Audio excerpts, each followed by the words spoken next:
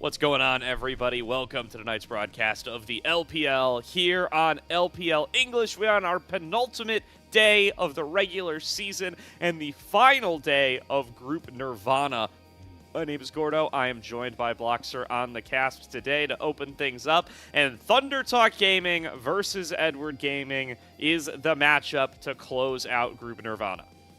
Yeah, last game day right here for Group Nirvana, second last game day overall, so we've got a ton of intense action coming through, and nothing is locked at this point fully. We kind of expected the last day after you come into it, and hey, things have been set out. We've just got some fun games in the ramp up towards play-ins and playoffs, but no, both Group Ascent and Group Nirvana still have so much to play for. Yeah, and they absolutely do, and we're going to get into what the stakes are tonight right up here. Let's bring up those standings to get a clear picture out in front of everybody. First of all, LNG, EDG, LGD locked in to play in matches somewhere or other, and therefore locked in to the split number 3 LPL. Of course, two teams going to be eliminated here. One of them is OMG. They will not be rejoining us for split 3. But the other team is still yet to be locked in. Both Thunder Talk and Ultra Prime are in the running for that title. Yeah, at this point, there is still everything to play here for right here. For Thunder Talk, it's nice. They at least have their destiny in their own hands. A single win right here would put them dead even with Ultra Prime if they were to lose out on the series. So 1 win, 2 losses would put them dead even in terms of game score, which is our first determining factor for who goes on. And then you look at the head-to-head, and in the head-to-head, these two teams played right at the very start of the split. It was their first matchup versus each other, and it was a 2-0 victory for Thunder Talk. So Thunder Talk would take that. Ultra Prime and OMG would be the 2 eliminated teams. If Thunder Talk loses 0-2 here today, they are eliminated. Ultra Prime moves up into that top 4 spots. They will face the best team coming out of Group Ascend that plays in the play-ins. And so it really is everything right here, and it's all in Thunder Talk's hands. Yeah, so biggest stakes of the night. Thunder Talk need a single game win, and they will qualify for split number 3 and eliminate Ultra Prime. That is the number one most important thing here on the evening. After that, the series itself will decide who gets 2nd seed and who gets 4th seed. LGD here are actually hard locked into 3rd. LNG is hard locked into 1st. An EDG series win, whether it be 2-0 or 2-1, will put them in 2nd. And a Thunder Talk series win, whether it be 2-1 or 2-0, will put Thunder Talk in 2nd and EDG in 4th. Yeah, so primary thing you're thinking about is, does Thunder Talk win a game, and then it's who wins the series. And it's not just this, right? We've got this matchup here as our first matchup of the day, but the second matchup of the day, WE versus NIP, will also be important for who these teams are playing going on forwards, right? These are still incredibly important matchups today, and then the tomorrow matchups as well will still be determining who it is that ends up playing who from Group Ascend and Group Nirvana. So these last 2 days are still incredibly important. Definitely are. And with that, we can return to the regular screen. We can put away our foldy sheets. We understand what the stakes are for this very first game. And thank goodness we end up with some stakes in our last game of Group Nirvana. You know, there's always the risk that this group ended up completely locked in by the time we got here tonight, but that is not the world we are living in. So with that, let's get more specific on the teams. Let's talk about these individual lineups, starting with Thunder Talk, who will of course, be in here looking for that first game win, looking to lock themselves into split number 3. It was, of course, EDG with first selection. They take counter pick. That means Thunder Talk going to be starting on blue side. It's Keshi, Junhao, Haru, On, and Feather. A roster that we've been pretty excited by throughout this split. Not exactly the overall split that we were hoping for from them. They haven't been able to lock themselves into those top 4 spots yet, but I think a top 4 finish, maintaining this roster going into next split, into split 3, would be really fun, and we've been really happy overall. Specifically, we've been finding a lot of joy down in this bottom lane between Arn and Feather, looking so much better than it did last time around between Feather and Ryan 3. Arn's been a massive improvement for this team, but I think every single lane has had their real moments. Junhao has been the person that I've been most impressed with outside of this bot lane, though.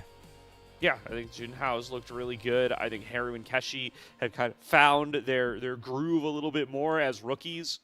have managed to clean up some of the most egregious aspects that were holding them back from winning more than a single game all of spring. They've now sextupled that win total over the course of this split so far and got 2 series wins to back it up, hoping for at least one more here on the night. And I'm excited to see how this team is going to continue to progress, though. Like you said, Feather, I think one of the big highlights for this team. Liked him a lot with 1XN last year. Maybe not as much with Ryan 3, but back with a vengeance here now with On as his third duo.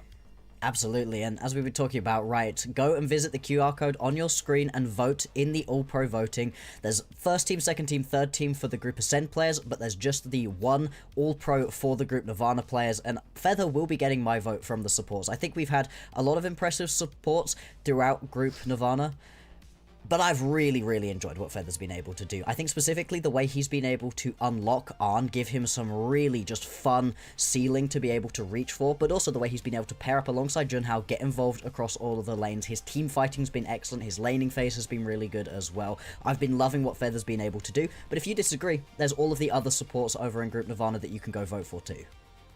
Absolutely, and remember, only one player per role getting an All-Pro award for Group Nirvana. Still some time left to be able to fill out those brackets. Check out the QR code here. Give it a little scan.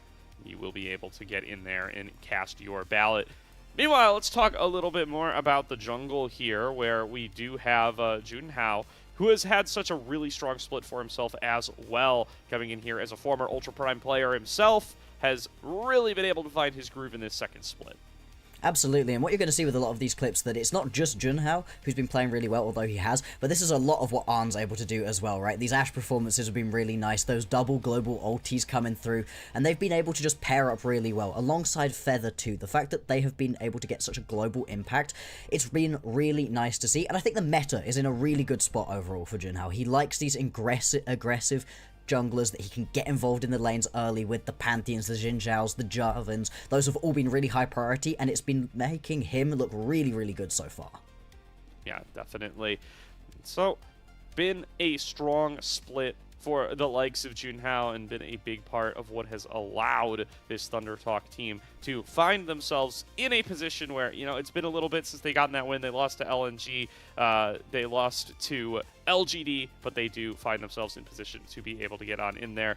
With that, should be about ready to get into EDG. ZDZ, Xiaohao, Angel, Leave, and Jue from top to bottom. Favorites to be able to make it out of this group at least in top 4. Guaranteed that they will at least get 4th, but expected for maybe a little bit more.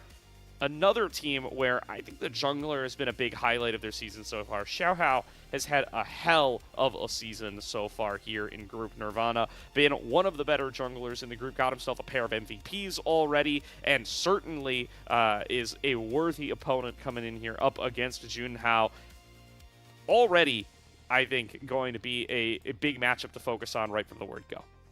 Absolutely. When we were talking about the All-Pro voting, him and Croco kind of topping out the tables for who I think people are going to be voting for when it comes to these junglers. And like I said, I've been really, really impressed with what we've been able to see out of this guy. I like especially just how aggressive he is. They've put a really high priority on these very, very aggressive junglers.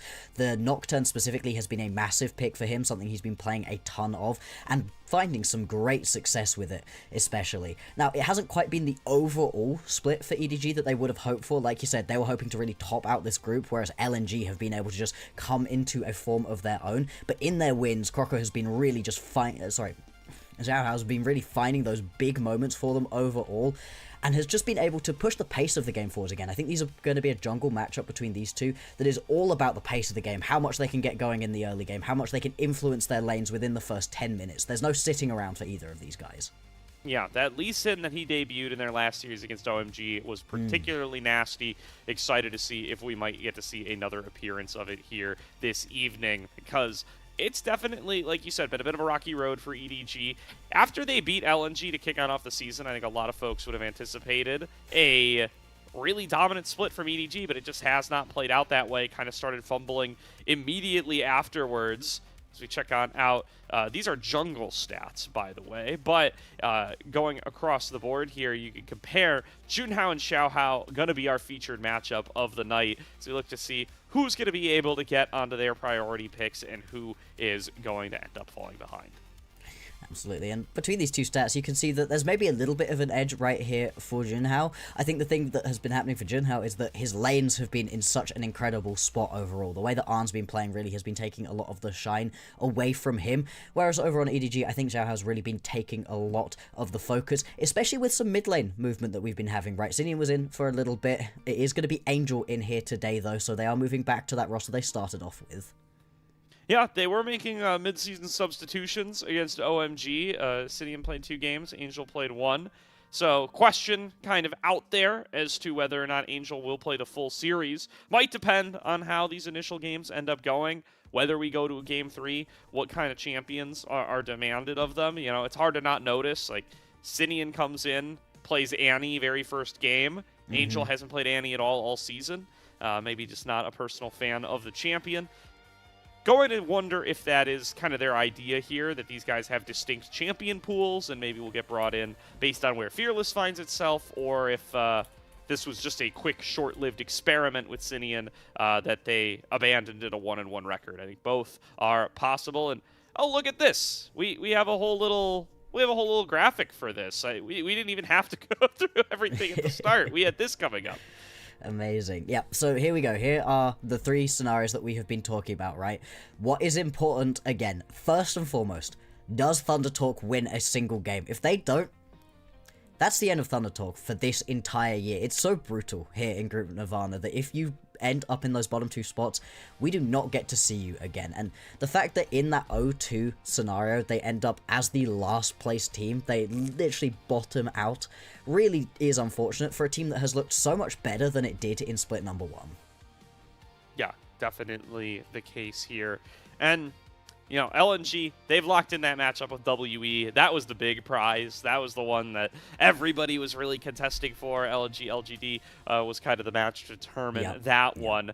But there is still a difference between playing a team like Weibo or NIP or playing a game like a team like IG along the way. So the race to second, definitely a big factor as well. But Thunder Talk's first and basic priority needs to be win a single game, get yourself into split number 3, keep your career going, because losing out here, being one of those bottom 2 teams, been a very rough time for the players and orgs that it has happened to in the past, and it's something you're really going to want to avoid here today. Yeah, Ultra Prime believers in the chat looking to see if their org can avoid that fate with a 2-0 for EDG here. I mean, we've been talking, right, about who it is that wants who to get through, and I think there's a pretty big feeling throughout a lot of LPL English here that we would like Thunder Talk to keep going. We don't want to lose any teams, really. If I had a choice, I would just not have this format where you end up losing out onto a team. But if Thunder Talk are able to keep themselves going, I think the league is more fun with this team about, and especially with some of these players, as we've been talking about, right? Junhao, Arn, Feather. These are players that I would love to keep seeing in split number 3. If you're a Thunder Talk fan, this could well be the last time you get to watch this team if they don't manage to pick up a win here. Yeah, at least for 2026, certainly going to be the case here. It's a very rough situation to not be able to make that split number 3. Heartbreaker for fans across the board of the Oregon question. So Ultra Prime fans, Thunder Talk fans, somebody going to be leaving the stage very, very disappointed today. The other going to be breathing a massive sigh of relief, and it is all in Thunder Talk's hands. They are able to stand up to EDG. Again, one of the teams that was the favorite for the group, a team that still very well could finish top 2 in the group. It is a tough task, but it is one that Thunder Talk need to live up to if they want to keep their 2026 alive. Absolutely. So we should be jumping on into the draft pretty soon here. And it'd be interesting what we end up seeing, because there's been some very standard looks from both of these teams. They've been moving pieces around a little bit in the jungles between the very aggressive picks, like you said, with the Lee Sins, the Nocturnes, and then more towards the just standard engaged junglers. Over on the side of Thunder Talk, they have been pretty standard, front to back. They really enjoy just giving themselves a little bit of a pick composition, some movement from the mid lane, whether it be a Ryze, whether it be a Talia, and then they love the Ashe. If they can pick themselves up the Ashe Seraphine, that is the priority every single time here for Thunder Talk. Yeah, I was expecting a lot of Ashe Seraphine priority to come on across here, expecting picks like the Xin Zhao and the Jarvan to really be up at the top of the priority list for our featured matchup tonight as well. Both of these squads really valuing those picks, really valuing the early power that comes from the jungle with them, as are many teams in and around the league. As we get into our first draft of the night, Thunder Talk going to be looking to ban away the likes of the Nocturne and the Karma. Orianna and Pantheon taken off the board for EDG on that second pick. Yeah, really no surprises coming through right here. Almost every single team have been banning away these picks right here for Thunder Talk. EDG actually have had a pretty high ban priority on towards the Karma themselves, not something they've seemed super comfortable with giving over to Shui, but they are just going to have this one taken off of the board. I wouldn't be surprised if we end up seeing another potential jungle ban coming through as well. Teams have really been enjoying being able to take away just another one of those high priority picks. A Xin Zhao, a Jarvan could equally go off of the board. I think it's interesting that the Lucian goes here too. I think that says to me that Thunder Talk want to play a bit of a chiller early game laning phase. They don't want to be pushed around too much in that early lane, and getting rid of the Lucian's a pretty good way to guarantee that. Yeah, really want to limit that pool coming through from Leave and Shui. First pick to Thunder Talk. They could grab themselves half a priority bot lane. The Ashe Seraphine goes through unbanned, so you could snap up half of that duo if you want, and that is exactly what Feather is going to do. I would say his best champion of the split so far, the Seraphine. Absolutely, he has looked excellent on it right here, and I think that the Seraphine is just the safer bit to take, especially from an EDG that like a very aggressive composition that want to jump at you. The ability to just stop any engages, snap it in half with that encore is really nice. You can see EDG thinking about a lot of different potential picks. They are going to go towards that Rumble, one of the highest priority top laners that we have seen for a while, and if they can pair it up with an aggressive, heavy ganking jungler, that's a really good priority lane you can play around. And there's that Vi coming through for Xiaohao. Really reliable, engaged, really strong with that Rumble. Notable for the miracle flank that he found up against LNG to start on off the split that ended up getting EDG their first win. Ashe going to come through. The duo is completed, and Junhao will snap up that Xin Zhao to match this Vi. Great start for Thunder Talk. Probably exactly what they wanted coming in. Oh yeah, but you have to imagine here that EDG are going to have expected this coming through. These are exactly the sorts of picks we would have thought Thunder Talk would have had some high priority on.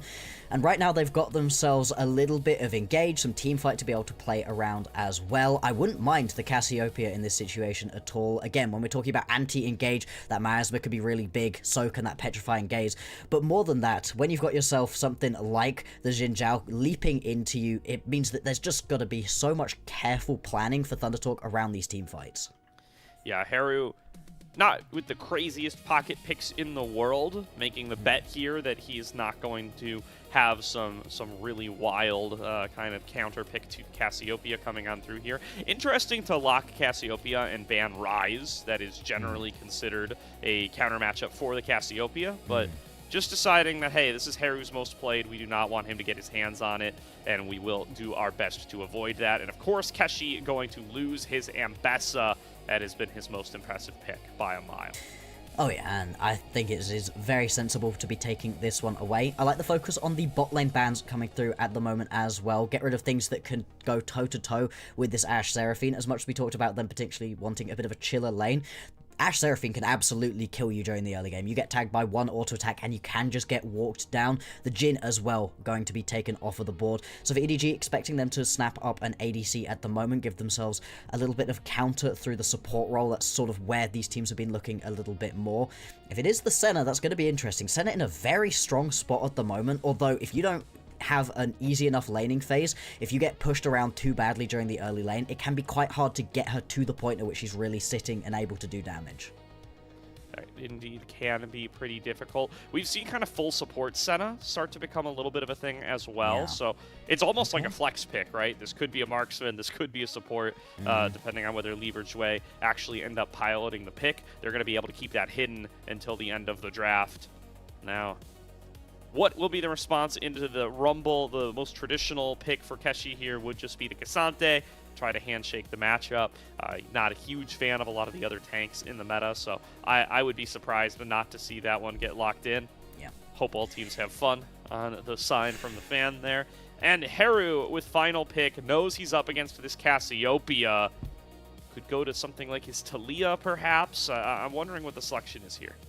Yeah, I mean, they've really been enjoying getting themselves a lot of roaming potential coming out from the mid lane, but with a lot of those best-in-class champions taken off of the board, I wouldn't surprise if you just want some more burst coming through. I think the Azir could have been a fun option, but I do actually like the Annie a lot more. Neutralizes this matchup pretty well, and just gives you so much burst potential for taking out one of these high-priority champions. If you can get on top of this Cassiopeia flash towards her, you can just immediately take her down alongside Junhao. For EDG, they need to round this composition out. Right now, it's a bit about team fighting. It's a bit about trying to walk backwards. The potential for the burst combo alongside this Nico could be huge, but it leaves you very squishy overall. Oh, all right. Senna does appreciate a melee support, so they go for that for Jue. He will be kind of playing in an additional frontline role, and that main DPS going to be less from the Senna, more from the Cassiopeia. They decide that they do want a big beefy frontline to be able to match that Cassante, to be able to go in, face check up against the Ashe Seraphine. Can definitely absorb some of those big CC ultimates, cleanse it away with an unbreakable will, and continue to fight on as long as Jue is playing up in front and able to cover for these carries.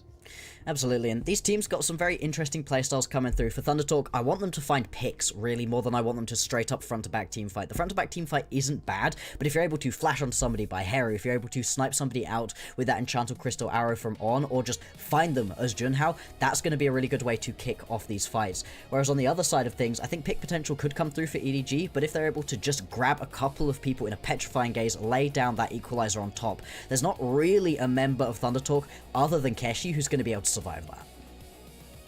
Certainly going to be a big risk for them here. If they get those big AoE combos together, the Rumble has plenty to enable it as their first selection of the draft, as that big highest priority top laner in the meta for the entire year.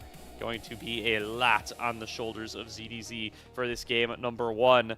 Cassante, on and off of it, Keshi has been in a very impressive laner throughout his rookie split. I think that's been his strongest position. He's able to do well individually into ZDZ to shut down this Rumble. I mean, this whole composition can kind of start to fall apart. Same if this Annie Xin Zhao duo are really able to bully the Cassiopeia.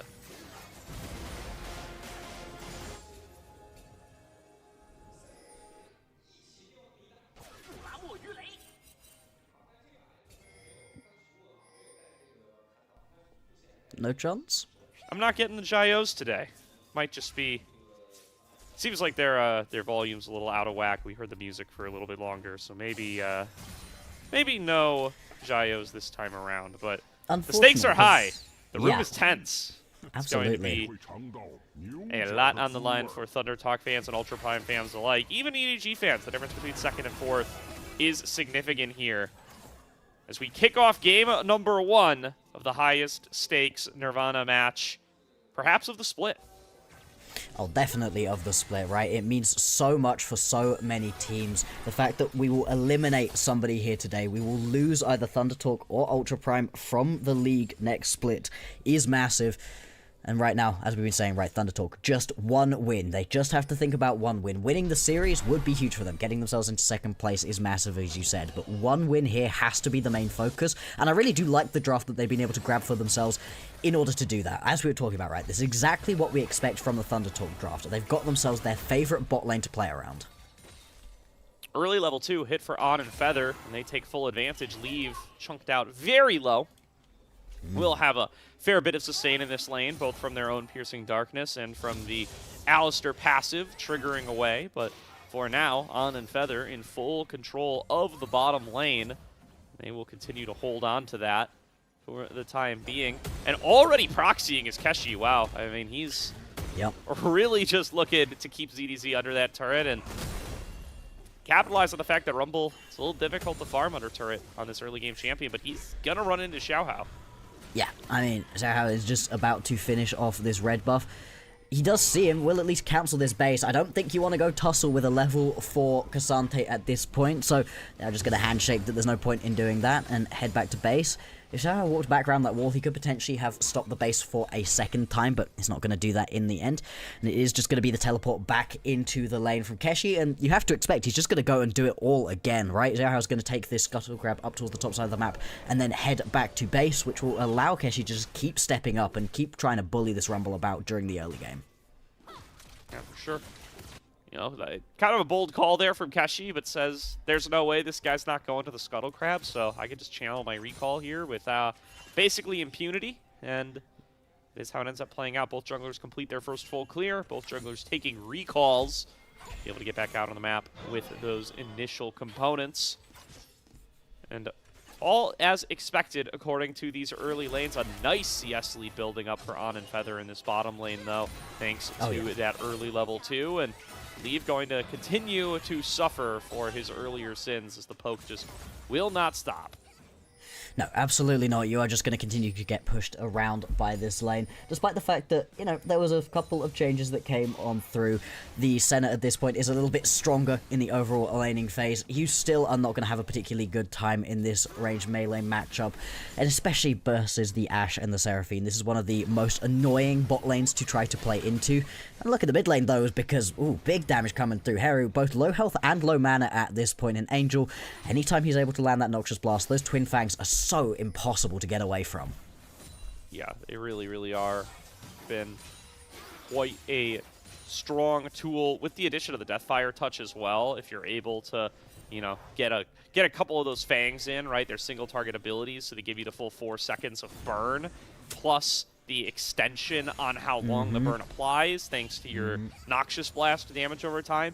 The early game Cassiopeia damage, I don't know the exact numbers here, but it certainly feels like it's gotten a significant buff thanks to Deathfire Touch and the fact that you get that 75% damage boost for so long on this champion.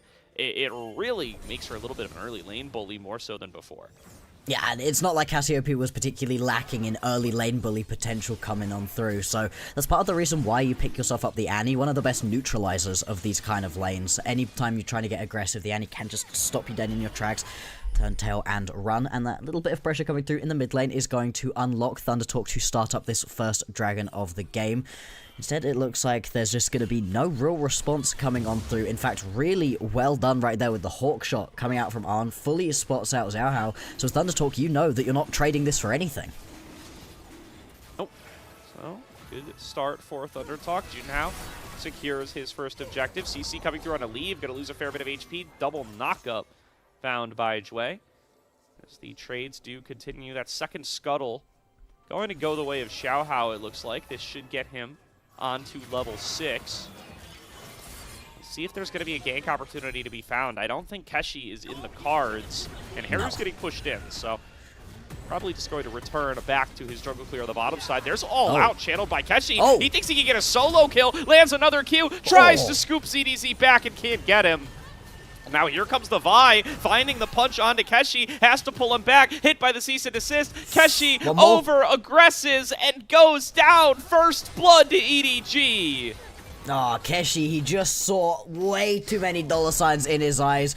And actually bot lane as well getting aggressed upon. He'll gonna have to come through. Yeah, they're trying to get themselves that little bit of extra space. Double beat drop, going to hold down Jue, and On going to get aggressive. Now just moving on to Leave instead, says this Senna is out of mana. This Senna is lower on health, and we can force him out of lane at the very least. Will not be able to pick up the kill, but a solid little trade found by On and Feather. I don't think they saw Xiaohao approaching, but I don't know that it matters. And that right there is the difference between a longsword, right? Look at inventories. Everything the same, but you're going to have an extra longsword and an extra dagger as well for Arn during that trade. That was all of that early aggression that we ended up seeing from ThunderTalk. The fact they were able to just bully out in this bottom lane, keep Leave pushed away from the wave for as long as possible. That extra 15 CS, 17 CS that there was at that point, that is going to be that difference right there. And the fact you run out of mana from Leave makes that a very scary situation. It's also going to be Boot's first pickup right here from Arn. So he's really looking to just keep the pressure as high as possible in this bot lane. Xiaohao making his way over, going to find Junhao on a look towards the birds. Will successfully smite those away. Secure the extra gold. Jue starting to get his roam on here, trusting that Leave will be able to hold out in the 1 versus 2. This is a tough 1 versus 2 for a low stack Senna. Jue will not be able to stay away for too long. So they are letting this wave come into them. On and Feather going to threaten to freeze that wave, keep Leave up way too far, and that's going to require an Alistair to make sure that safety is secured. Over on the other side of the map, Xiao just going to start up these grubs, and we're Junhao down on the bottom side, nothing happening. Oh, double lineup, double charm. Feather sets him up on his Seraphine and picks up the first kill for Thunder Talk in the 2 versus 2. Oh, actually, mid lane, big damage coming through as well. Heru needs to dodge away. Oh, he got hit by that Noxious Blast. He has to flash. And now Junhao going to arrive, trying to take at least one of these grubs. Isn't going to manage it. Yeah, now stepping forward, Junhao still looking for a little bit of action here. Did not get onto the grubs, but wants the fight. Keshi coming on down, but Angel's going to be the only mid laner able to join on in. Keshi looking for 1 kill, will be able to find it. Now moving forward onto Angel. He's going to flash back into the pit, and ZDZ overheating, torching him with the Flame Spitter, but still pretty squishy. Keshi pulls him back with the Q3, picks up a 2nd kill for a double in the fight, and here's Angel? Feather from downtown to force Angel out. 2 for 1 for Thunder Talk, and they want more. Beat drops high notes, Feather raining them all down. Cannot find the snake. And that's unfortunate, right? Losing out onto that flash right at the back end of the play, but Thunder Talk overall going to be very happy with the way that this one works out for them. Couple of kills over onto Keshi, and like you said, what an impressive laner he's been, but I love the way he plays these skirmishes, plays these roams, and just knows that even at this point in the game, his Cassante is going to be more than tanky enough to step up, and that's actually going to get him his first item completed. Kanik now in inventory. ZDZ, this lane is just gone. Yeah. Really good start for ZDZ to be able to pick up that kill with Xiaohao's help, but 'twas not meant to be and will not be enough. As Keshi now in a very, very strong position. He's going to get back into that Proxian game soon enough if he is able to. So we are 30 seconds away from Dragon number 2. Thunder Talk did pick up that first one, and On and Feather certainly strong enough to be able to keep this pressure on and try to get them a second. Yeah, absolutely. I mean, at this point, right, you've got a winning lane top side, you've got winning lanes bot lane, and Heru has done a really good job of just absorbing the pressure. Yes, in the straight up 1v1, Angel has been doing pretty well, potentially threatening on forwards, but hasn't actually been able to capitalize fully. Both mid laners' ultis just about to come back through as well, so we could well see all of this happening once again. Like you said, less than 10 seconds until we're going to be joined by the next Drake. And let's see if we actually get a multi-man skirmish coming through. Tibbers dropped it ahead of Angel just to exchange a little bit of damage, perhaps gain a little bit of priority for this dragon that will indeed be in the eyes of Thunder Talk. So Xiaohao moving over to it, leaving Jue taking their turn in the bot wave. On my way pings coming through for Thunder Talk. They're interested in challenging here. Absolutely, they are. Keshi has teleport as well, whereas EDG doesn't, so they could get themselves a numbers advantage if they do fully want to threaten. I think EDG are going to recognize that, potentially looking to go over the wall. Heru does not have his flashback yet. Does have stun. They're going to wait for him to maybe use it on the wave. No, they aren't. Instead, Heru making a beeline away. Jue has the ghost going. Flash over the wall. Xiaohao getting in there. Enchanted Crystal Arrow lands on Angel. The damage can't arrive in time, but they don't need it. Xiaohao able to finish the job. Yeah, it is just going to be the dragon picked up right here for Thunder Talk. They recognize that there is absolutely no way that they're going to be able to save Heru. Without Flash, even with Swifties, he was just going to be dead. Some decent turret plating coming through as well. And an interesting decision right there out of EDG. I really like it. When they recognize they don't have that teleport from their top laner, they're going to end up in a numbers disadvantage. If they try to play the fight straight up, they instead go use this comp, which is so sticky, so good at getting picks, and just find themselves a kill, find a way to get gold elsewhere. Teleport. TP being channeled. They want to get Annie on into this one. Heru looking for some quick revenge onto Xiaohao. Will find the stun. Nicely layered equalizer from ZDZ, but not going to be enough to stop Heru's rampage. Heru takes down Xiaohao. Equalizes from that death earlier on. And Thunder Talk get themselves back up to +1 on the scoreboard. Really quick response right here out of Thunder Talk. I absolutely love how decisive they're being. Always the risk when you are in such a high-pressure situation, when you are playing for your continued existence in the LPL for split number 3. Some teams could maybe sit back a little bit, play a little bit timid. No, Thunder Talk, they're playing aggressive. They're getting themselves involved as much as possible, and it's been working out great for them so far. 1,300 gold, the advantage, and leave. You need to be careful here. Oh, boy. big damage coming through. Cleanse forced on out, and still very low to be able to stay in this lane in what is now going to be 2v2 mid. Does give Angel some time to work on some plates on this bottom side, so not the worst thing in the world for EDG, but going to leave Leave in a slightly more vulnerable position. We do see pathing on towards the bottom side is Junhao once again, maybe considering some pressure relief for this Cassiopeia. Get her out of the face of the ultless Heru. And still kind of just waiting on picking up that first item for the mid and the bot side for EDG. Despite the fact that the gold gap isn't that massive overall, the fact they are so slow to getting those first items through is unfortunate. Leaf is at least going to grab himself that static. You have to imagine Angel will have his first item coming through very soon, but still does not have it. Instead, got a Dark Seal that so far hasn't been able to pick up any stacks. Yeah, for sure. Oh, got themselves a little bit of time here. Got that freshly buffed Doran's bow in the inventory as well for Leave. So getting some more stats than they would have previously.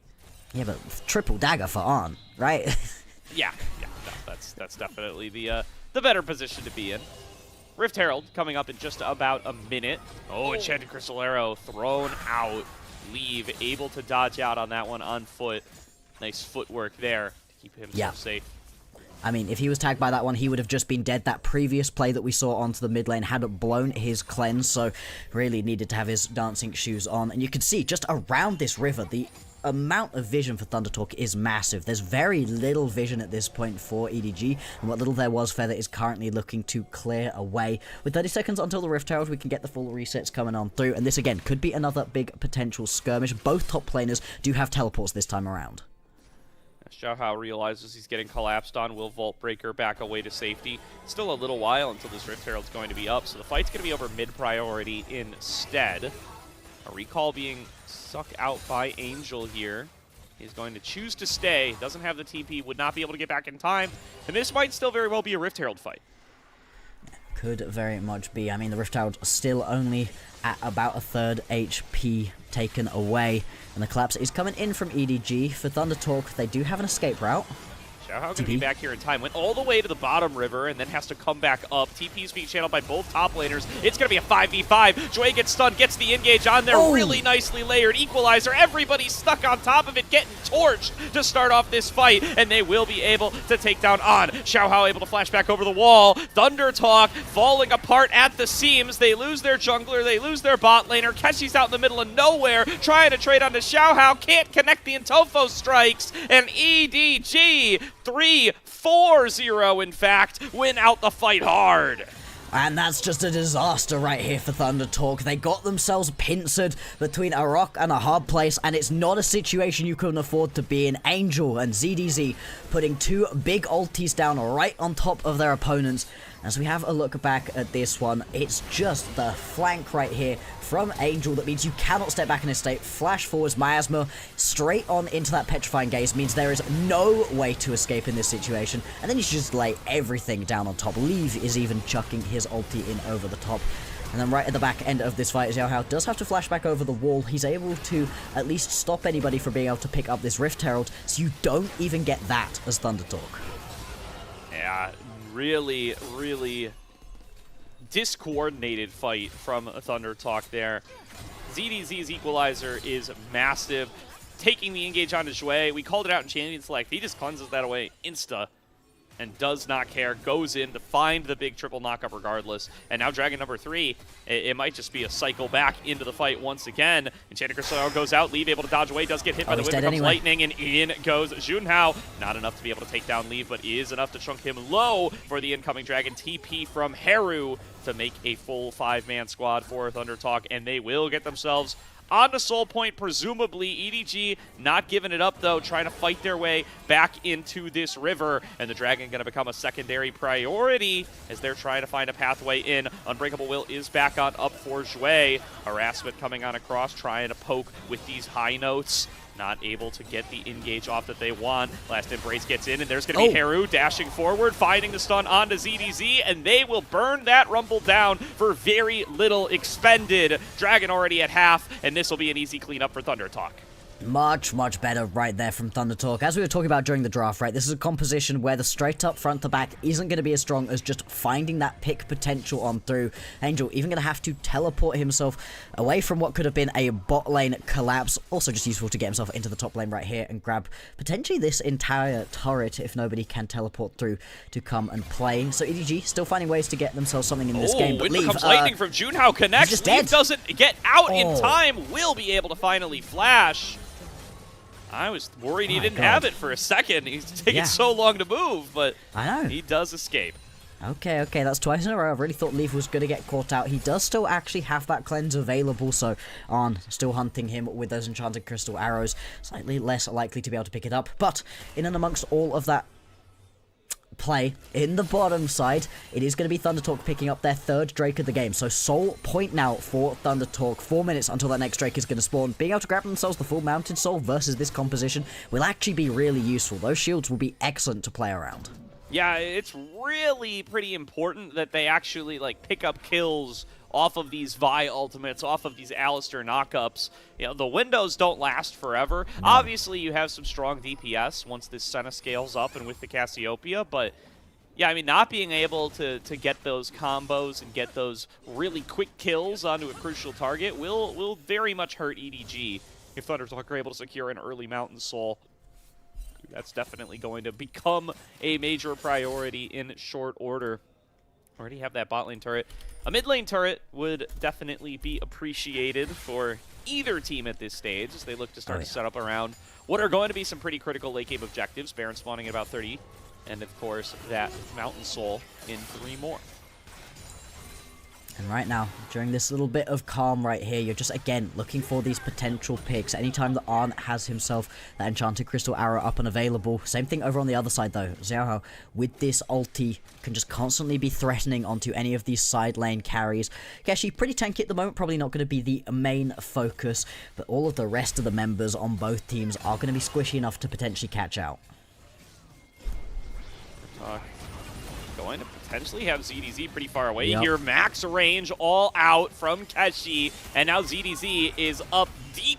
No paddle, nowhere to go. Will be walked down. Throws down the equalizer to clear out the wave. That is the best he can do, and that kill will be funneled into On. Nice pick from Keshi. Puts on about 2,000 gold up over Leave. He's got 2 items completed already, well on the way towards a third, and he's just put himself in such a strong spot. And this has been the real catalyst for Thunder Talk. Last split, when they didn't manage to win themselves a single game, it was all about the fact that this bot lane was just collapsing in under the weight of itself, whereas now, with Arn at the helm, has just been looking so much better. Yeah. Wave shoved it in top. Angel just going to take the reset here. Not interested in overstaying his welcome. Sees what happens when you do that from the likes of ZDZ, who will be back up before anything of lasting impact can really be achieved. On is on that 2-item spike, though. We'll have that lead over Leave, very possibly for this Soul fight. It's 90 seconds to go. Leave channeling a recall right now. He might have his next item. Could possibly be able to grab this one. We'll see as he jumps back to base. No, not going to be able to just... No, oh, there we go. Okay, Hexopix does come in. All right, lovely. It is just about going to be completed. Some extra components coming through from Arn, Last Whisper in inventory too. So again, Arn still with a decent little lead, but at least you get that next item completed, and it's a pretty big one for the center. It is, especially as the game continues and as the range increases, will certainly be a big factor. At 75 stacks right now, would certainly like to tick that over to 80 before the upcoming battle if they can. Bit extra would be nice. See if he's going to be able to, though, right? You are able to contest onto this mid-wave, but that's not quite going to be enough. And like I said, 40 seconds until this Drake is going to spawn. Right now, a lot of the vision is once again Thunder Talk favored. It's been very tricky for EDG to actually be able to step up and find ways into the opponent's jungle to lay down any vision at all. Joy managed to get a little bit of a ward behind the pit. Teleports in from everybody. We are drawing down the battle lines. EDG expends both. Thunder Talk expends one. Haru already in position. Sans teleport. They're going to get onto Jue here, and they're going to force out the Unbreakable Will right off the bat without having to expend an ultimate. That's huge for Thunder Talk, but Keshi maybe up too far. He's absorbing this magic damage like nothing. Eats it for breakfast as he backs away, and Thunder Talk feeling much, much better about their capacity to be able to get in here now. On a little bit late to join up with the rest of the team. Finishes clearing the mid-wave. Going to come over to regroup, and it will be a 5-on-5 battle lines drawn in the Dragon Pit. Haru looking for a pit as he dashes forward, flashes on in, gets the stun onto Angel. In goes Junhao for the backup, not able to get the job done. Haru able to stay alive as he torches Dre in the front line. Stepping up forward, on looking for the rest of the damage. Straight. No bodies fallen yet, and Dragon Soul secured for Thunder Talk. ZDZ getting run down by On. Nowhere for this Rumble to go. Sans flash. Junhao picks up the first kill of the fight, and the rest of EDG are on the retreat. Miasma to slow up the approach, but Leave is left out to dry. He is the one left today as Thunder Talk will clean up a second to go with their soul. Really well layered CC right there from Thunder Talk onto Angel. Stop him from being able to sit and pump any of the damage through. He's on the run, at least is able to survive, but it stops any of that turnaround from EDG from coming on through. And Thunder Talk, the fact that they grabbed that Drake there is massive. All of a sudden, where they were very low health, they get those little shields coming on through, and it's enough for them to be able to turn around and run through. We highlighted Feather, a beautiful encore right here, right onto Angel. They're not quite able to layer with the CC well enough to get the kill, but look, this is the first time Angel does any damage. He's able to hit twice. 2 Twin Fangs come on through during the course of that entire team fight, and that is just not a tenable position. And it is now in Thunder Talk's eyes. Dragon Soul secured, gold lead secured, moving on to the Baron. Split number 3 is within their grasp. They just need to be able to close this one out, win one more critical fight. They have the tools to be able to do it. Enchanted Crystal Arrow comes out. Jue going to be able to cleanse it away with his Mikhails. Able to hold on to that ultimate for the time being, and the Baron has been peeled off of. Yeah, I mean, there's no reason to over-push onto that one. They're just constantly looking to blow as many of these defensive tools out of EDG as possible. This is the thing with this composition, right? The pick potential is huge, but also in these long, extended fights where Arn is able to just sit and hit, and Keshi's able to absorb so much damage, things going well as well. Haru potentially an aim right here as Xiaohao is looking at him, but with the Baron started back up again, he's going to have to turn around and run towards it. He will have a chance at a steal here.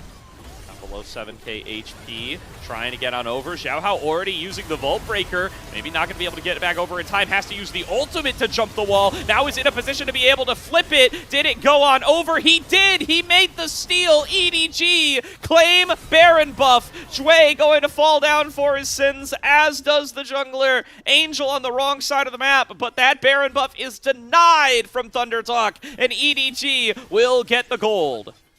I mean, EDG, they managed to grant themselves a little bit of a stay of execution right here, buy themselves some more time. Angel on a very, very long run at this point. If he gets tagged by that, wind becomes lightning. Yeah, there we go. Is at least going to go down, though. Execute coming on through. So you grab yourself the Baron, but you're not going to be able to use the buff for anything, really. Still, taking it away from Thunder Talk is massive. With the Baron buff in inventory, they were going to be able to push down at least these outer turrets, if not crack open the base. Instead, EDG, they get a much-needed injection of gold, and I'm shocked that Xiaohao was able to get into the pit right here, because he's getting cut off by Haru, then he Vault Breakers before heading on in, but at least he's got vision, is able to use that cease and desist to get over the wall, and it's a total mess in the pit right here. The equalizer comes down across 3 key members, and it really splits up this team fight for Thunder Talk, and they're not able to just sit and burst Xiaohao down before the Baron gets in range. Another Vi hero play from Xiaohao. Uses the least effective cease and desist I've ever seen onto the W-ing Cassante so that he can clear the wall, get in position to steal that Baron, and it does it. Thunder Talk still in the lead, but now without that Baron, it's going to be a longer game for them one way or the other. Likely going to reach this Elder. If they had secured that Baron, maybe they crack the base, maybe the game ends without that objective getting fought over, but that is certainly the direction we are heading for now. And we've seen smite fights, 2 objective fights in a row, both that Baron and that Dragon play in the bottom side. So you really don't want to be in a situation where you're constantly having to flip these objectives. That's the joy right here of having the Alistair. You've always got to wait into the pit. It's very unlikely that Thunder Talk are going to be able to play body blockers and stop Xiaohao from finding some way to go for the steal. And flipping Baron is one thing. Flipping Elder is an entirely different story. So for Thunder Talk, fighting for their tournament lives. What can they do to just set up as best as possible? They're doing it right now, getting push established in the mid lane and in the bot lane, and getting as much deep vision as possible. 1 minute 30 until the Elder spawns. Already trying to secure their position are Thunder Talk. Battles over this mid lane will be fought. Lives will be lost. Quite As likely. they look to find who is going to be able to have that little bit of advantage, that little bit of extra mobility, that little bit of extra river control. Be able to potentially secure that well-desired Elder. And battles over this one are what likely could decide this game. It's a nice little advantage for Thunder Talk in the gold department, but it's all about the engages that they find. If they waste their tools on Shui, then it doesn't matter. Yeah. If they get a good engage onto a different target, Leaf! like Leave, who loses his cleanse 43 seconds before the dragon spawns. Massive, massive. Exactly what you're looking right here for Thunder Talk. They just want to get that cleanse away from Leave as much as possible, because him, without the flash up as well, that's still got about a quarter of its timer still to go. He is so much more vulnerable now. And Arn, he's completed himself that 4th item as well. He is in such an incredibly strong position. That is where the entirety of this gold advantage is. He's up almost 4,000 gold over his lane opponent. In a position to glide, a full item up over Leave. Well strong, this Ashe. Does have all the backup in the world as well. So much peel, basically an entire team comp of peel to try to keep him safe, but sometimes that is not enough. Shui positioning up in the front line as the Elder is ready and rearing to go. Last Embrace going to get up here. Angel nearly engaged on by Keshi. Here's that Vault Breaker. Xiao Hao looking for a pathway in. The Elder taking lower and lower, below 13k now. Xiao Hao still without a clear path in. Will be able to just get back in behind his teammates. They might just try to take the brute force front route through, but Junhao getting right in there, finds his way out of Leave. There's the encore across the team. Double shuffle found by Keshi. It's a beautiful engage from Thunder Talk. Junhao keeping the top laner at bay. Angel's already fallen down. Flash over the wall from Alistar, but On is waiting for him to take him down one after the other. A 5-for-0 ace to Thunder Talk, and Split 3 is in their eyes. Blocks are marching their way down mid. They don't care about this Elder. They know they've got 20 seconds until anybody else is going to be back up and available. They're going to look to take as much as possible. They're not going to be able to win the game right here, you have to imagine. 13 seconds until Leave is available. 25 seconds till Angel and Xiao Hao. But if they can crack this base open as much as possible, I mean, to be fair, what can a Senna do in this situation? 5 seconds until anybody's back available. Leave is up. Shui up in 5. Trying their best to defend. Trying their best to avoid losing game number 1 right here. They're fighting not just for themselves, but they're fighting for Ultra Prime. I don't think it's going to make the difference. Bloxer, Thunder Talk on the Nexus. Melted it down, all 5 together. Welcome to split number 3, Thunder Talk. Ultra Prime are eliminated. There we go. I wasn't sure they were quite going to be able to do it fast enough. They didn't have a huge minion wave available to them, but they did not care. They knew that this was their moment to secure split number 3, and they had to grasp it. Massive congratulations to Thunder Talk for managing to pull through after what was a horrible split number 1. They retool, they reshape themselves, and they're going to make it into those top 4 spots. They're going to get to play in split number 2. But it's not just done, right? That's the first step. The first step was secure themselves a spot in the top 4. Now, another win, beating out versus EDG, would put them in 2nd place and secure them a much better matchup versus one of the Group Ascend teams. Absolutely here. Would have loved to be able to see the Thunder Talk guys after that one. I'm sure some hugs are being exchanged there. A huge, huge win to just get this first one. Everybody gets to breathe a sigh of relief. Everybody knows what they're going to spend their summer doing. It's going to be playing League of Legends. And that is what they would all prefer compared to the alternative. Now, reset, refocus, still the rest of a series to be played, and still stakes to be fought for. At this point, winner of this series will be the 2nd seed. Loser of this series will be the 4th seed. It is that simple. LGD locked in for 3rd. Absolutely, and it is everything to play for. As it stands, the team coming out in second place would get themselves a matchup versus IG. Now, that could still flip around. IG play JDG in a matchup tomorrow morning, so lots to move around there, but you would really prefer picking up a matchup versus IG at the moment versus a Ninjas in Pajamas, let's say, or a Weibo, who feel like they're a lot more dangerous at the moment. IG really sputtering in a lot of different ways. Of course, everybody would have really liked to play up against Team WE, looking like the most eminently beatable of all of the Group Ascend teams, of course, but still, massive difference in being able to play the team that ends up in 7th place versus the team that ends up in 6th or 5th. Yeah. Ultra Prime eliminated, will not play for the rest of the year. Thank you to your contributions for 2026 LPL so far. 07, boys. 07. Put them in the chat. But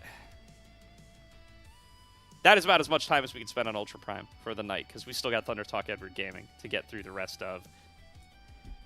And, I mean, if you're EDG, I think there's points of hope in that game number 1 for sure, but still, looking a little messy in some of these team fights, not quite able to evade the engages, particularly out of these carries, even with tools like Jue's Alistair built to be able to avoid those situations.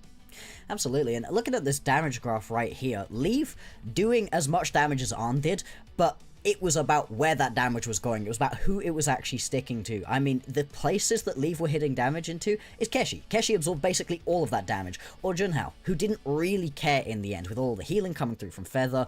You know, for both Junhao and Keshi, their own inbuilt healing and shielding and everything coming on through.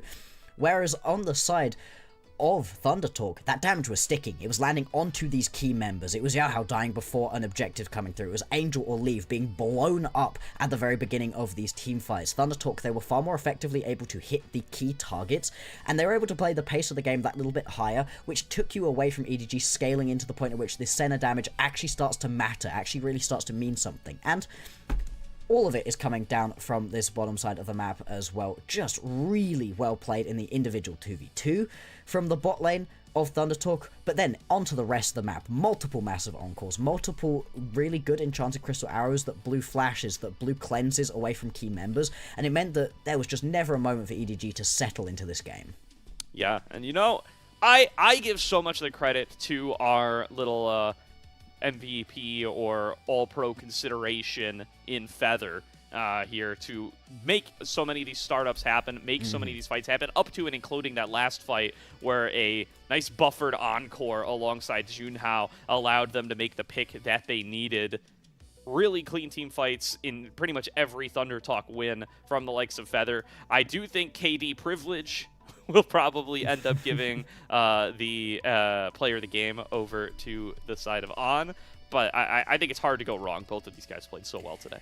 Absolutely, I'm thrilled with the way that both of those two have been able to play, and anytime you're arguing between giving that MVP over to the ADC or the support, you know it's a good game. You know that that has gone very well for you overall, and the fact that this bot lane duo together have been playing so well has been so impressive, because this is not one of those long-standing duos that we've been seeing for a very long time, right? This duo has only just started playing together, and they've been looking great. When you're talking about those all-pro considerations, it's pretty tricky, I think, in Group Nirvana to be upsetting a lot of these LNG members, because they have looked really so very strong throughout their Group Nirvana tenure so far. There's some questions, right? 1xN or Arn, Feather or Missing. These are really genuinely big questions, I think, when it comes to who's able to top out from Group Nirvana. Yeah, no, it's going to be a tight race. That's why you got to cast your ballot. Remember, still a couple of days left to vote, and still one more day left of games to play if you want to take it right up to the buzzer and get to watch each and every regular season game before choosing to cast your vote. That's what I'm doing. Oh yeah, So, me too. Mine's going in straight after that second matchup tomorrow. You know, the second that things finish off and we know exactly where everybody's ended up, BLG AL will be topping things out for us tomorrow. After that happens, that's when I'm casting my voting. There's a couple places that are very locked down, right? Knight is going to be my overall MVP. He's probably going to be the overall MVP for a lot of people, but there's still a lot less to play for. Yeah, I think there's a case to be made for Tian. As to how much he's done for that top esports lineup. But for sure, that aside, Thunder Talk coming into this second game, Again, I'm curious, you know, where's your mental at after one game here? Because you came into the night and you're like, dear God, we need to win one game. No matter what happens, win one game. Our entire careers, our entire year are reliant on it. Now you've done that, but now you got to refocus and be like, well, you know, if we're gonna be here, we'd like to win. So let's try to take this series and get that second seed. You know, it's better than just participating in Split 3 is participating in Group Ascend in in Split 3.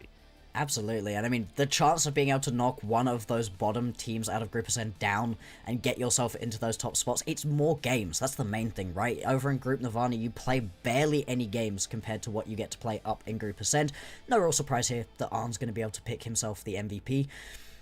I do worry that they're going to lose this second game just from the adrenaline crash. Everything was on winning one game, but when we just, you know, take the emotions to aside a little bit, Thunder Talk did just look like the better team. They were more proactive, they were more aggressive, they were finding a lot of plays. I mean, in the individual lane matchups, it looked like you were in a significantly stronger spot as Arn, and Feather is significantly stronger spot as Keshi as well. Harry was holding his own. There wasn't really a lane that it felt like EDG could actually play around during that game.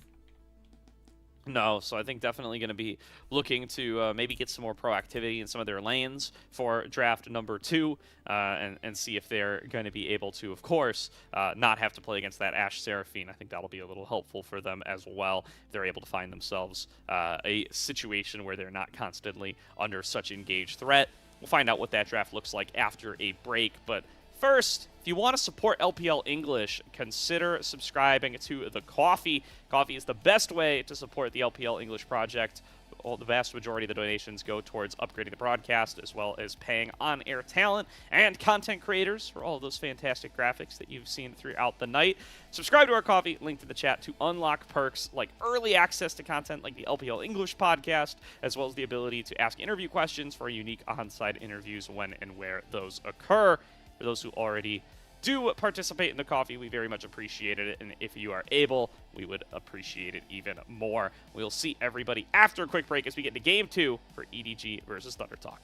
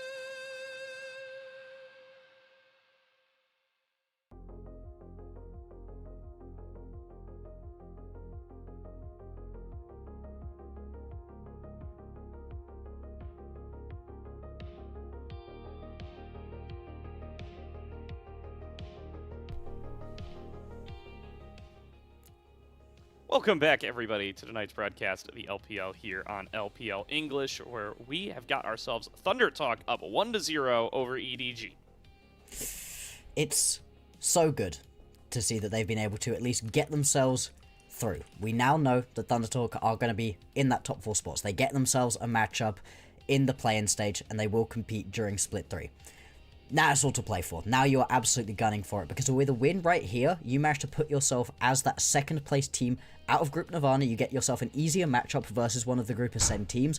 It really is still all to play for. For Thunder Talk, they're in a great spot. They got to be feeling good. For EDG, they've really got to retool it, because that was a pretty bad game from them in game number 1. Yeah, definitely. I think they're not super pleased with how that one ran. That is not the kind of performance that allowed them to take down LNG in the very first week, and that's the kind of performance that's going to leave you in 4th place coming out of this this second split.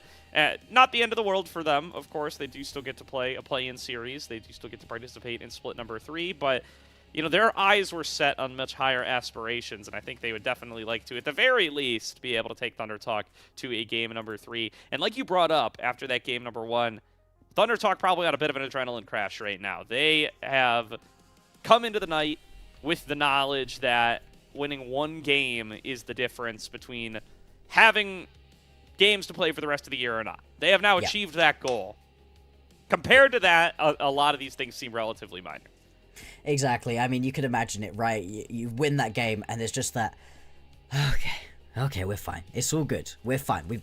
We've got something to do for split number 3. We're not looking for teams. We're not trying to sell ourselves to someone else, potentially looking for a little bit of a roster swap. Instead, we know what's going to be happening for next split. So like you said, adrenaline crash, potentially going to be feeling a little bit less emotion for this next game, but that doesn't mean they won't be taking it seriously. And as we've been saying, right, incredibly important still. We're going to jump in with actually quite a lot of the bans already coming on through. Nothing too surprising being taken away so far. Thunder Talk continuing to ban away that Nocturne and that Lucian. Again, not interested in giving anything over to EDG that they can really fight them with in the bottom lane.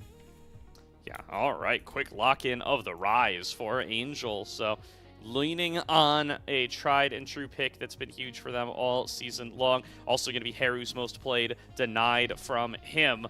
Want to also know that that Ambessa ban has made an upgrade up to the first rotation after game number 1. So they are going to be looking for the potential to be able to take themselves that early roam. Now the Jarvan going to be the lock-in coming through for Thunder Talk. And they're looking at a Jace for Keshi as well.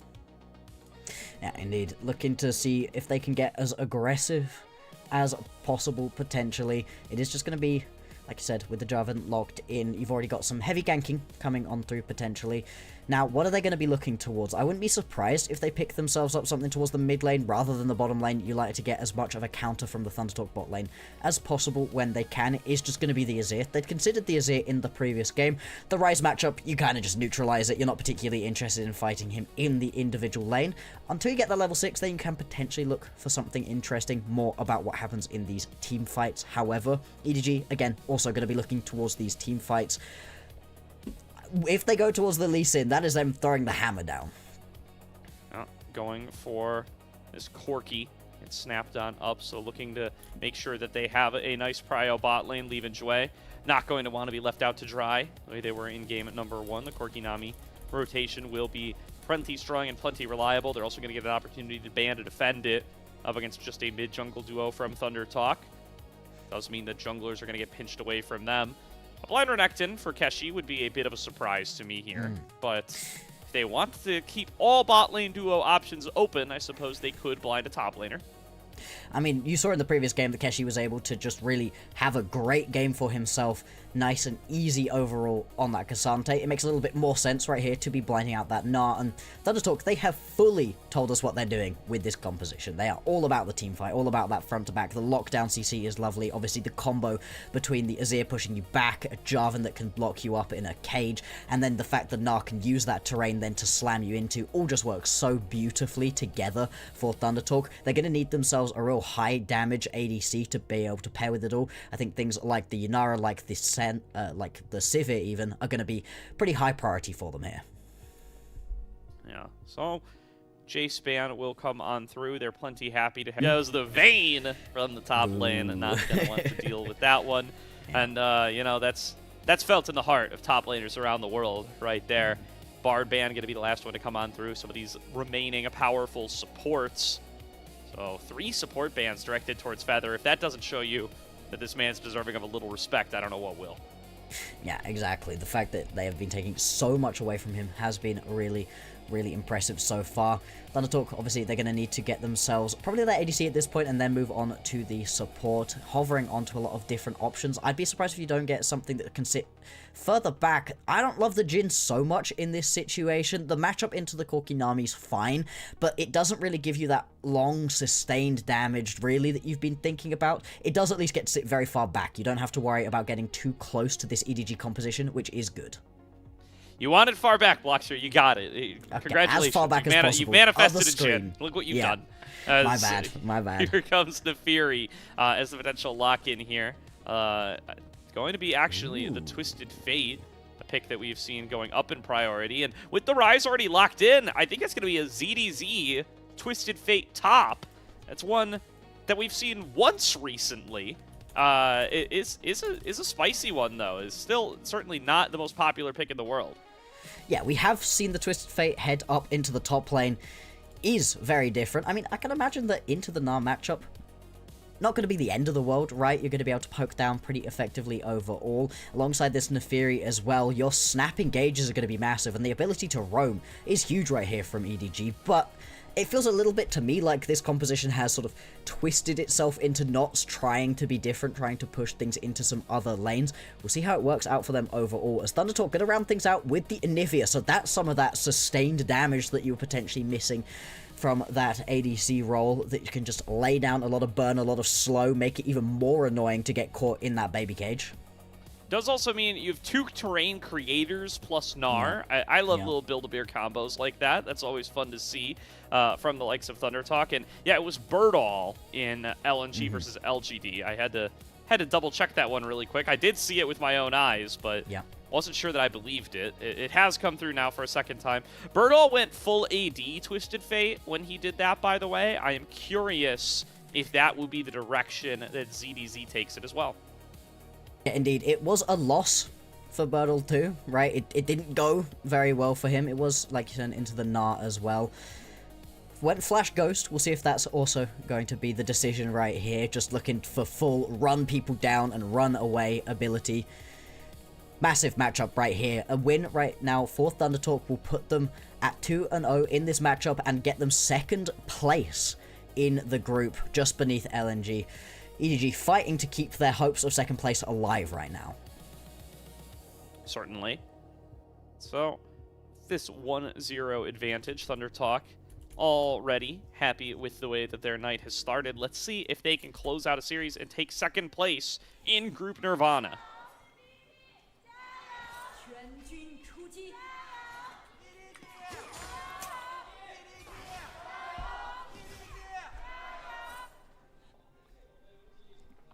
There they are. We were wondering where those gyos were in game number 1. I told you it was probably an audio thing. The fans are out in force. They're ready for a game number 2.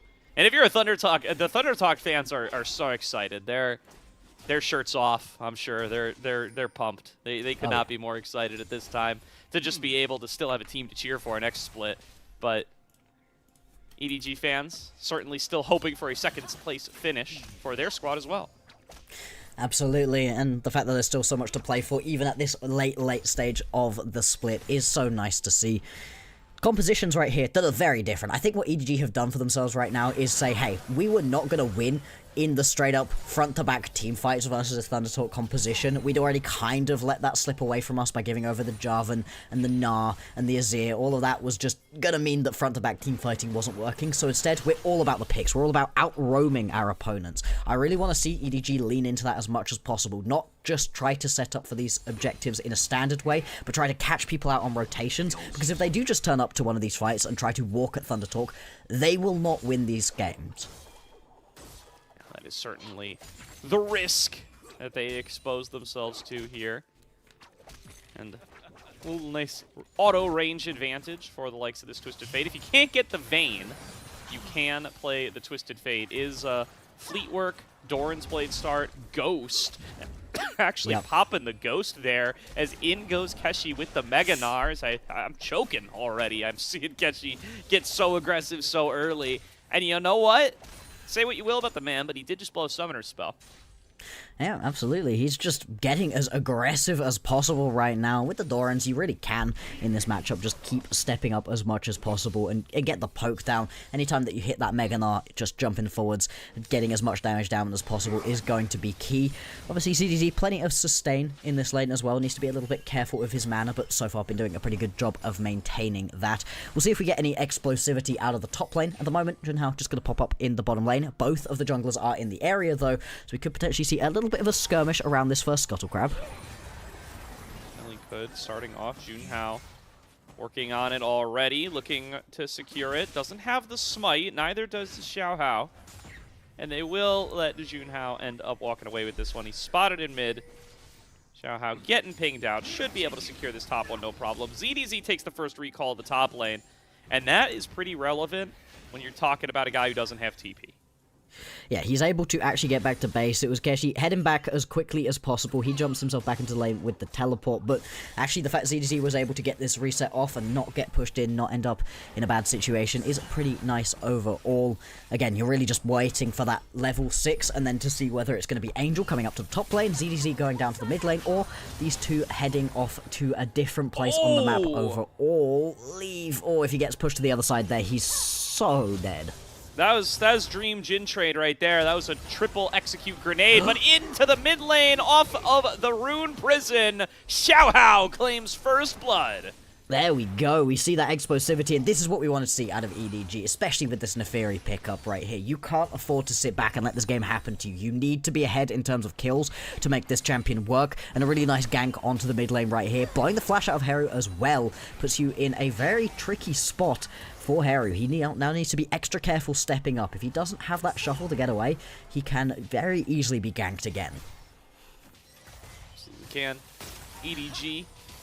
Nice start for them. Getting Angel rolling, getting Xiaohao rolling is huge on this Neferi in the jungle. Really want to make sure that that champion is going to be ahead of the pace of the game if you want to be able to get that big assassination potential. Absolutely. We will see how much Thundertalk can do to respond after that first early gank. Junhao is in the area down on the bottom side of the map. That first dragon going to be spawning in 6 seconds time. So very soon on that one. And the early skirmish potential from both of these teams, a little bit skewed really. You're going to prefer EDG when they can get multiple members involved. And level 6 is very close to being hit right here for ZDZ and Angel. Level 6 in fact coming through just as we say that for Angel. Yeah, really going to have that little bit of roam potential. We'll see what they're able to do. Some of the best teams in the world have been abusing this pick all season long to be able to really be able to pressure these side lanes, get up into top, set up for stuff like this Twisted Fate to be able to get ahead. It is a double global composition, and you know, even Neferi, it's not a global, but it's a real long-range engage with that Hound's Pursuit. So definitely a team comp that is built to be able to collapse in these side lanes, and Angel and ZDZ both unlocking the tools with which they plan to do it. Indeed, indeed. Junhao popping up in the mid lane, as is Xiaohao. They're actually going to go for this. Heru, okay. Shorts it. He's shorts it for sure. He gets the ghost out of Angel at the very least. Meanwhile, combo on a Jue in the bottom lane. Going to be forced to flash and heal defensively. Nicely done by Feather and On, getting that guy stuck between a wall and themselves. Try to chase for more, instead just going to settle for zoning them off the minion wave.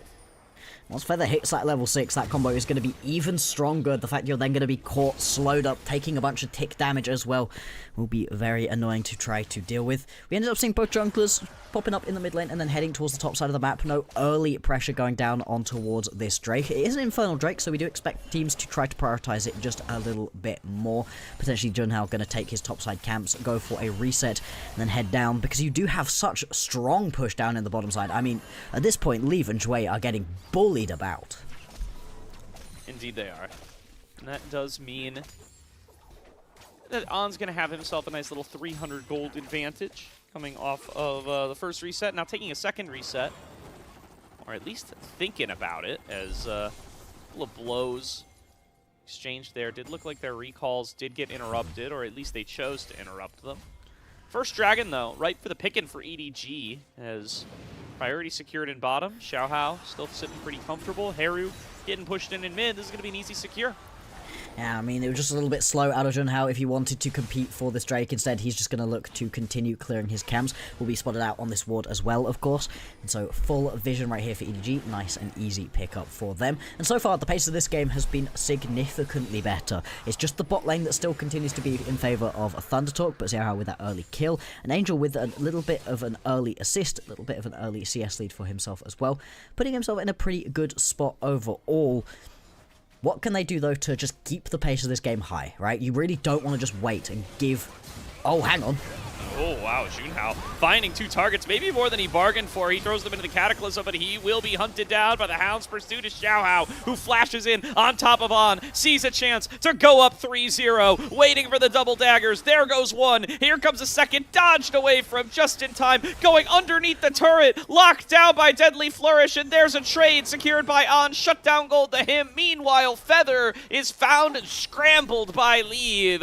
It is still a 3-for-1 exchange in the bottom side. EDG will take that. There we go, we're talking about the pace of the game, and that's exactly what EDG want. Like you said, a little bit of something right there for On does not make up for all of the kills going over. Leave picking one up. Xiaohao now 3-1-0. The Eclipse completed, moving on towards that second item. This dog is truly online. Every dog has his day. Xiaohao having his right now. Keshi misses his boomerang on the clapback. There's EDC with the gap closing lane destiny. What? What did we just watch? Welcome to Crypt Nevada, everybody. Let's go. Alrighty, we'll have a look back at the play that happened on the bottom side of the map. Just doesn't know this is Xiaohao is there. If you do, there's no way that you try to make this play. Even without Xiaohao in the area, he still took a ton of damage on that initial engage. And we watched On the last time around. Looking at the minimap, it's kind of just Feather. There's nothing he can do trying to flap his way away. Just gets caught out for himself. Good dodge from On to be able to at least trade this one back 1-for-1. The Deadly Flourish just about doing enough for him, but an overall kind of disastrous set of plays for Thundertalk. On goes back, or, you know, gets sent back by dying, and picks up the plated steel caps on the Jhin here, so... Definitely very concerned about his ability to survive against this Nefiri dive. That's what that tells me. Yep. And that will be his priority here. Just, hey, if I can survive a little bit longer with the Hound's pursuit on my head, if I can not become a reset that becomes the thorn in the side for the rest of my team, that'd be pretty nifty. And so he itemizes as such as he returns back to lane. And they're going to just need to try to keep their eyes on Xiaohao now, because this guy is a monster. Absolutely he is, and it's the problem with, I think, with Thundertalk trying to play the early stages of this game a little bit more aggressively than they needed to. Their composition's all about those front-to-back team fights. It's all about getting somebody locked down against one of the pieces of terrain you can create, or one of the natural ones on the map, and using Keshi to be able to just burst somebody out in that situation. Whereas they've been trying to get a lot of these skirmish kills going, and EDG, their composition, is very good at that. Another attempt potentially here from Junhao, but he will be spotted out once again, and Xiaohao is in the area. Luckily, Jarvan can have a lot of movement skills to be able to get away, but this is another attempted sniff right here from Junhao, just cut in half. Now, coming on through, Junhao found, double daggered, chunked out a little bit lower, and Xiaohao will return to his clear. Doesn't need to just stand here and stare down the Jarvan. He's got bigger and better things to do with this incredibly accelerated Eclipse purchase. He's going to want to chill on this side, though. Knows that a Scuttle Crab is spawning, and that would be a nifty little bonus, knowing that Junhao cannot contest him. And every camp on the map basically is cleared. His Gromp just respawning, but going to make sure to secure some mid-prio instead, as Leave taking a rough trade on the bottom side. Curtain Call opened up. Leave takes 2 shots before that bubble can connect. It'll keep him chunked a little bit low. Realm Warp from Angel, but here comes Junhao to cover. On trying to force out Leave on the opposite side. Will get hit by the tidal wave. Gonna take the full chunk from the Corki. Feather already falling. On soon to follow. Double kill to Leave. Junhao can't do anything to equalize as Angel manages to escape. Haru getting in there. Can't find the shovel. Hit by the bubble. Has to flash backwards. It's all going wrong for Thundertalk. Oh my lord, what a horrible set of plays right there. ThunderTalk thinking that they could potentially turn that play around, but Heru is way later to the play than Angel is with the Realm War, bringing Xiao Hao in over. And this is the thing with the Neferi. The fact you're able to then just grab yourself an intargetable, jump away from the tower and just survive is crazy. Alright, there's the Destiny. Can Keshi get over there in time? ZDZ, man, you can just Destiny farther away, brother. I feel like this guy is making these a little bit short. That Every was single one almost is tiny. collapsible. Yeah, like, I'm surprised that he isn't pressing that button a little bit further away. We'll see if he's going to get any long-range ones coming on through. I guess that's the joy of having the double globals that you can play around, you know. Angel can go for the long-range plays. ZDZ could be short-range. No. It's you know how we talked about how Hound's Pursuit isn't a global? It appears to be longer range than Destiny this game. It is practically a Rek'Sai tunnel at this point. That's kind of the length that is at the moment. Just enough to get away, but not enough to really make a big impact across the map. And at some point for ZDT, you're going to have to use it against someone else that isn't just jumping to or jumping away from your lane opponent. It's not a dash, bro. It doesn't go faster. You use it less distance. But it's all right. We're all good. Everything's fine. Nobody dies. On almost does. Takes another big chunk, and I mean, this Corki is accelerated, already on the Trinity Force. I think the days of doing these trades are kind of behind on. You just need to try to farm up and find these fights later. Feather, though, getting some nice damage. Here comes Heru over the wall, finds the shutdown out of the Corki, and I spoke too soon. Another big wall takes away the Nami. Double shutdowns right into Heru's pockets. My lord, Feather right there playing on the very, very edge of his life. Had so little HP left, but was just about able to get it done. I feel like Heru has also been missing quite a lot of his spells recently. Hasn't quite been able to hit any of the big ultis, hasn't been able to fully land enough damage in a couple of different situations, but was able to do what he needed to do in that one, and that's a much-needed injection of gold back into the pockets of ThunderTalk. Really good for Heru in particular to get that gold. They need this guy to be their big team fighting force in this game, putting a lot on the shoulders of their rookie mid laner. Yep. We'll see if he's going to be able to pay off now that he gets accelerated. Picking up that gold Heru. puts him ahead of Angel now. Heru. Although Angel going to try to remediate that situation. Junhao coming in from the river. Realm War being channeled. Can they stop it in time? No, they cannot. And Angel's out of there. I mean, Heru not really trying to actually stop that one. If you actually wanted to stop that one, it would have to be Junhao jumping over that wall, or you're blowing that big ulti and potentially not even stopping it. And Angel, again, pretty short-range ultis out of both the mid and the top laner, just using these defensively and making things work. We've got a while until the next Drake is going to spawn, 3 minutes on that one. And the first two picked up by EDG with all of the explosivity on the map, 2,500 gold in the advantage as well. Most of that really has been coming through in the jungle, though. 1.2k right here for Xiao Hao.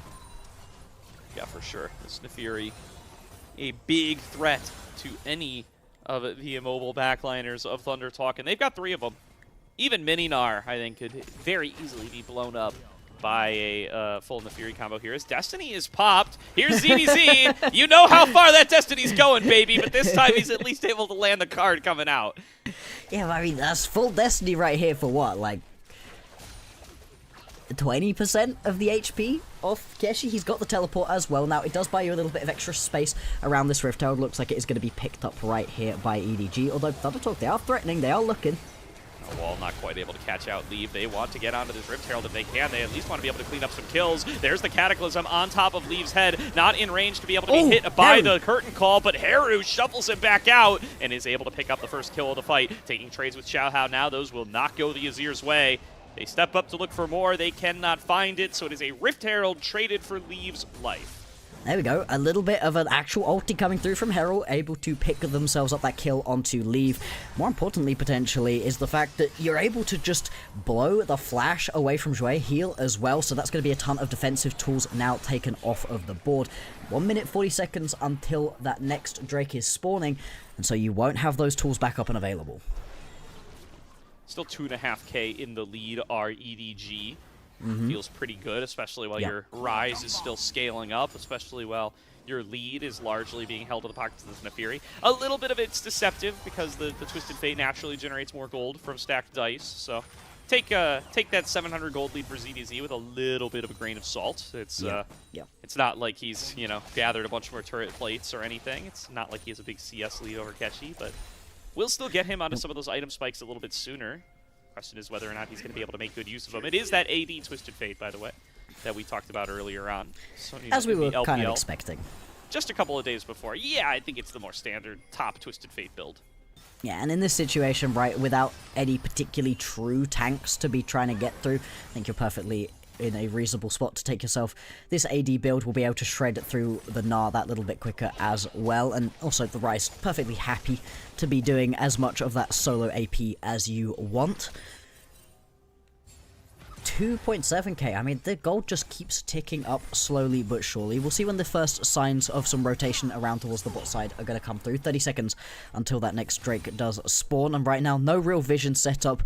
Still, the river is ThunderTalk's, and they've been very good at keeping as much vision down as possible, and for the most part, that's been keeping themselves safe versus this very aggressive composition from EDG. They haven't really been able to find any long-range uses of these ultis. EDG still no. They need to be able to win this series to be able to get themselves a substantially easier play-in matchup. Potentially be able to get themselves a group ascend for next split. Be important for them to be able to get out of Group Nirvana. That's the #1 thought on every Group Nirvana team's mind is how can we get out of here? How can we get to the bigger group, play more games? Yep. And so far, ThunderTalk up one game with a good chance to be able to get themselves a good old crack at it in the playoffs. And they are actually the ones with the inside track out of the Dragon. They're going to look to stop this scaling. Rift Herald thrown down, just going to be utilized in mid. They get the mid turret, they get the top turret. A fair chunk of gold funneled into the likes of EDG, but their Drake stacking is halted. ThunderTalk able to secure that objective. And I mean, that's the joy right here of picking up those first 2 Drakes for EDG. It really forces ThunderTalk to go and respond. You don't want to give over that soul point this early on into the game. But like you said, those 2 towers going down will continue to expand this gold lead out and put you in a very strong spot going into the mid game right now. Baron as well, going to be coming up onto the board pretty dang quickly. And for ThunderTalk, this is where you're really coming online. This is where your composition is beginning to come through. 2 items completed onto Arn. You really need second items onto the remaining carries, 2 as well for Heru. And now, when you're in the spot where actual teamfights are going to be happening, front-to-back teamfights, this is where your composition is coming online. As long as you can survive that initial burst engage, where Xiaohao comes flying into the backline, DDZ potentially jumps in as well with that short-range dash he's been using, and a gold card into the backline. If you survive that, and you're able to turn around and do damage over an extended period of time, constantly hitting with your Gnar, your Azir, your Jhin, then these teamfights are going to go very well for them. For sure. Dragon was, of course, secured by ThunderTalk, so that early soul plan for EDG has fallen by the wayside. They're going to need to force some of these more major objectives. I think the Baron, if they do want to be able to continue their snowball.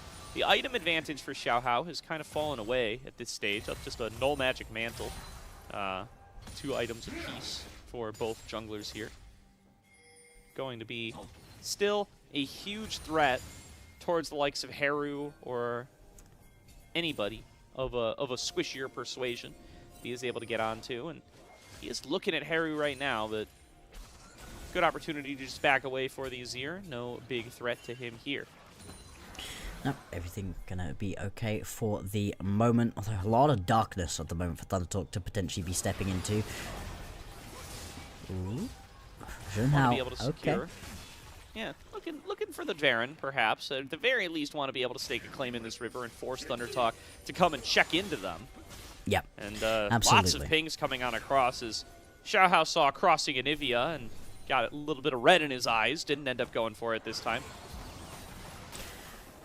Oh, I think they know something is up right here. If it was just Feather by himself, they could potentially have jumped in, but they knew there were other members. ZDZ now attempting to just run Keshi down. Yeah, thinks that he has a chance here, knows that the Mega Gnar is less mobile, and he's just dancing around some of these abilities. God. TP being channeled by Keshi, and he gets out! He's all the way back to the base! Yeah, but that's a TP that you've just had to use defensively right here, and now... Right now, you can just keep pushing forwards as ZDZ obviously doesn't have his ulti either, and the reset's going to have to come through. If you don't want to lose this bot lane tower, you have to come back down to the bottom side of the map as Keshi, and that's really well played. Teleport deep from Heru. They're going to look to hunt onto ZDZ. Wow, getting in deep behind the Twisted Fate. They're going to say, hey, we know you got no ghost, buddy. The flash is still available, though. Gets over the shuffle, but still looking for more is Haru. Dashing on in, pings onto the Baron from the likes of EDG. They know their top laner is done for. The question is, what can they secure for his death? I mean, you can see already Keshi sprinting his way up towards this Baron pit, but this is going to be an incredibly fast take with this Neferi. I don't know that you can actually do anything here as Thunder Talk. Indeed, they're just going to look to push through this mid lane. Now Junhao turns around, but it's way too late. This is gone. Wow. Well, there's the Realm Warp. They're out of there. I am somewhat surprised that we didn't see, like, at least posturing for a steal from Junhao. But, yeah, that's Baron for Twisted Fate. You'll take that if you're EDG. Yeah, we'll have a look at what it was that ended up happening to Arn in the mid lane, and I think the answer just got walked at. Yeah, I mean, we got walked at in the bot lane, we got walked at in the mid lane, and that would be a big part of why Thunder Talk didn't really feel confident to try. I am also surprised, though, that Junhao didn't at least give it a go, have a look to see if he could find something. So, EDG, they're going to have themselves this Baron buff to see what they can do. They've got all of these inner towers to still crack open. Pretty full health as well, so see if they're going to be able to do that. Oh. And now, pretty strong position here for EDG. They get to about 5k gold lead. A good position to be able to siege on these. They're playing all 3 lanes. They are going for the 1-3-1 here. It does leave some of these side laners somewhat vulnerable, but the 3 in mid doing a very solid job here. They just can't clear these waves fast enough up against the Baron buff. The Glacial Storm on support Anivia budget. Not able to get the job done, and that will go the way of Xiaohao. No, not quite going to be able to do anything about that. And then also remember the next Drake has spawned too, so EDG, they can keep the pressure up and then peel back and go and grab this objective for themselves. Will be Soul Point when they grab that up. 2 towers going to fall. A push established at least for Thunder Talk in the top lane, so they are going to stop it from being pushed through all 3 lanes, but there's no way they can step out of the base and contest onto this Drake. Soul Point right here for EDG. Funneling Haru continues to be the name of the game. They need this Azir to have a big pop-off team fight. If they can get a kind of team fight scenario together where Xiaohao, his tools are down and Haru is still alive, they can try to play front to back. That's got to be their kind of saving grace here for Thunder Talk. You know, win a team fight in those sort of situations, pick up some big juicy shutdowns, pull yourself back into the game by your bootstraps, and try to be able to take the series. EDG are just getting further and further ahead. They're playing a very clean macro game here, taking each and every turret in turn, utilizing the Baron effectively. They're a great 1-3-1 team comp, so once they get that buff, they are feeling very secure in their ability to take everything on the map. And this is the EDG that we were able to see pick up that win versus LNG, that we're able to dismantle Ultra Prime and OMG as you would expect, right? This is what we have been thinking this team would be able to achieve, and it's just not quite been able to fully feather. Once again, constantly seeing what he can do, stepping quite far forwards on this Anivia, but just not quite able to find himself a way in. Junhao got that. Steals his own Gromp away, so that's good, getting a little bit back, but still 6,000 gold ahead are EDG, and you can see where it is reflected, right? In the previous game, Arn was about 4,000 gold over Leaf, well, Leaf having a much better game right here on this Corki. Yeah, he's been running away with it since getting those first couple of kills earlier on. Been very strong in the 2 versus 2, and On and Feather have been opted into a lot of brawls with him as well that have not gone their way by and large, and now they find themselves, you know, just a couple of pick tools in a world where picks are not really presenting themselves. As I say that, Keshi getting in onto Angel right before he shifts back down. This is a really good timing for him, but Angel just turns it right back around with a huge chunk of damage. TP's coming on in. Thunder Talk are looking for the fight. They think this might be their moment. Xiaohao forced to use that call to pack to be able to get away. ZDZ able to get the recall out before he falls down. Hound's Pursuit comes through, dodged away from by the recall. There's a flash wall, but Xiaohao able to jump back over it. Now Feathers on the other side of his own wall. Here's the Cataclysm from Junhao. Keshi is waiting for him. Keshi finds the shutdown. Xiaohao hits the dirt. And there will be Thunder Talk with finally a bit of relief. There we go. Thunder Talk managing to find something for themselves, although Junhao, does he have another flag and drag to get away? Big damage from the Fiend Hunter Corki, nearly able to take him down. And there is going to be Weave as the next target. The Shuffle throws his pathing off from the Valkyrie. There's a shutdown for Haru. Jue and Angel now getting chased on down. Mikhail's asked to be used to get himself out of dodge. And this is kind of what Thunder Talk were hoping for. They get a couple of big shutdowns in just the nick of time, and they're going to get turrets as well. Yes, they are able to push through, grab this mid lane tower. They can also collapse right here onto ZDZ. He doesn't have his ulti available, does have a flash. May have to flash, yep, away from that one. Just about going to be able to get himself away, but that's a pretty big cooldown to be able to take away from ZDZ. Thunder Talk explode back into this game. They were down by about 6,500, 7,000 gold. Now, it's been cut down to about 4,000, and having a look at this one early on, I thought this was going to go all kinds of wrong for Thunder Talk, right? Keshi just gets burst down. Angel does so much damage at the moment, but the collapse is massive right here from Thunder Talk, and they just managed to bring more members over quicker, and it's such a split, messy team fight. Yeah, kind of on different pages in different areas. ZDZ's going out while Xiaohao is going in. Mistimed on the Hound's pursuit here. And that's what really sinks him. He may have a billion dashes, but they got a billion ways to create terrain, and eventually he just runs out of places to go. Yep, absolutely. So very nearly does get away, just about going to be taken down at the end of that play. For Thunder Talk to win this game, they're going to have to replicate that a couple more times. But the fact that EDG have shown a crack is at least something for Thunder Talk, gives them a little bit of hope. Definitely does. Baron number 2 about to hit Summoner's Rift, so see if they can cycle back over that. I don't think Thunder Talk are very interested in giving over another one for free. They have cut about 2K away from the gold lead, shaved that off, give them a little bit more space to play. Get Keshi back up with the pace of the game a little bit more. He is naturally going to be behind in items to ZDZ because of that stacked dice gold. 300 CS in, that's going to build you up a pretty considerable lead. Now, Soul Drake spawning in about 30 seconds as well. EDG gonna be able to secure that one, or gonna be able to secure Dragon Soul if they get that one, rather. And it's all on Thunder Talk to stop this from happening, giving the chem takeover on the end of the world, but really not going to be useful for them overall. You can see everybody hovering around in the area. Like I said, so much terrain available for Thunder Talk to make, but the flashes are mostly up on the carries. Yes, they are. ZDZ and Angel a little bit away from the rest of the team. They do both have global ultimates to be able to regroup, but that will take a little bit of time.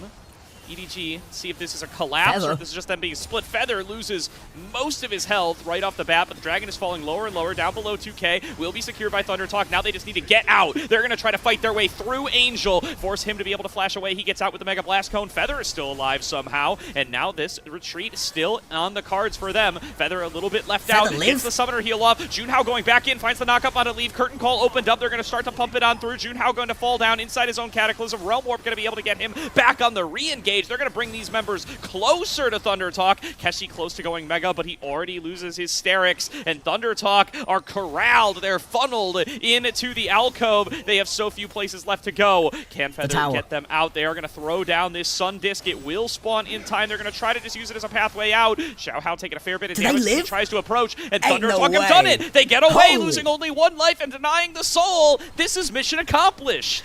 Highway robbery right here. I mean, Feather living that entire way through as well. Absolutely criminal that you're able to get out of that situation right there for Thunder Talk. But that's the damage of Heru. That's the damage of Arn. They can turn this back around so very easily. And the fact that you've got so many pieces of terrain to create so many options for slowing your opponents down. EDG just never felt confident to step up into this one. And they get the full resets on through. Junhao as well. Gonna respawn. Also has got himself that GA. So he is in a really good spot to make a fight happen. Eyes on what engaged Junhao can find here. Xiaohao has not found a kill in like 20 minutes. So his snowball has been somewhat thwarted. His ability to find a clear path in to blow up these squishies has not been afforded to him by Thunder Talk. He's down to the bottom side, securing himself another Scuttle Crab. And now control over the top river does belong to Thunder Talk. if EDG walk in without proper positioning, this could be their chance to take the fight. Leaf stepping up, trying to chunk onto Junhao, and does get a lot of his health bar. Keshi cut off from the rest of the team. Angel's looking to rune prison him up and possibly find a fight, but the return damage onto Angel might just be a little bit too much. Thunder Talk going to back away, going to cede some control as TP's coming in towards mid lane. ZDZ and Angel going to try to take an inside path onto the inhibitor turret. Thunder Talk now kind of want to fight, but can't quite get the tools to do so. Feather and Keshi able to get over and clear out this wave. Yeah, at least you are able to clear the wave through. Snow not going to fully come on through. Instead, the pressure just continues going. These sun discs constantly being annoying for EDG, looking to step up and buy space. It really does feel like this game is on a knife's edge. 6,000 gold in the advantage right here for EDG, and it feels like they're the ones on the back foot. Junglers both looking over at the Baron. Everybody else in the game posturing over mid lane. Angel still looking at the side here. Doesn't have any summoner spells to his name, but does have plenty of damage if he is able to lock down a target. Keshi finally going to have to peel away and answer this bot wave, and the second TP. he is showing EDG move into the river, he's got to do this fast. Absolutely, yep, with no TP, and also a reset coming on through from Feather, so he's sprinting back out from base. This was the opportunity for EDG, but they're playing so scared. They know that this game is very, very close. They're not playing like they have had the lead for the majority of this game. They're playing like they don't think they can fully set up. More resets going to come through. 4 full items coming on down for some of the members for EDG. They're in such incredibly strong spots, but they do not feel confident to step up, and for good reason. Thundertalk has punished them when they've overextended. Yeah, and I mean, all in all, you know, for a game where you had a 3-kill Nefiri at like 10 minutes, and you've double globals, they really did not snowball this game very much at all. You would have hoped for a lot more from that starting position, but Thundertalk played it wisely. EDG didn't really find their angles, and now it does feel like their comp is falling off somewhat. They are still in a significant gold lead, but they aren't able to find openings in the armor. They aren't able to get their way into the backline, and now Haru is 3.5 items, nearly at 4, and dishing out more than anybody on EDG can take at a range that they can't interact with. Absolutely, and the thing is, a ton of the defensive tools have come through as well. As much as Haru's getting very strong offensively, you've now got the Sterix, you've got the Randuins coming through right here for Keshi. He's so much more able... He's coming over. He's got Destiny. I guess he's going to get here in time, but that's both of his tools to move around the map gone. And all it takes is Thunder Talk poke of the Baron a little bit. Now they're opening up with the curtain call. Slowing up on a leave. Keshi's over the wall. Gets him in there. But a nice tidal wave going to stop that engage in its tracks and throw the GA down from this Jarvan into the egg as well. Thunder Talk may have overforced themselves. Junhao flags and drags away. Xiaohao able to find the execute. Gets the reset. Gets Keshi as well. That's 3 kills to the side of EDG. Haru now getting collapsed on. Gonna have to abandon on. And it's 4 members down for Thunder Talk. EDG, they're making their way into mid. There we go. Apparently EDG were right to play slowly, just waiting, baiting, allowing Thundertalk to make the aggressive move, and they go way too far forwards. Only Haru going to be up alive, and he isn't even able to get back to base. This one's going to go to a game 3. Going to game 3, the battle for 2nd and 4th, respectively, will go the distance. EDG respond in game number 2, take 1 fight, end the game, and we are going to game number 3. Thundertalk, they had this one, right? They had managed to stall the game out long enough to get their composition online, and unfortunately, it's just way, way over-aggressive right there. At the last moment, Keshi gets a little antsy, thinks, no, now is the time to go. Now we've got to push forwards, jumps over the wall, and just immediately goes down. I mean, Jue won EDG this game with that tidal wave. It knocks him up, it knocks Keshi up, it knocks Junhao up, it snaps any of that engage in half. All of a sudden, Arn isn't able to get involved, and there's nothing Thundertalk can do from there. EDG, they make it look harder than it potentially needed to, but they're able to pull through with this, I was going to say global ulti composition, but this longer range dash composition that they built for themselves. Yeah, really good stuff there from the likes of that tidal wave. Huge save by Jue, ends the team fight right then and there, and does pull EDG up to 1-1 in this series. They still have a chance to take 2nd in Group Nirvana if they are able to defeat Thundertalk here and now. And what an interesting game it was overall. We were talking about which lanes were doing really well for themselves. I'm glad that the bot lane of EDG were able to step up in this situation. I thought Arn and Feather really had their number in the previous game, and whilst I do still think Feather had a pretty good game overall, there were some big moments from him, Arn really just wasn't able to do that much. This is why I wasn't such a big fan of the Jhin, as much as it was long range, and I did like that. It never really felt like the Curtain Call was doing that much. He wasn't able to really get multiple rotations of spells down. For the most part, it felt like he was a little bit irrelevant to the overall game. It'll be interesting to see what the damage done was when we get that graphic up, because I didn't feel like he was able to do too much, but it's always a Jhin, right? There's always that sustained damage coming through. I would take a different tone with the phrase, it's always a Jhin, right? It's been so unsuccessful globally for so much of this split. You get why you go for it, right? It's got the solid laning phase. It can play into the Nami Corki. It gives you that pick potential later on. But yeah, coming into these later fights, they're so reliant on that Azir. They're so one-dimensional, and they're not able to let him step up to deal the damage in that last team fight. They did a good job for as long as they possibly could to keep him safe, prevent the Nefiri from getting the resets, prevent the Nefiri from being able to find the team fight angles. But in that last team fight, that's the moment where Xiao Hao is able to make good on the promises of the champion. Yep, that's the Jhin damage I was expecting right here. Just didn't do anything. I mean, big ups to Leaf. 42k damage in a 35-minute game is crazy. Well over 1,000 damage right there, obviously. He had an incredible game for himself.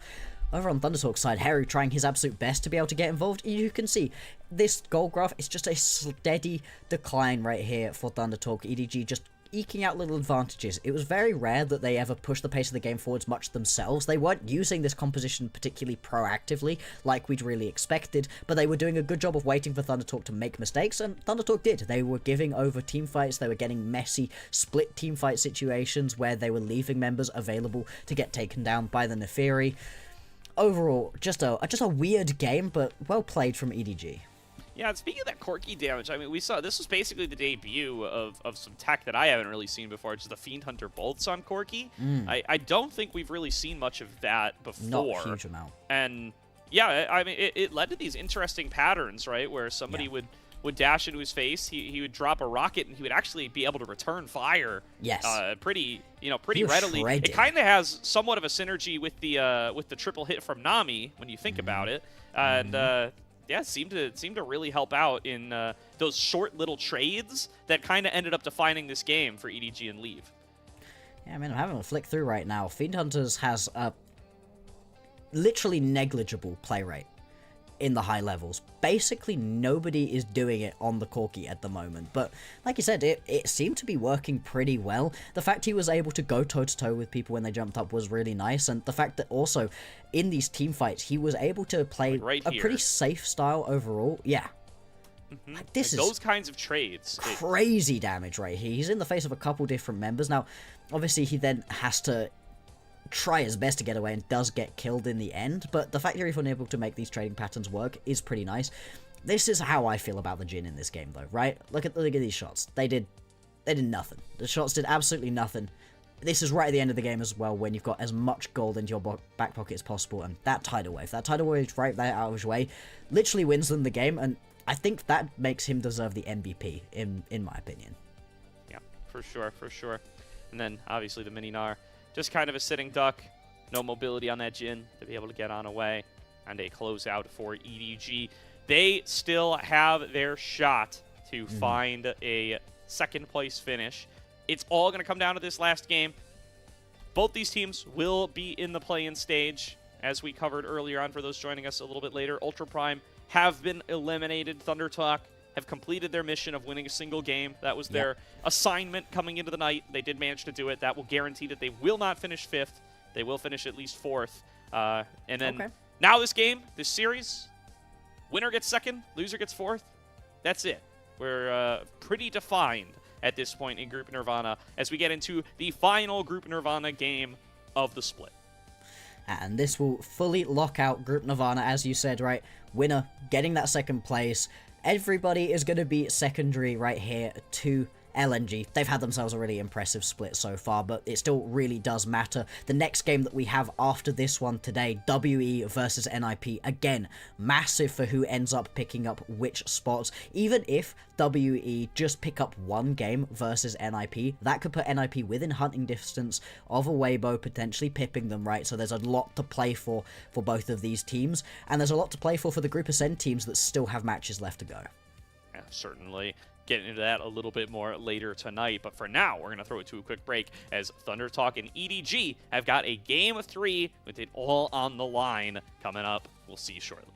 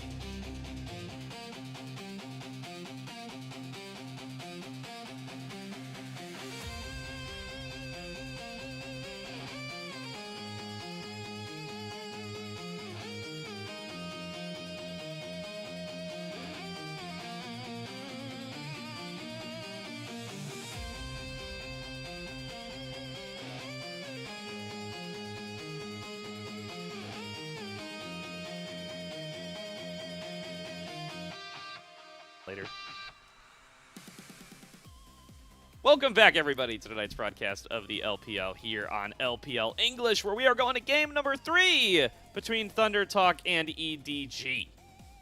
A really interesting game in the previous one where I thought Thunder Talk were going to be able to pull it back. They stall it out, they have themselves a bit more of a teamfight orientated composition, but EDG, they weather the storm, they bait Thunder Talk in taking some pretty bad fights, and a massive tide away from Zhui coming through across the members manages to take us to a game number 3 for all the biscuits for that second place for a much easier matchup during the play-ins. Absolutely here. And so, second and fourth on the line. Winner gets second, loser gets fourth. Those are the stakes. EDG coming back with a vengeance in game number 2, really making good on that Nefiri pick that we have been getting so much hype for as of late. And now we find ourselves the fearless game 3. Lots of key junglers likely going to get taken off the board. I think, choosing to highlight Junhao versus Xiaohao today really was a great call. It's been a really cool matchup between the two of them here so far. And I think that last Jarvan versus Nefiri game, it was really back and forth. You could really see them nearly pull it back on the Thunder Talk side with some of those picks, but going to need one last push here. Wonder if, look, with Cassante gone, with Nar gone, Keshi's forced to play something flashy, basically, unless he blinds Renekton. I may caster curse that a little bit. Please don't blind Renekton. Let's see something spicy from Keshi. Yeah, we'll see what it is that he's going to be able to pull out, because his champion pool's not been particularly wide. He's played a lot of the same kind of stuffs. They could indeed. We will see which way around that will go. It'll be interesting to see what's also going to be able to slip through the cracks, right? There's been a ton of Nocturne banning coming on through. Will that be allowed through or not? If you do allow that through as Thunder Talk, you have to imagine EDG going to snap that one up. Also, that Lucian being banned multiple times. No interest out of Thunder Talk to allow that one through, but if you're banning all of that away, then you're going to be giving that top tier of picks still to go on through. I would also like to keep my eye out as well for the Bard. I think that could be a potentially interesting pickup for Feather, something he's been looking really good on overall, and gives you that heavy roaming style, meet up alongside Junhao and get involved elsewhere, that I think Thunder Talk can really exploit. Yeah, good call out there. I definitely think that's going to be a big option available for them if they get the chance to snap it up. It is about time to get into draft for game number 3. EDG versus Thunder Talk. One more game for both of these teams. One more game in Group Nirvana to lock in our last 2 spots. First, third, fifth, sixth. Already determined. Let's finish things out here and now. Absolutely. The very end of the split, just before the play-ins, always such an exciting time. That feeling of momentum coming on through. Momentum is a big thing. Ending out your regular season with a win right here would be massive. For Thunder Talk, it's going to be a happy day of celebrations either way. But being able to round it out with a victory here, getting themselves that second place, would be massive. And for EDG, they just want to get back into that group ascend. EDG, not a name you think of as being a Group Nirvana team. They really want to push themselves up to that next level. Yeah, huge bummer for them to end up down here in the first place for split number 2. Repeating it for split number 3 would be a bit of a tragedy. So they are going to fight as hard as they can to win out here, get themselves that easier matchup. I mean, playing, the 7th or 8th best team in the LPL for your spot, definitely a tough ask as compared to some of those lower rated teams. So really going to want to take that second seed versus that bottom seed in the playoffs. You do not want to be the lowest overall by any means, and one of these two teams is going to suffer that fate. Meanwhile, Thunder Talk, they had such a great start to their season, right? They're split. Let's be clear. They had a bad start to their season. They had a great start to their split, though. Wins against Ultra Prime, wins against OMG, and then just 2 losses in a row since then. It's such a short season that it feels weird to talk about it, in those terms. It's just 4 series for them so far. But started 2-0, now 2-2.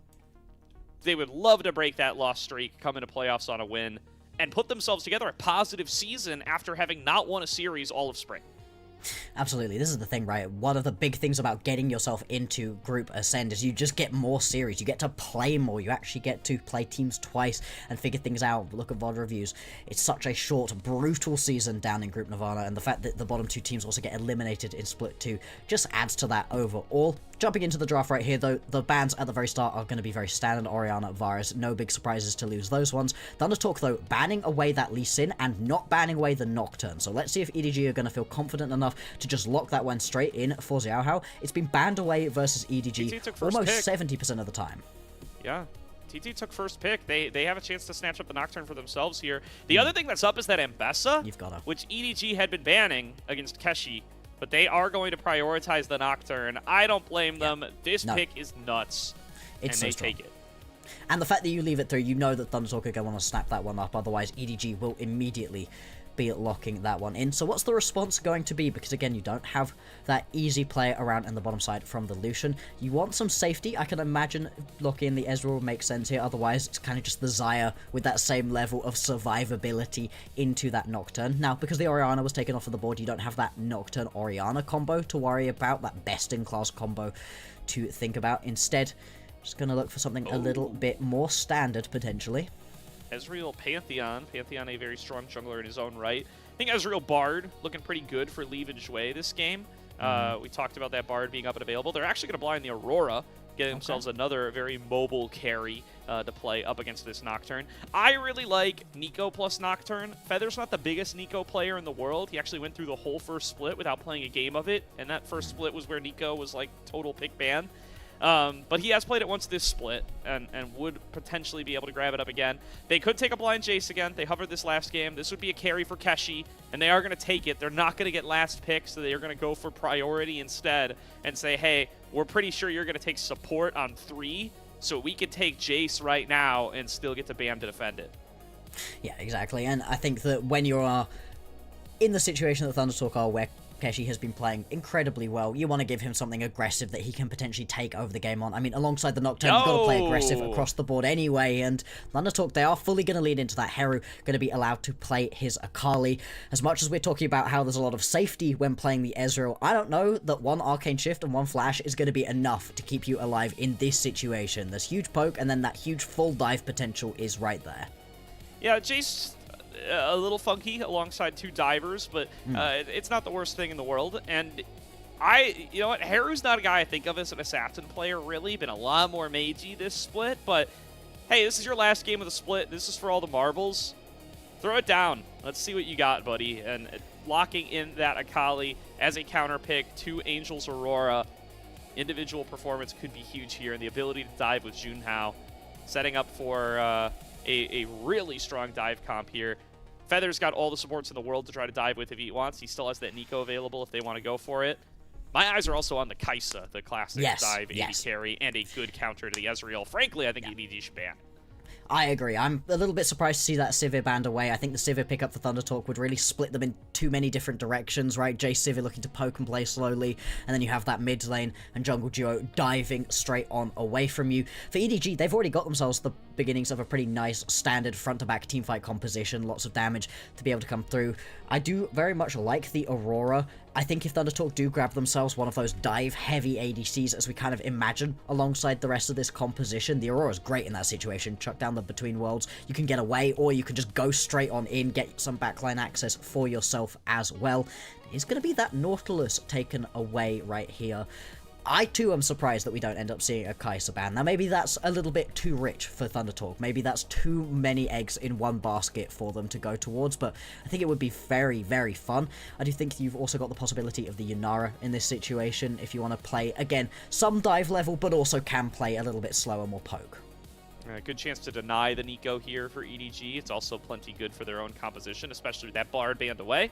It's a just fine duo for the Ezreal. Ezreal can hold his own, leave space for that Nico to roam around, cause some havoc, maybe pose in some minion waves. I do think the fact that sometimes it's only 2 melee minions now has been a sort of shadow buff to the Nico. People still really aren't used to it. I think it'll be a while before they're used to it.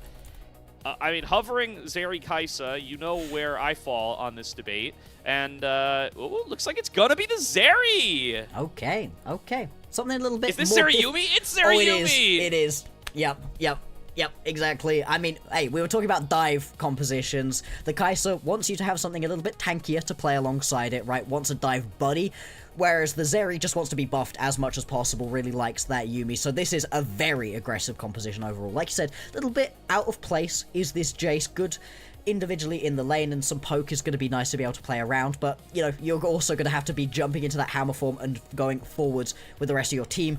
And EDG, they've got a lot of tools to say no when you jump straight into them. ZDZ going to grab himself that Gragas as well. Pretty interesting matchup into the Jace, but really all about what you can be doing during these team fights.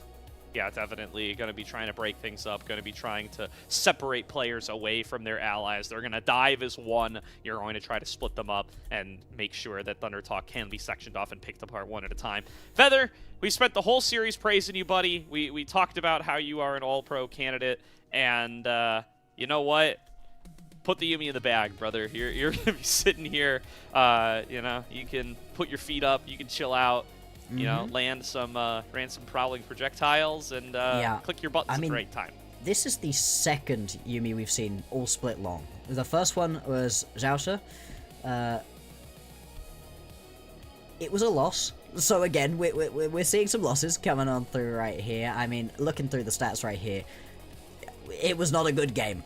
It was not a particularly a good game right there. So we'll see if Feather's going to be able to do a little bit better. The Zeri was also picked up in that game as well. That was played by Henna, so that was the duo, as you would expect it, down in the bottom lane. And, I mean, I'm just hoping, looking through the stats right here of this previous game, that things are going to go significantly better for Thunder Talk, because it looks like this bot lane got pushed around, kind of kicked in. Yeah, I like what Thunder Talk have drafted for themselves here. I think I like a dive comp. I like a Zeri. I don't love a Yuumi. Who does? But you know what? It's at least a unique pick. As long as it's not showing up in every series, I can tolerate it once in a while. I think a lot of it's going to come down to this this top lane matchup too. Like, I think Keshi is a very polarizing player. Sometimes he can win lane very hard. Sometimes he can over-aggress and throw quite a bit back. It will depend on you know, which Keshi we get this game when they do put priority into getting him on this Jace as a strong carry pick. The Gragas is a big equalizing character, but can still be punished, especially after getting that happy hour nerfed quite a while back. Yeah, and I mean, at this point, right, the Gragas is very much more about being able to do a lot of survivability. He can deal some decent burst damage depending on what kind of build we're going to end up seeing right here, but for the most part, I'm expecting the main focus to be just on protecting those carries, right? You've got a full dive composition coming in from Thunder Talk, and for EDG, they just need to keep these main carries alive. You've got plenty of survivability on your team, right? Both the Aurora and this Ezreal have the ability to jump away, and I do think the full-blown knock-up wombo combo that could be coming through from EDG between the Pot Blossom and that Wukong could also be fun, but you have to be protecting these carries. If Angel gets CC'd, if Angel gets jumped, that's going to be a pretty bad spot. Obviously, not much CC really in the game at all. There's the Tether. There's a Jace knockback. I mean, a real dearth of CC right here for Thunder Talk. Final chapter, baby. There's the chance to, you know, get in there and slow people up. It doesn't root anymore, but still, it's a big slow. Anymore. It's a big slow. Okay, Yuumi slow, Zeri slow, Akali slow, Nocturne has a piece of real CC, and some slows. And you can knock people back on Jace. You bet you can, buddy. It's like, I like the idea of this Thunder Talk composition. I love a real dive composition. I don't know that this is going to work for Thunder Talk. They'd better be 27,000 gold ahead during the early game. Otherwise, how do you walk into one of these team fights? I mean, you turn the lights off. You don't walk That's in. good. You're the first one there. Yeah, you better be. You better be. You better be. You better be there. You better be there early, all right? This is airport time, okay? You got to get there well in advance. Got to make sure you got enough time to check your bags and show up well before departure. Otherwise, they're going to be leaving without you. Yeah, I mean, absolutely. This is one of the most you have to be there first compositions I think I've ever seen. At the same time, I want them to play for the picks as well. I don't want to see this be a Thunder Talk who are playing a little bit slow. No, use this Nocturne as aggressively as possible alongside the Akali. You could be roaming into these lanes a lot. Speaking of the lane matchups though, right, the top lane gonna be neutralized out just a little bit with this Gragas, can do some pushing in as well. If you play as very well as Keshi, there's a chance to be able to fight back, but overall not exactly the lane we're looking for explosivity. Mid lane could potentially pull out solo kills if either of these two are feeling themselves, and for bot lane, EDG, they should be all over this one. Anytime you've got yourself a Nico, this is just a lane that you can potentially win, and if Arn gets himself caught at any point by the Tangle Barbs, EDG can just walk at him. Yeah, definitely. Gotta have your wits about you in regards to Tangle Barbs. This is a very squishy bot lane, Zeri Yuumi. When they combine together to heal and to boost some stats, you know, you can survive a little bit, but especially when the Yuumi disconnects, you know, to get some of those autos off and stuff, if you're able to snag a little Tangle Barb play there, it can be a big win. Also, like we called out, you know, with the Ezreal, the Nico can roam into these side lanes, can make a big difference. We already talked about how Keshi can get a little over-aggressive sometimes. We saw that in game number 1 to kick things off on the Cassante for first blood. If he, you know, could get baited into those kind of positions again, Nico's just the right champion to try to punish. Oh yeah, oh yeah. Everyone in melee as well, so, you know, there's plenty of places to go. There's lots of different ways you could be looking towards this one, and remember, winner here, take second place.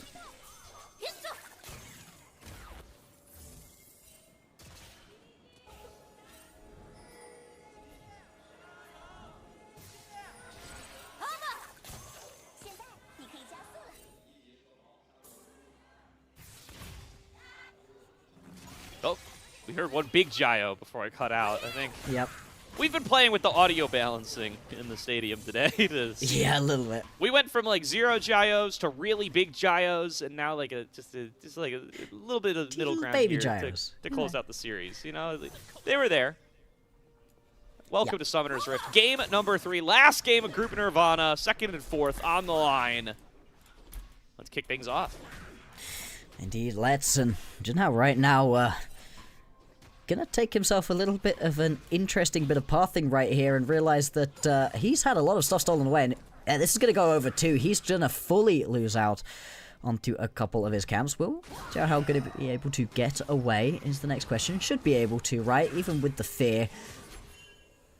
Yeah, Junhao finds a nifty little trade there, but Xiaohao gets the last laugh as picked up a nice little camp for himself. Picked up 2 camps, in fact. Good start for EDG in the jungle. Be able to find themselves that early advantage. Getting back to their regular clears, this is going to delay Junhao's ability to be able to have some impact. And it is all about farming to 6 on the Nocturne, of course. So that's going to be a nice little advantage. And the level 6s are so finicky to hit, right? If you don't get a couple Scuttle Crabs, you can end up having it a little bit later through. Obviously, the Wukong as well, pretty reliant on getting that level 6 to be majorly impactful during the team fights, but for the skirmishes, absolutely fine without.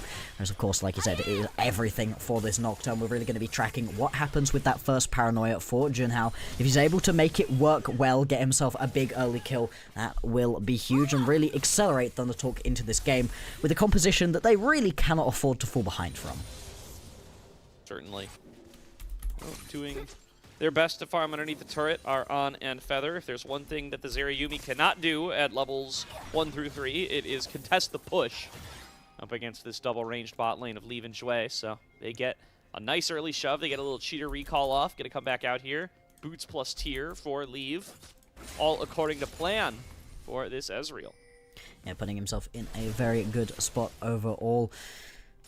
And we'll see how the early game continues to pan out, because previously it has very much been EDG trying to get things done early on. They've not been too inactive during the early game. Oh, ZDZ, no mana, no health at this point. But Keshi taking that extra turret shot will dissuade anything further from happening. Uh-oh, Junhao down a level as he face checks into Xiaohao. Really wanted to look for that Duskbringer, just in case it could have picked him up a kill. Xiaohao's chasing him, though. Keshi not really in a position to help out too much, and Junhao gonna flash, gonna get followed by Xiaohao. Xiaohao wants this kill, cannot get it, can't get under the turret. Still, that's going to provide so much pressure right here, and especially with ZDZ just teleporting back from base, that's going to be the double reset out of Keshi, and Junhao getting some extra space for his top laner, and taking the flash away from a Nocturne is pretty big. Exhaust coming on out here from Feather. They're going to look for a bit of combat on trading back, but they are still looking for this. Leave is up in their face. Leave tries to flash away, but it's too late. He gets taken down. Double kill to Feather and on the Zerayumi. Oh my lord, there we go. Feather, potential all-pro vote. He was doing his absolute best, constantly jumping off, body blocking whatever he could, jumping back on. And really nice right there from Arn to just be able to lay down every single one of those autos. I don't think he missed a single one just then. EDG though, this is a bot lane matchup that you should be winning, and they just way over-aggress. Yeah, and just really feeling themselves here. Like, they've just got the trading advantage. And to be fair, it's kind of wild for On to step up like this. They feel like that's a major error that they're going to have the chance to punish. But Tangle Barbs miss, double exhausts come out, and like you said, I don't think On misses a single blast this whole fight. No, he hits that onto 2, he hits this onto exactly where he needs to on leave. Yeah, he's playing this one beautifully right here, and oh, I mean, missing that Tangle Barb to start is awful, and I love seeing the coaching staff as well. They are thrilled by that one, because like we said, this is not a lane matchup where you're expecting to get kills unless your opponents make a big mistake or you make a big outplay, and that was a little bit of a combination of both. Also, shout out to Feather there. Potential all-star candidate for Group Nirvana. I do believe popped off and blocked an Ezreal Q in that fight. Huge. He did. Huge to Hey, do that. On that's the everything. That's everything. Look. That's the whole fight. We all hate on the Yuumi, and for some pretty good reason, but I don't get why they changed this champion around. It used to have such a high skill ceiling. It's been just so, like, muddied at this point, and it's really unfortunate to see, because the best Yuumis in the world used to be truly disgusting on it. But the best Yuumis in the world used to play it, like, every series, and yeah, so that was, you know, you take the good with the bad. True, So true. now we never see Yuumi. it. Yeah. But People are definitely happier with a lot less Yuumi on their screens, but I'm okay with it being sprinkled in every now and again, right? 2 whole Yuumi games in an entire split for the LPL, I think that's okay. Absolutely. Well, On is certainly pleased with Yuumi right now. Yeah. He is able to pick up that early double. That's going to do so much to offset what was already looking like a rough laning phase and was going to continue to be so. Probably will continue to be so, even with the 2-0. Not like he's got a completed item yet. Is still going to be under the poke pressure of this Ezreal Yuumi. But, I mean, so much breathing room given over from a quick 600 gold injection. Exactly, and I think more than that, right, it just dissuades EDG from doing that again. They've realized that they cannot just step up in the same way and try to bully onto Arn and Feather, because they will get punished back, and again, like you said, breathing room is a big part of this. Right now you can see everybody just scrapping around these Scuttle Crabs. That may well be the level 6 picked up for Xiaohao when he grabs this Scuttle Crab. If not, he's going to be very, very close to grabbing it. Yes, that is going to be the level 6, and that's the Invade, picking up that blue buff and stealing away those walls. And that's the delay right here for Junhao. He's desperately trying to scrape together enough XP to be able to grab that level 6. Until then, there's really nothing he can do.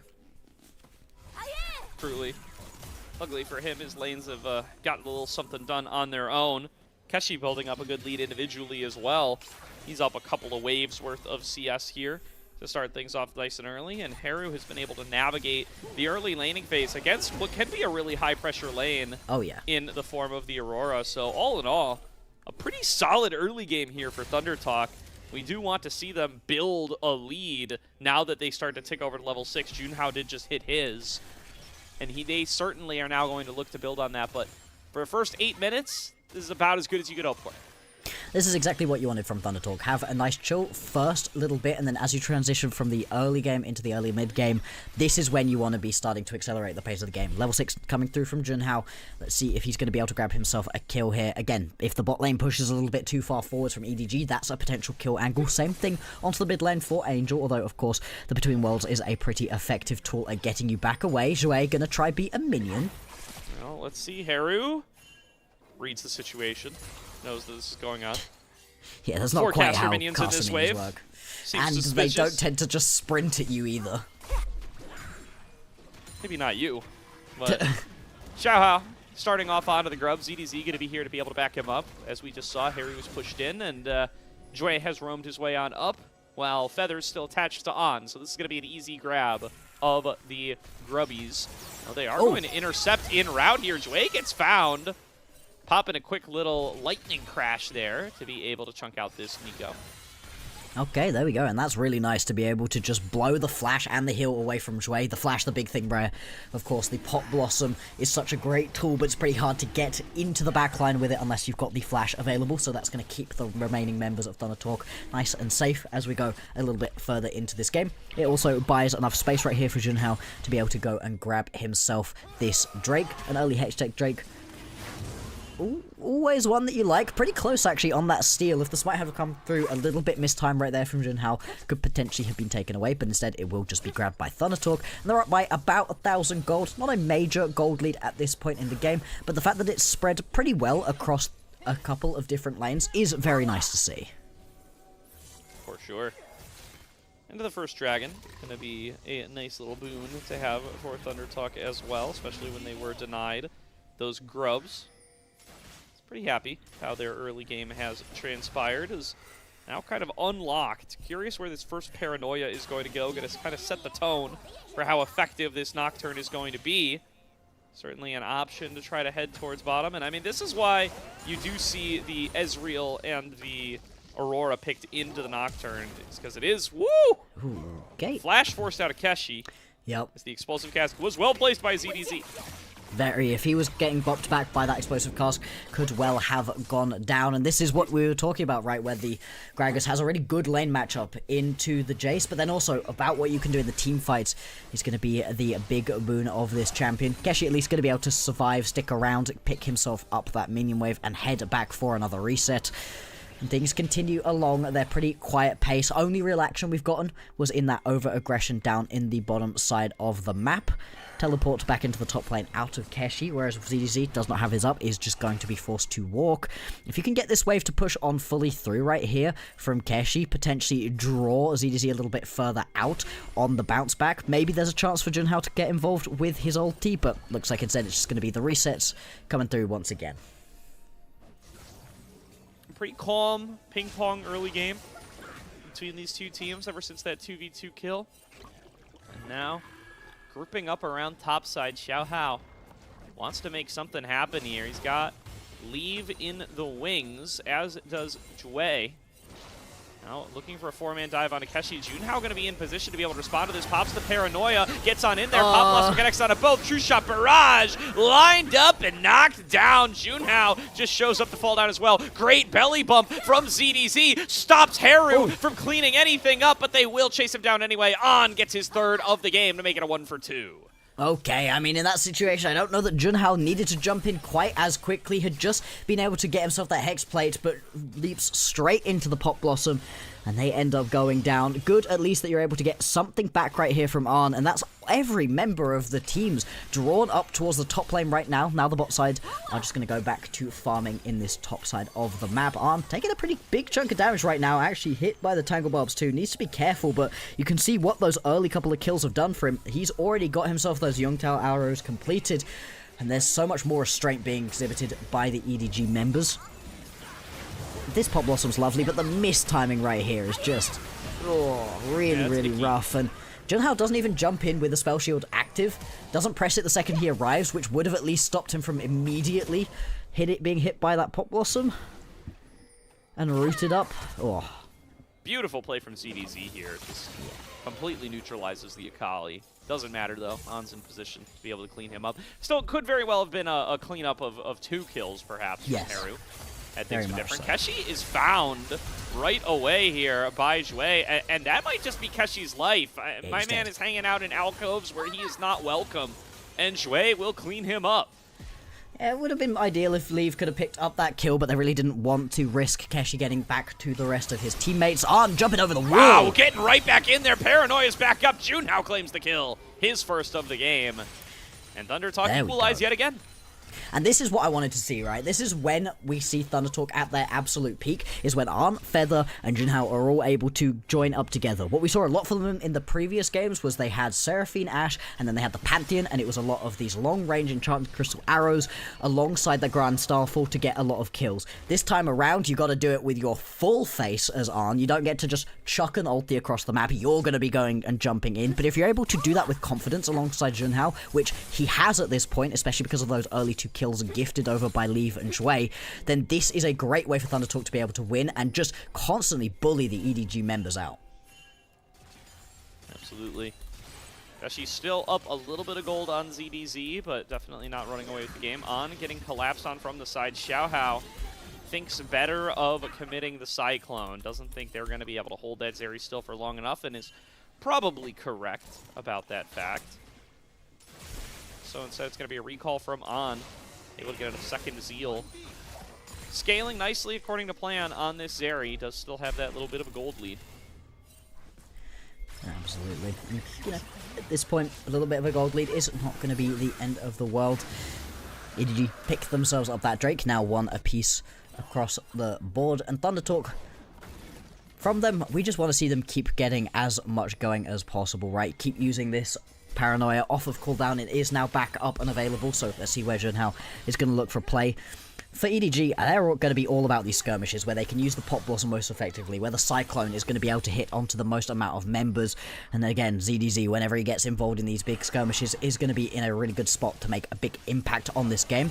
We've got the Rift Herald up and available. That could potentially be a place to look for a skirmish. Yeah, and you know, it's a tough position here for Junhao. Obviously didn't get that second dragon after the pick on Takeshi, and now, without really great options for where to cast the Paranoia, it's hard to gank a Gragas, it's hard to gank an Ezreal, and he's kind of stuck on this bottom side of the map. Angel would be the best target, but Angel's up on the top side. Is going to commit the Between Worlds upon seeing On. Gets exhausted as well. So that's a cooldown down. That's a good Paranoia target if Junhao can get over there.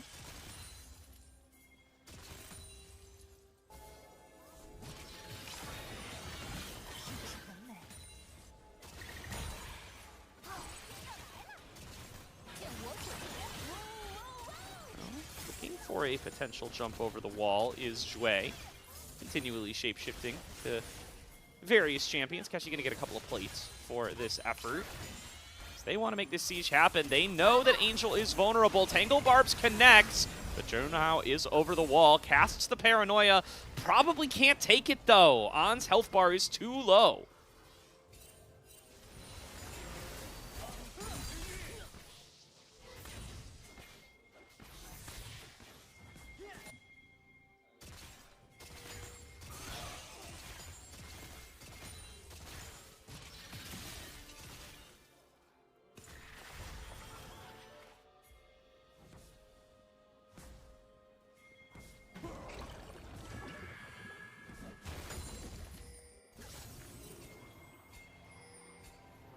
Be the plan. Recalling in the Tri-Brush is Haru. Will get himself out of there. No problemo for the Akali. Now has to abandon this outer turret. Does Keshi. Not really with any backup to be able to support him. Paranoia back up, but not going to be the most useful. Yeah, I mean, at this point, where are the real good targets to be able to grab? Angel could potentially be picked up, but you have to have him quite far out from his tower, which hasn't really been happening for a while. He's been playing pretty safe overall. And the rest of the map is going to be pretty safe for the moment. So really, we're just waiting another couple of minutes until the Baron, until the Drake, and, you know, letting the game develop through, which overall, I gotta say, I'm pretty happy if I'm EDG to have this game happen slowly. Allow my Israel, allow my Aurora to really get into it. Oh, and jumping in is this Wukong trying to lock down onto On. He's the primary target. True Shot Barrage is beautifully placed, but On is able to flash out in time. Meanwhile, they're moving in on towards the top laner. Haru will be able to execute on to ZDZ and gets the first of his game. Very nicely done by Haru. It's a 1-for-0 trade, but nobody left to defend mid means EDG will claim the outer.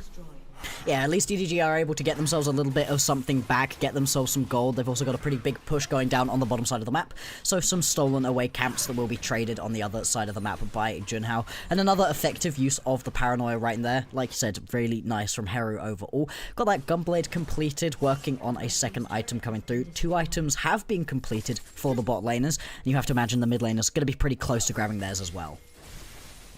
Oh. Having no problem clearing this wave, and now got ourselves 55 seconds to go until Dragon number 3. You better believe Thunder Talk are planning to show up there, and they've got to get there early. Called us out in draft. needs to be the first ones onto the objective. Their hard CC tools to be able to get in and force the engage are limited. They want to be able to be the first ones there. They want to be able to jump somebody on approach. Oh yeah, having the deep vision is going to be incredibly important, but that's another one of the issues with the Yuumi, right? As a Nico, you're very good at sneaking into the enemy's jungle, getting down that deep vision, creating a nice vision line. Over on the other side, as a Yuumi, disattached, you really don't want to be going on these deep warding missions. You want to be sitting on top of Arn pretty much the entirety of this game. And you can see it reflected in the vision. They've got a little bit down on the bottom side of the map, but it's on the top side of the map, but really nothing deep, nothing that they can use to flank, to see flanks coming for them. It's really quite tricky to get that full vision line down with a Yuumi as your support. Yeah, well, Dragon is now up, and Thundertalk are not the ones in control over the river. Nope. So let's see what they can do. Junhao now carrying the Yuumi for the time being, going to get that little stats boost. Haru coming on in, and they do get control over mid, so they can move their way from this side. They see the Dragon. It's down to 4k HP. They have a way to paranoia themselves on in. Looking for the flank now is Haru, trying to path on around. Are they going to pull the trigger? No, they won't. The Dragon going to go down. Paranoia popped now. They're going to try to take this fight 5 versus 5. Haru tumbles on in. Pop Blossom connects onto 2. Haru looking for the execute. Stasis going to keep him alive for a little bit longer. Xiao Hao going to end up falling on down. They do manage to finish off the post Pop Blossom Jue as well. ZDC the next target. On staying alive. Yuumi healing, doing the work. Double kill to Keshi. And Thundertalk are able to clean up this fight 3-0, maybe a little bit more. Keshi flashing back over the wall. Angel going to try to chase him down. Junhao going to be able to finish off Leave. And Angel will be the last survivor, limping away from the fight. It's a 4-for-1 team fight for Thundertalk.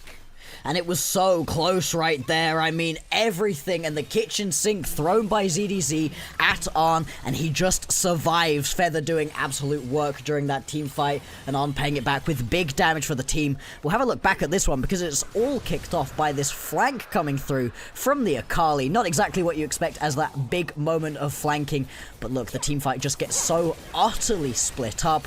And I've got to be honest, I don't think that the intention is to click. It is. To survive, I think Leave has to click the Herald, but that's a ton of your damage that's now just like driving around in circles. To be fair, it does nearly kill Arn. I mean, what a close team fight right there. Arn is so close to going down, but in the end, the little drive-by does at least pick up another kill on Takeshi. Yeah, he needs to get in there, though. The momentary stasis while you channel in is the only reason he survives that kunai from Haru. So yeah, I thought he had potentially misclicked it, like it just pops out of somebody because it's run out of timer, and then you just accidentally click it. I think it did pop out accidentally. I don't know why you'd summon it mid-team fight, but I do think that, yes, you're right. Leave knew that he needed it to survive in that situation, so well done to him. And he does at least land a couple of knockups, but when my Ezreal is landing knockups and not damage, I am a little bit worried about what's happening in the team fight. Oh, now, next up on the menu, Baron has spawned. Still a bit of a bold maneuver to try to start something like that at this point, but Thundertalk at the very least going to set up a lot of vision in and around this top side. Paranoia just popped in mid lane, going all out onto Angel's Aurora. Actually, that's Leave. He's going to get melted on down. Keshi going to be able to pick up the kill. Okay. And they managed to melt that Ezreal, Angel. all mobility aside. Meanwhile, Haru picks off the mid laner on the side. Really good stuff there. And they are able to close out 2 kills out of nowhere. ZDZ still looking for a little bit more. Keshi takes one more turret shot, and they cannot finish the job. Thundertalk, 2 more picks. Now it's time to start the Baron. Angel and Leave are down for 20+ seconds. Yeah, I mean, yes, Xiao Hao is up and available, but I don't know that he's actually going to be able to get into the pit right here. Baron going down pretty quickly, not exactly melting away, however. And, yeah, I mean, I'm not sure why Keshi was trying to recall in that bush. 4 versus 3, and they're actually going to back on away. Keshi getting bopped by a quick little barrel is what makes the difference there. And they do abandon the purple worm. Keshi, I'm not entirely sure why he decided to base in that brush. I mean, it was always going to be EDG stepping up to at least look for the potential of a steal away, look to potentially go for that fight. We'll have a look back at this one, though, and it's just the great combo with the Paranoia immediately jumping on forwards, and there's no way to get away from this one, even with the jump out. Nothing to be done. Angel, though, trying to flank on this one. Again, not ideal flanking champions in a lot of situations right now, and Heru just walks him down. I mean, this was really well played from Heru, but just no right to be there at that point from Angel. Yeah, honestly, Angel played that as well as he could have. Dodged the shuriken flip on foot, which is very hard to do while you're getting perfect execution. Yeah. But doesn't matter. The shock So blast he even plus sends a Akali shock combo blast. is enough damage to just take him down. Yeah, that's a no-no, Keshi. That's yeah, that's coach is gonna yell at you for that one. Oh yeah, especially after you've sent an accelerated shock blast out of that brush, so you are well aware that your opponents are well aware of where you are, and then still ends up getting taken down. We'll see how much that's going to cost Thundertalk, because they are still up by about 4,000 gold in this game. Down by a Drake, but again, the Baron is going to be the main focus at the moment, although with the Drake spawning in 10 seconds time, we'll see if EDG just want to send multiple members down towards the bottom side of the map. Again, there's just so little vision for Thundertalk, but they've been able to make it work so far. Yeah, just been able to full send it, be able to win out the fights, and there's Eri now more fed than ever, 3 items deep. This might be the best opportunity they have to full send a fight. Instead, they are just going to push back EDG with their poke damage, and now they have control over the river. They're the first ones here. They're starting off the Baron, and EDG have to walk into them. These are the kinds of fight conditions that we were talking about that favor Thundertalk. They've got a deep flank here for Heru. ZDZ knows that he's in the area, going to try to hunt him down. So it's a 4 versus 4 in the river as top laner and mid laner Baron. duke it out. Paranoia popped. Baron, they don't want to drop it. It's at 5k HP. Oh! On finds a huge lightning crash onto 3. Can he play out the rest of the team fight, though? He's locked down by the Pop Blossom. They're walking right up to him, and CDZ going to get the job done. Leave very low. Heru going to be able to flash after him and finish him off with the kunai. And now Zhui going to be the next target. Angel on a sliver of HP. ZDZ paying off huge in this team fight. Walked up and popped the Zeri. That's the only reason that EDG are going to walk out of this one with members alive. Zhui massive with the Pop Blossom right there, otherwise that was going to be a complete disaster of a team fight for EDG. Thundertalk at least going to be able to get a couple members out alive. On just getting taken down there after the lightning crash. I thought that was going to be a 100% one team fight. Like you said, Heru playing out of his mind on this one. I feel like a lot of the focus right now is going towards Arn, is going towards Junhao and Keshi for some more of the flashy plays overall. But Heru has been excellent at just finding those flanks, finding these big kills, and drawing the attention of the EDG members away from these key targets. Understands the assignment this game, and yeah, has been a bit of an unsung hero for Thundertalk this split. Still a rookie this year. This is only his second split. I think Keshi has gotten a little bit more of a highlight, but when they played together on BLG Junior, it was Heru that was the big star, more so than Keshi. They've kind of inverted those roles in their time in the LPL, but Heru looking more and more on form as time goes on, and as Thundertalk looks better. Looking to make this trade. The Dragon did fall on down. EDG now on Soul Point. Thundertalk going to try to make the trade for the Baron.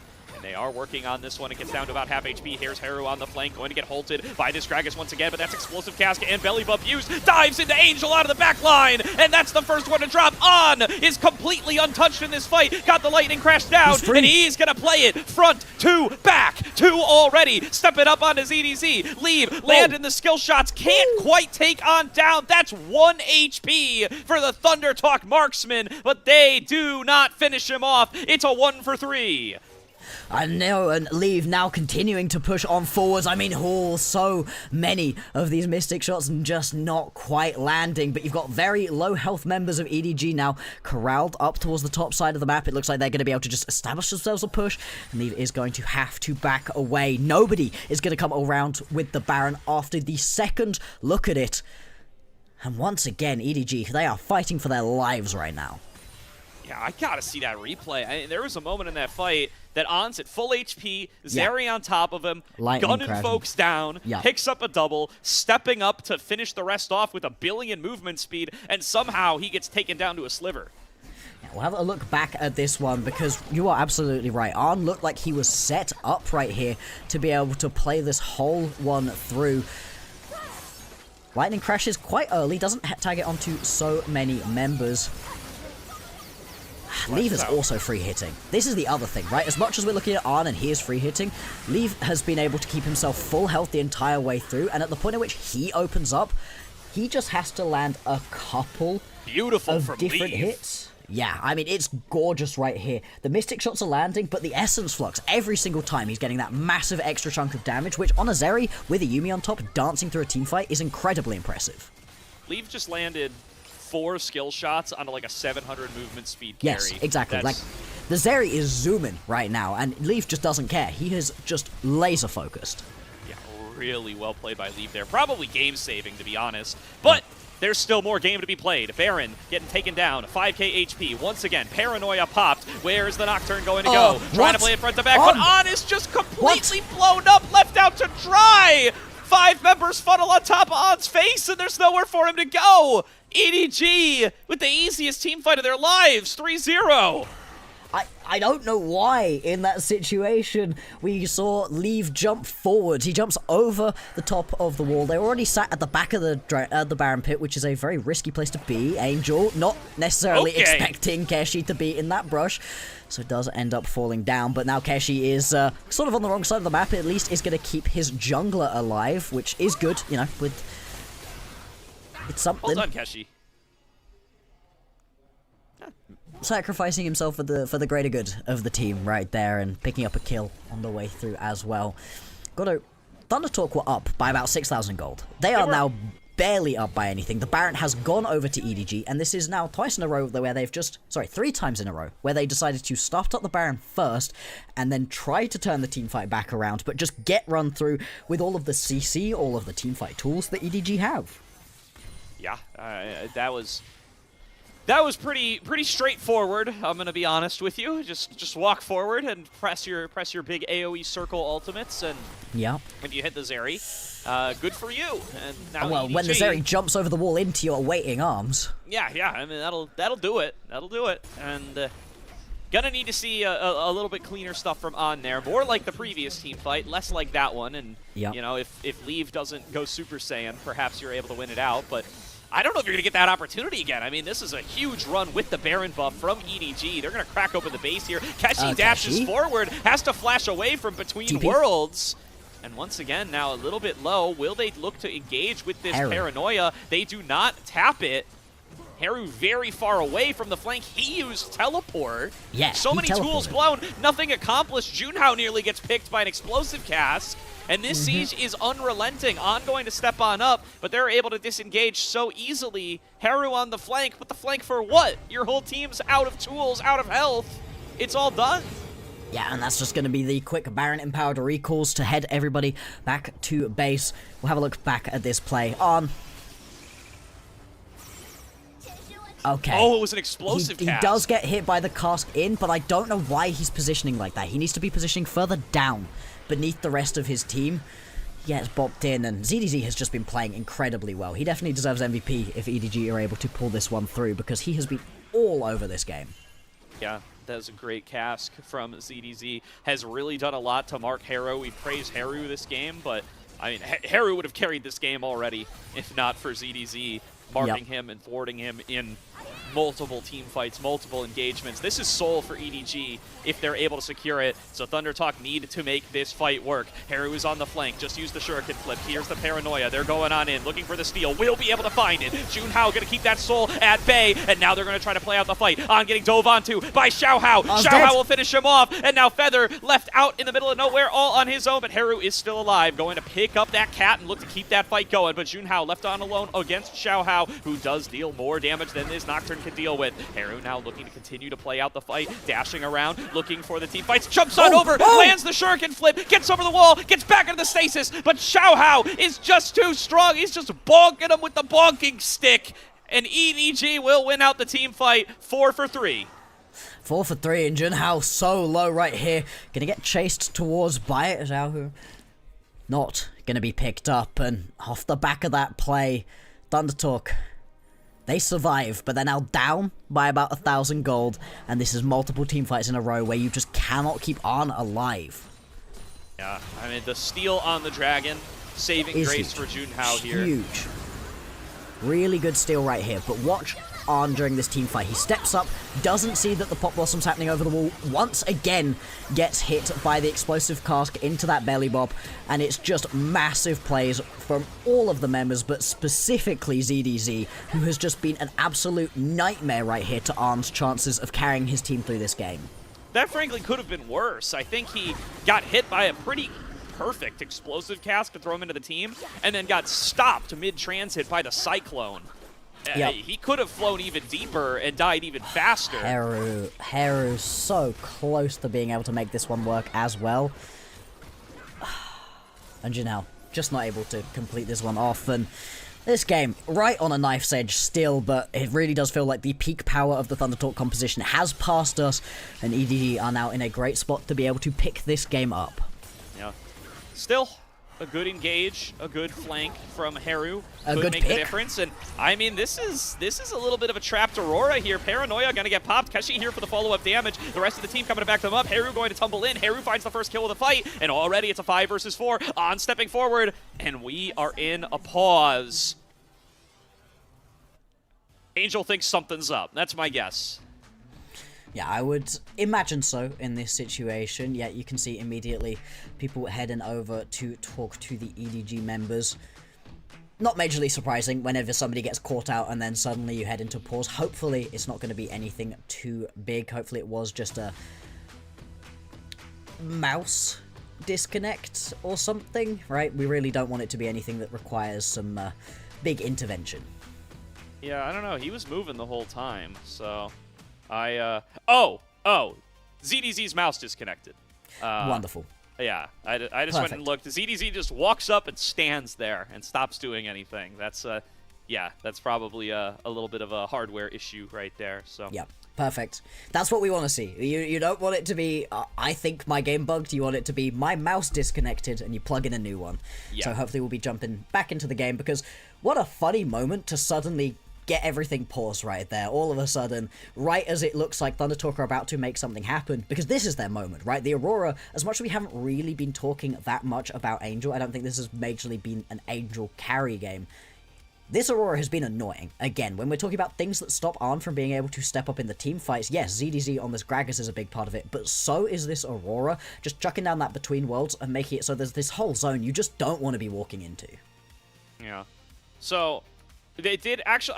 It's possible that his game crashed, because I do see ZDZ left the game there Yes, at the end yeah. of the play.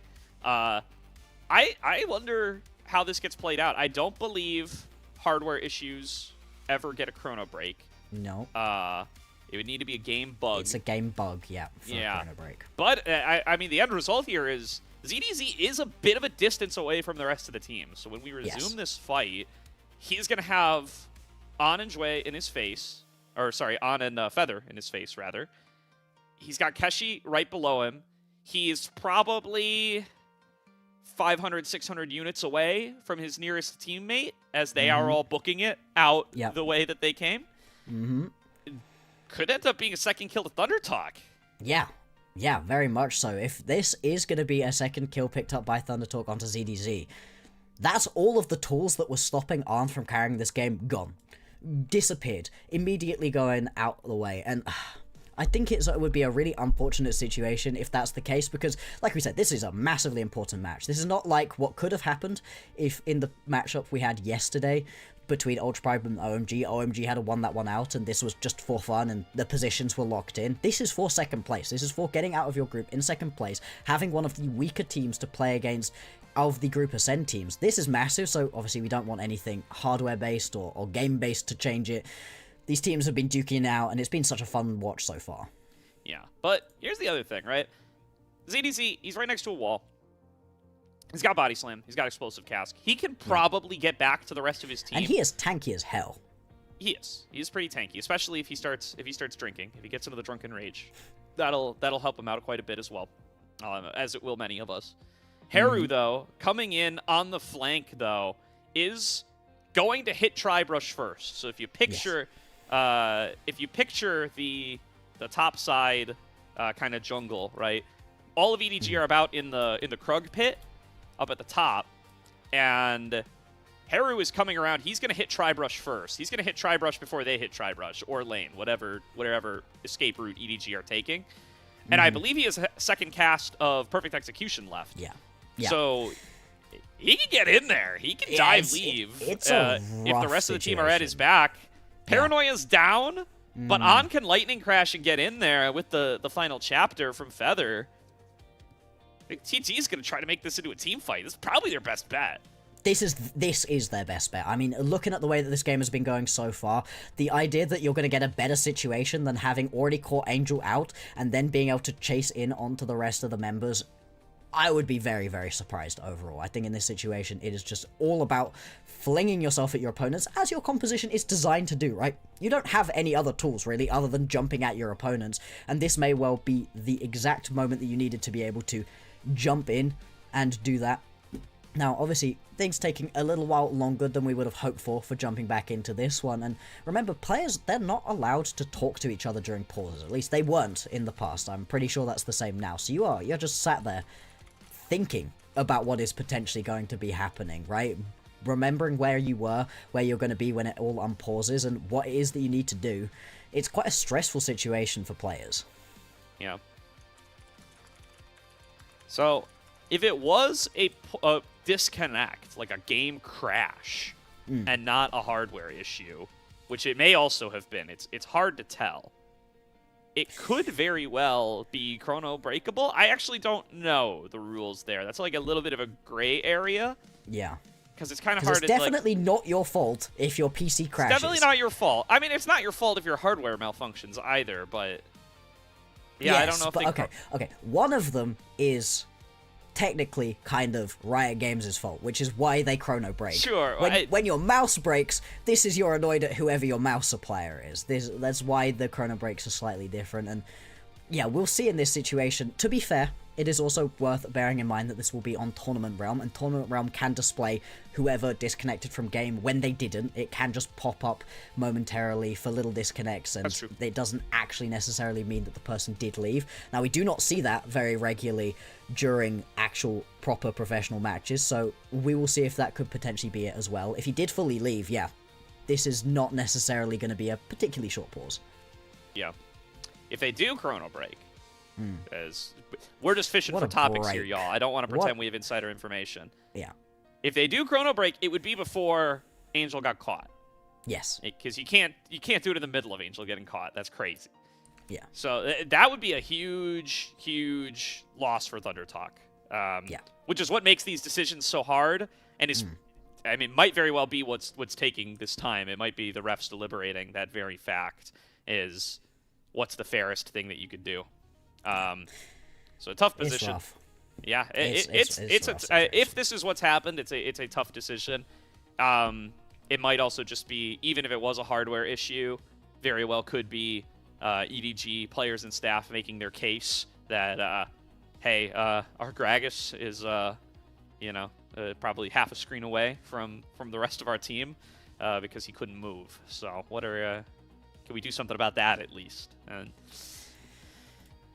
difficult choice. It really is. I mean, anytime there's one of these big replay decisions, one of these big chrono break decisions in anything, it's always massive, right? You know, in traditional sports, in replay reviews, it's the same with chrono break decisions here, where it can totally swing the game. I'm very glad, personally, that this didn't happen during game number 1, you know, when Thunder Talk was still on the hook for just picking up one single win to get themselves out of that bottom couple of spots where, you know, it wasn't all on the line right there for Thunder Talk. They had some more games potentially. At this point, yes, the difference between 2nd and 4th is pretty big. The difference in who you end up playing would potentially be massive, but at least both of these teams will be getting another series. This isn't the end. Either way, big deliberation being held one way or the other. I think it's hard to believe that this is just a hardware issue. They've probably figured it out by now, and now we are left with the debate over how to proceed. We're going to throw it to a quick break here. I'll jam out to Rafa's music for a few minutes. We will be back as soon as we find out what the decision is.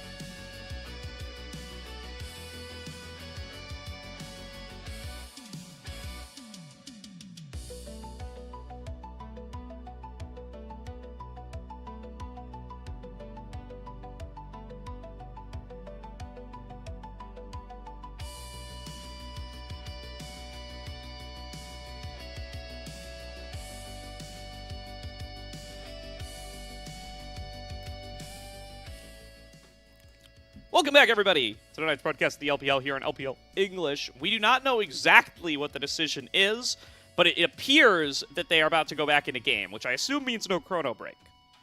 Yeah, I'm gonna assume that we haven't seen anything too big. We'll see where we jump back out as we jump on in. We're back. Oh, they did chrono break it. Angel's alive. Is he, though? Well, yeah, seemingly not. They chrono... So they actually... Okay. They split the difference. They chrono break to the middle of Angel getting caught, and we're paused again! No! Bro, there's no way. There's no way. You know what? This is cinema now, Floxer. Let's... Oh, Gordo. Oh, Gordo. Has it disconnected again? So they do chrono break. Obviously, we're a fan-made broadcast. We don't actually get any behind-the-scenes information whatsoever, so everything we're saying is what we're seeing, and you guys have got as good a guess as we do. It was indeed a chrono break, because that had already happened. We know that that was a kill. If you've just joined us as well, if you've just jumped on in, getting ready for the next series, Angel got caught, dies, but ZDZ disconnects. So we jump back in, ZDZ connected, Angel dies again, but as you just saw, a lot of referees hanging about ZDZ's computer once again. Yes. Potentially, he's jumped back in, they've gone, hey, it's all fine now, they've chrono braked, and it's immediately like, no, actually, my computer is still not playing the game properly. Yeah. So, yeah, it was definitely, the refs are around ZDZ's computer. Yeah. They are, ZDZ was the one talking immediately following the pause. So, I am assuming there is something wrong with ZDZ's game. Yeah. Pre and post chrono break. Mm-hmm. Again, maybe a game issue, not maybe a hardware issue, hard to tell. I am now more in the camp of probably game crash, game issue, because they chrono braked it. Yeah. They showed Angel. Angel was not arguing, so I think that Angel death is gonna stick. Yeah, there's no way that you can take it back out again, but also, I don't think there's any way that Angel gets out of this. In any situation, right? They clearly are not looking to chrono break back far enough in which he's able to survive. I'm very surprised they did that. I thought there was a pretty firm policy about chrono breaking to a dead ball state. But yeah, I mean, to be honest, I think that's probably a fair choice. You and I spent a lot of time off stream talking about how, I mean, it's obviously you can't just have somebody sprinting it because their game's not working, but also Angel very clearly got picked. So, yeah. Interesting that they kind of split the difference like that. I mean, props to the LPL refs. I think that feels like it's the most fair option. Yeah. Now I'm kind of worried about, I don't know what's going on with ZDZ's game, but the fact that there's still something wrong makes me worried that there's like something unrecoverable about ZDZ's game. I mean, and if that happens, they will remake the whole game. Yeah. I'm going to assume they have a spare PC somewhere round the back, right? So if it's a full PC issue, a reset there, there's always a bunch of other potential bugs. It's really unfortunate to get this right a very, very climax of this game, right? We were building up to getting this game done, right? I mean, really an unfortunate sort of moment for this to happen, and like you say, they can make the game happen again, right? It's the exact same draft, but you just have to play it back from the start again. I think it's the rules. I don't think you get to redraft. I'm pretty sure you get forced to play it again. I think it depends, because if it's a champion bug, sometimes they will redraft with that champion disabled. Yes, true. Yeah. I can't imagine this is a Gragas bug, though. I guess... Yeah. I don't know. I have no idea what's going on, so who am I to say that it's not a Gragas bug? Yeah, and again, remember, this is not our final series of the day. There is still more League of Legends to be played after this. We still got a whole another series between W and NIP. Again, an incredibly important series for both of these teams. NIP looking to keep themselves in that top spot and playing up against whoever it is that ends up losing out of this matchup. Really, really unfortunate timing here. Yeah, I definitely have It's unfortunate for certain. I mean, this is a big kind of momentum breaker for both teams now. I guess it's probably worse for Thunder Talk, fresh off their pick, to be spending all this time. Yeah. But also, I don't know, is it worse mental if you're Angel to get picked twice in the same play? Yeah, you're like, oh, I get another chance at this one, and then you still end up dying. If it happens for a third time, that sense of deja vu, you're like, I'm Dude, living in the worst version of the universe. I'm gonna be real, man. If I am the Thunder Talk staff and players, being like, all right, you got to chase this guy down again. He gets one more try to dodge out on one of the Duskbringers and run away. Yeah. I'm losing it. I'm that on the furious. third one he does it as well. On the third one he does actually. Then you manage to pause and squeak you away. chrono break. You're like, "No I gotta get at way." least one more shot Yeah, at him. he gets 3 attempts to get away. Surely I get a couple. Best 3 out of 5. Just keep playing the same 7 seconds again and again and again. This is what practice we will tool was see. supposed to be for, but this is the best we got. All right.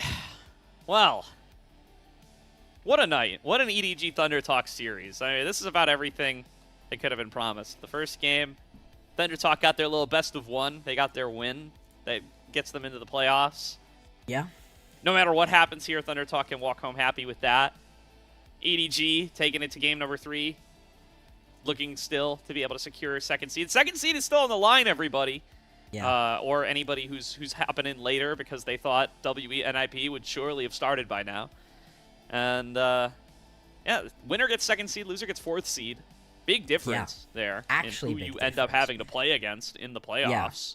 I mean, hey, Ice, can you chuck up the standings graphic, either one of them, the scenarios or just the full standings, because we might as well have a look at it, right? Because it's not just our game that is important, it is the next game as well that we can have a look at. Yeah, so obviously we've gotten past the Thunder Talk get O2'd. They've got their game, and they will at least make it into the next split. We don't get rid of Thunder Talk for split number 3.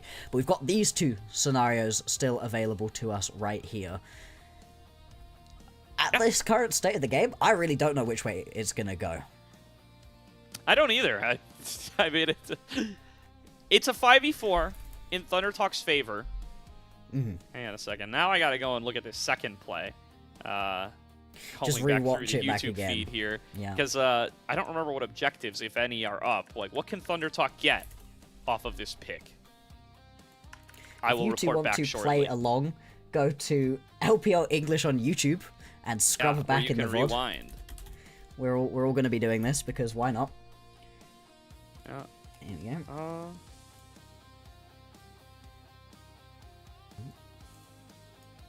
Yeah, I'm taking a look. There are no real objectives here.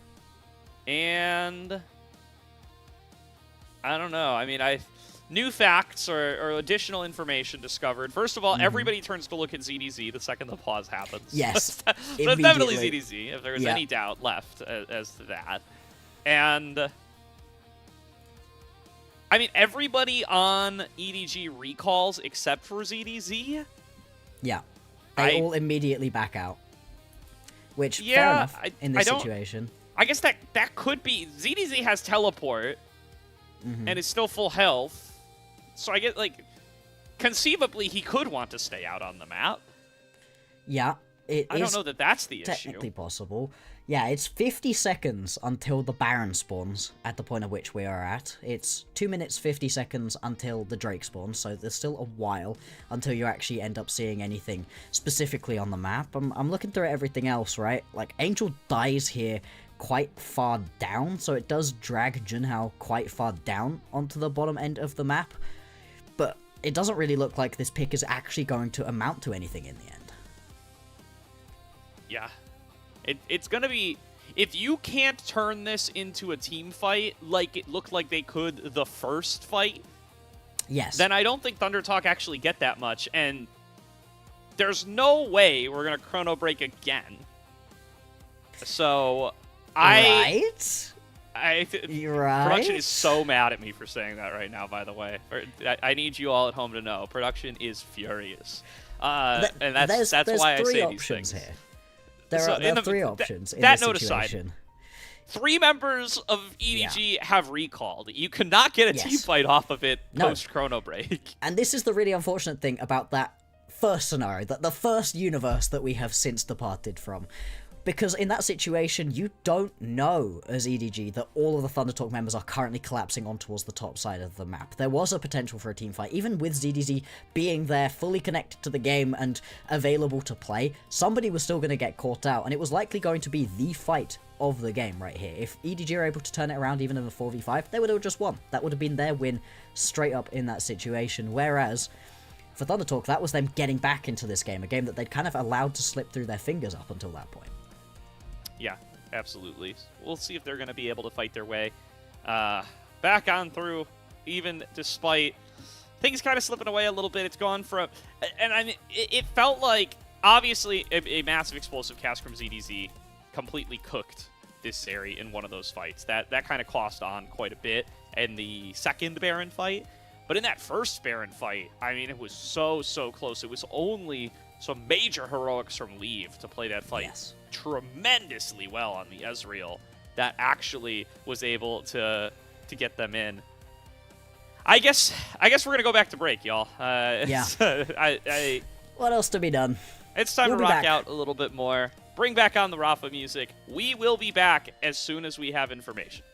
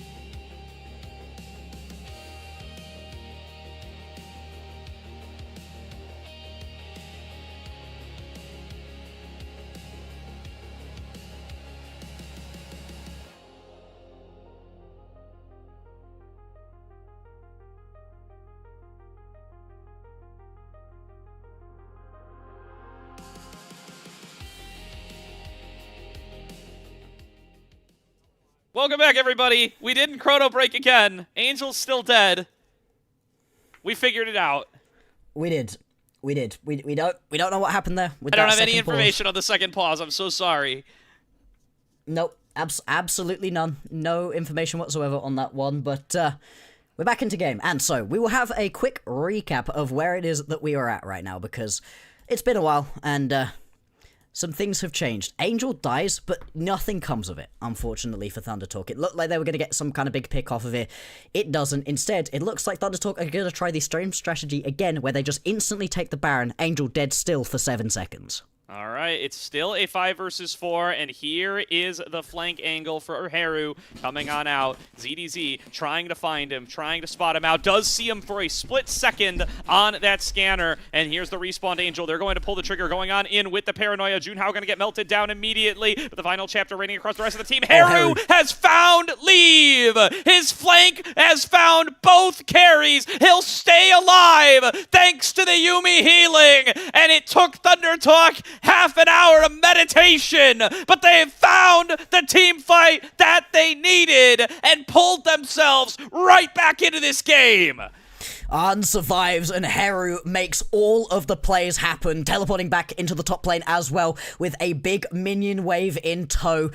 Thunder Talk gonna look to crack open the base right now, and there's still 30 seconds until anybody's back up and available. They are going to march their way into this base. They're going right through the top lane inhibitor turret, right through the top lane inhibitor. And after all this waiting, after all this tension, Thunder Talk Gaming are ready to shock the LPL. They will finish second in Group Nirvana after not winning a single series in split number 1. There we go. It took a while. It took a little bit with the pause to be able to get there. I've got to be honest, Gordo, I'm thrilled with this result. It's not that I dislike EDG. It's not that I've got any, dislike for them, especially with the pause. Chrono breaks happen. If EDG's computer explodes, there's nothing he can do about it. But in a purely Thunder Talk fashion, I'm so happy for them. They had such a miserable time in split number 1, of them to be able to pull it back and not just escape relegation from the league, but actually to be able to fully get themselves into second place just behind LNG. What a turnaround from this squad. What a turnaround indeed. And what a game from Haru to close out the series, right? A little bit of an unsung hero for Thunder Talk throughout a lot of the split. A rookie off BLG Jr. shows up big time on this Akali, a pick that we have not seen him on much this split, this year at all. And he comes up huge, especially in that last team fight. Gets the flank off, evades the Gragas, gets both carries, wins TT the game. Yeah, and is able to play really well. I mean, you said it, right? Unsung hero a lot of the time for this squad. Not necessarily the person that everybody is thinking about as that guy for them overall. But in this last game, absolutely that guy. He was just playing so very cleanly and making so much happen. And it's really unfortunate for EDG here because ZDZ and Leave were playing an incredibly good game. Those two were just all over the shop. I mean, especially Leave. A couple of those team fights were beautiful. He was an absolute sniper with those Mystic shots onto very fast, very annoying to hit carries. I mean, it's not like Arn and Feather aren't zooming their way around that fight, but he's able to do incredibly well. But it just isn't quite enough when Heru's able to find those flanks, and then again, Arn survives. As soon as he survives that initial engage, these team fights are so much easier for Thunder Talk to play out. Certainly are. And Thunder Talk will walk away victorious at the end of the day. 2 major victories for them. The first was the first win that saved them from relegation. The second will get them second place in the group. And so, we can pull up the standings graphic again. We got the final standings here for the split for Group Nirvana. It is LNG in first place. It is Thunder Talk in second, LGD in third, EDG in fourth, Ultra Prime in fifth, OMG in sixth. And maybe we don't have it updated, but that's just fine. As we said earlier on, just after game number 1, we're going to get a salute to our fallen brothers. Goodbye to OMG, goodbye to Ultra Prime. It is incredibly unfortunate for them that you don't get to play, and with the LDL not really happening at the moment, you do just kind of disappear. There isn't really any guaranteed play coming on through. Obviously, very unfortunate for these orgs. I feel especially bad for the players on those squads who weren't quite able to do enough to keep their squads up. I mean, some players that were really fun. Rio, somebody we had a lot of excitement for, really, when he was able to get a couple of fun games in during the last split, but just not quite enough to be able to pull the squad through. Yep. Locked on in our Thunder Talk. Congratulations to them. Still some standings shenanigans to be sorted out in Group Ascent. I think the only thing we know for sure is that WE will be locked into 8th. There are our post-game stats. Big damage game for Keshi here, but I think definitely not given, not showing the story for Haru here. And that's an LPL gold graph if I've ever seen one, Bloxer. An ideal. An LPL gold graph and a 30-minute pause in the middle of a game. This is the LPL, baby. This is the it should just absolute be blank peak for 30 minutes in the gold graph. That would be awesome. Yeah. I mean, truly one of the most back-and-forth games that I've been able to watch, and a really fun one overall. If you watch the VOD back and then skip between the point at which the first pause happens into the last one, that will always be fun. I wonder if the highlight reel will also have something from that alternate universe that we moved away from. Yeah. Oh, the gold graph should fork too for one. It should, each, yeah. One for each reality that we found ourselves in. That's proper for sure. Spider-Verse moment happening right here. Yeah.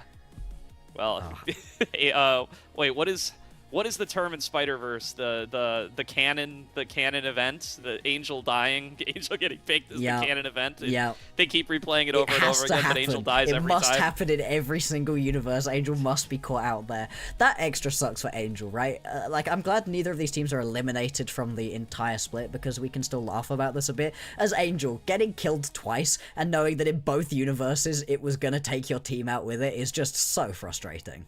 To be fair, Angel getting picked barely, I think, even had an effect on this last team fight, because he's there. He shows up for it. Well, he has the TP up. I don't think Thunder Talk get to walk into this topside river if he's not dead. That's the main thing for me, is that on that original universe where he gets picked off, the pole plays moving up towards the top side of the map, and potentially it turns into a one team fight in a 4v5. In this one, that pick just means that you have to back out as the members of EDG, and this positioning is everything right here. The fact that Keshi's able to just survive for so long, the fact that Feather's able to keep himself alive as well, just about. Oh. So back and forth this entire game. Yep. Love to get to see the players a little bit there. Haru. I mean, you just got to watch Haru in most of these fights. I think he does such a tremendous job. Of course, right as I say that, he misses a point-blank kunai. But apart from that, you know, it still works out for him somewhat in a relatively close team fight. This is the one where he pops off at the end, too, with the shuriken flip over the wall. Just every single one of these team fights, it's so close to being lost, but Haru is crazy with the fact he's able to land that shuriken flip midway through, and the fact that the Goldens are able to keep everybody alive that would have died to that Pop Blossom. And I mean, I don't know that ZDZ could have fully turned it around at that point, but even then, the fact they're able to just keep themselves alive that long and just instantly end the game. And yeah, you saw on the player cams, there's real emotion out of these players. Coming into today, can you imagine how stressed they were? Losing 2-0 and you're done. Yeah, it's a lot of your career on the line here, especially for these rookies. I mean, if you've only played 2 splits and you get you win 0 series in one of them and you get your team relegated in the other, it is not looking good for you, bud. It's not a great resume builder. So the fact that they're able to win here, the fact that they're able to take second in Group Nirvana, the fact that they're going to have a nice play-ins matchup for themselves, that we're going to be, you know, talking about them as a team that could potentially upset, that could potentially. Can you imagine Thunder talking Group Ascend in split number 3? Like, hey, it's in the cards. It's fully possible. It would be fun. I mean, I've seen IG play games. I think everybody has unfortunately watched IG play games. The idea of IG down in the bottom of Group Nirvana is really, really funny. I mean, look at the players that they have and thinking, oh yeah, breathe and weigh. Those down in the depths of hell players, exactly what you're expecting. I mean, it is entirely possible at this point. I mean, I think people are really looking at LNG as having the best shot of going on through, which is fair enough. They have very much been able to dominate their way through this entire split. They only lose to EDG in that first game, and then everything else has been awesome. It's been great to see 1xN and Missing playing so well. Croco and Bulldog as a great pair. And Sheer, I think he's really been stepping up. He's been really coming into his own so far. And the fact that they get themselves that matchup up against Team WE, Team WE have been dysfunctional to the highest degree. They've looked so much better in the second round robin. The first round robin, they didn't manage to pick up a single game. But this is a WE that is eminently beatable. They are incredibly beatable at this point, and that's your ticket right here for LNG. Certainly. Well, big congrats to Thunder Talk on their second place finish. EDG will have a chance to redeem themselves nonetheless in the play-in stage. They will take 4th seed. They will still get to play in the play-ins. Ultra Prime, of course, eliminated with this result. Y'all have waited long enough. WE versus NIP coming up next. We are going to throw it to a break. We are going to bring on Yanni and Rudude to take you through that second series of the day. Until then, stay tuned. We'll be back in a bit.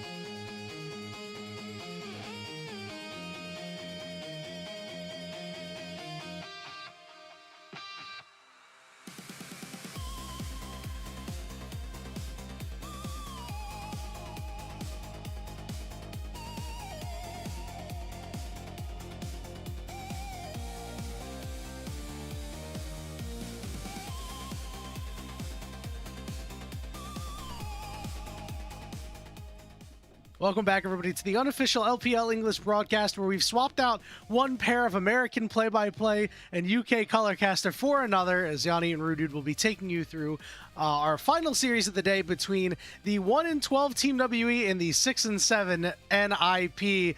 Rudude, we got a lot going on today, because while these teams are not close in the standings, NIP are very close with a couple of other teams in the standings. A bit of a seeding shuffle going on today.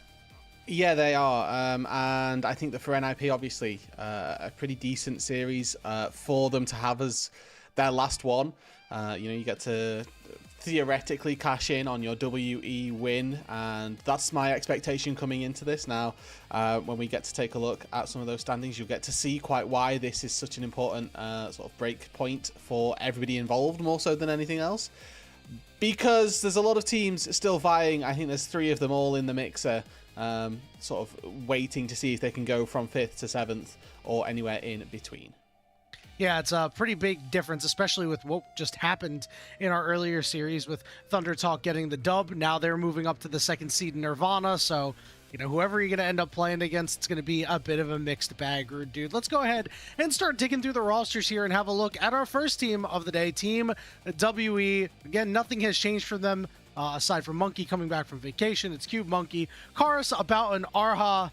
And since Monkey has returned, this team has had pretty much the largest improvement of any team from the first round robin to the second. Yeah, you know what? I think that's fair. I mean, the amount of games that they won in the first round robin is infinitely less than the amount of games that they won in the second round robin. So that's quite nice, Looking at that first round, they literally lost every single game, and then as we move into the second round robin, they picked up a series win, they've picked up some game wins here and there, some big wins up against AL, JDG, for example, where they're able to find games, not necessarily sets. But they've got this series up against NIP, which, across the scale of things, you might expect them to be able to find a game here, if nothing else. Yeah, I mean, when you're sneaking games off of Anyone's Legend and JDG, teams that, well, they have not always been the most consistent of teams so far this year. They are still quite good. Listen, anything can happen. It's conceivable to get more. You might be able to sneak one over on NIP today. You might be able to get a second series win. Who knows? Given the fact that we just went to 3 in our previous match and had a lot of pauses, maybe you and I are looking for to maybe not go the distance. Yeah, but maybe ice behind the camera as well. Yeah. If it does, we'll be happy all the same. So these are my sort of WE clips. They're not excessively long, but it was just a little bit of a highlight. This is their swan song in the regular season. Obviously, we've still got play-ins and playoffs post all of this. But just sort of some of the differences that we get to see some really good team fights from WE, more so than anything else. That Karis in particular in this one up against Anyone's Legend, having a pretty pop-off series and a pretty pop-off performance on the Akali itself. So I wanted to just highlight this more so than anything and give a little bit of the flowers to WE. We have seen some marked improvements from them as we go through this second round robin, taking fights like this where it's mechanically very sound, as well as capitalizing on mistakes that are being made. Yeah, with Team WE not being so hot in the standings, we'll say, they've had a couple of problems. Number one has kind of been these solo lanes, but one of the other big issues that they've had was their team fighting. Some of their team fighting was really, really bad. They would be in decent positions to be able to, all right, you're taking a fight on even footing. You're even, advantaged based on how many members you have in certain choke points. And then something bad happens. And you lose the team fight, and all of a sudden you're in a losing position in the game, and they're not able to recover. But these wins that they've been able to pull off, and this series against AL, like you highlighted here in these clips, really good showing from the team that there's some marketed improvement coming on here, and that's great, especially as you're starting to head in toward the play-ins, because I think when Team WE is kind of a wild card that can take games off of anybody, that's when the LPL is at its best. Let's go ahead and take a look at our second roster for the day. It's NIP sitting in 5th place at 6-7. You've got Hoya up in the top lane, Guan in the jungle, Care in the mid lane, and then the awesome show of Awesome and Shuo in the bot lane.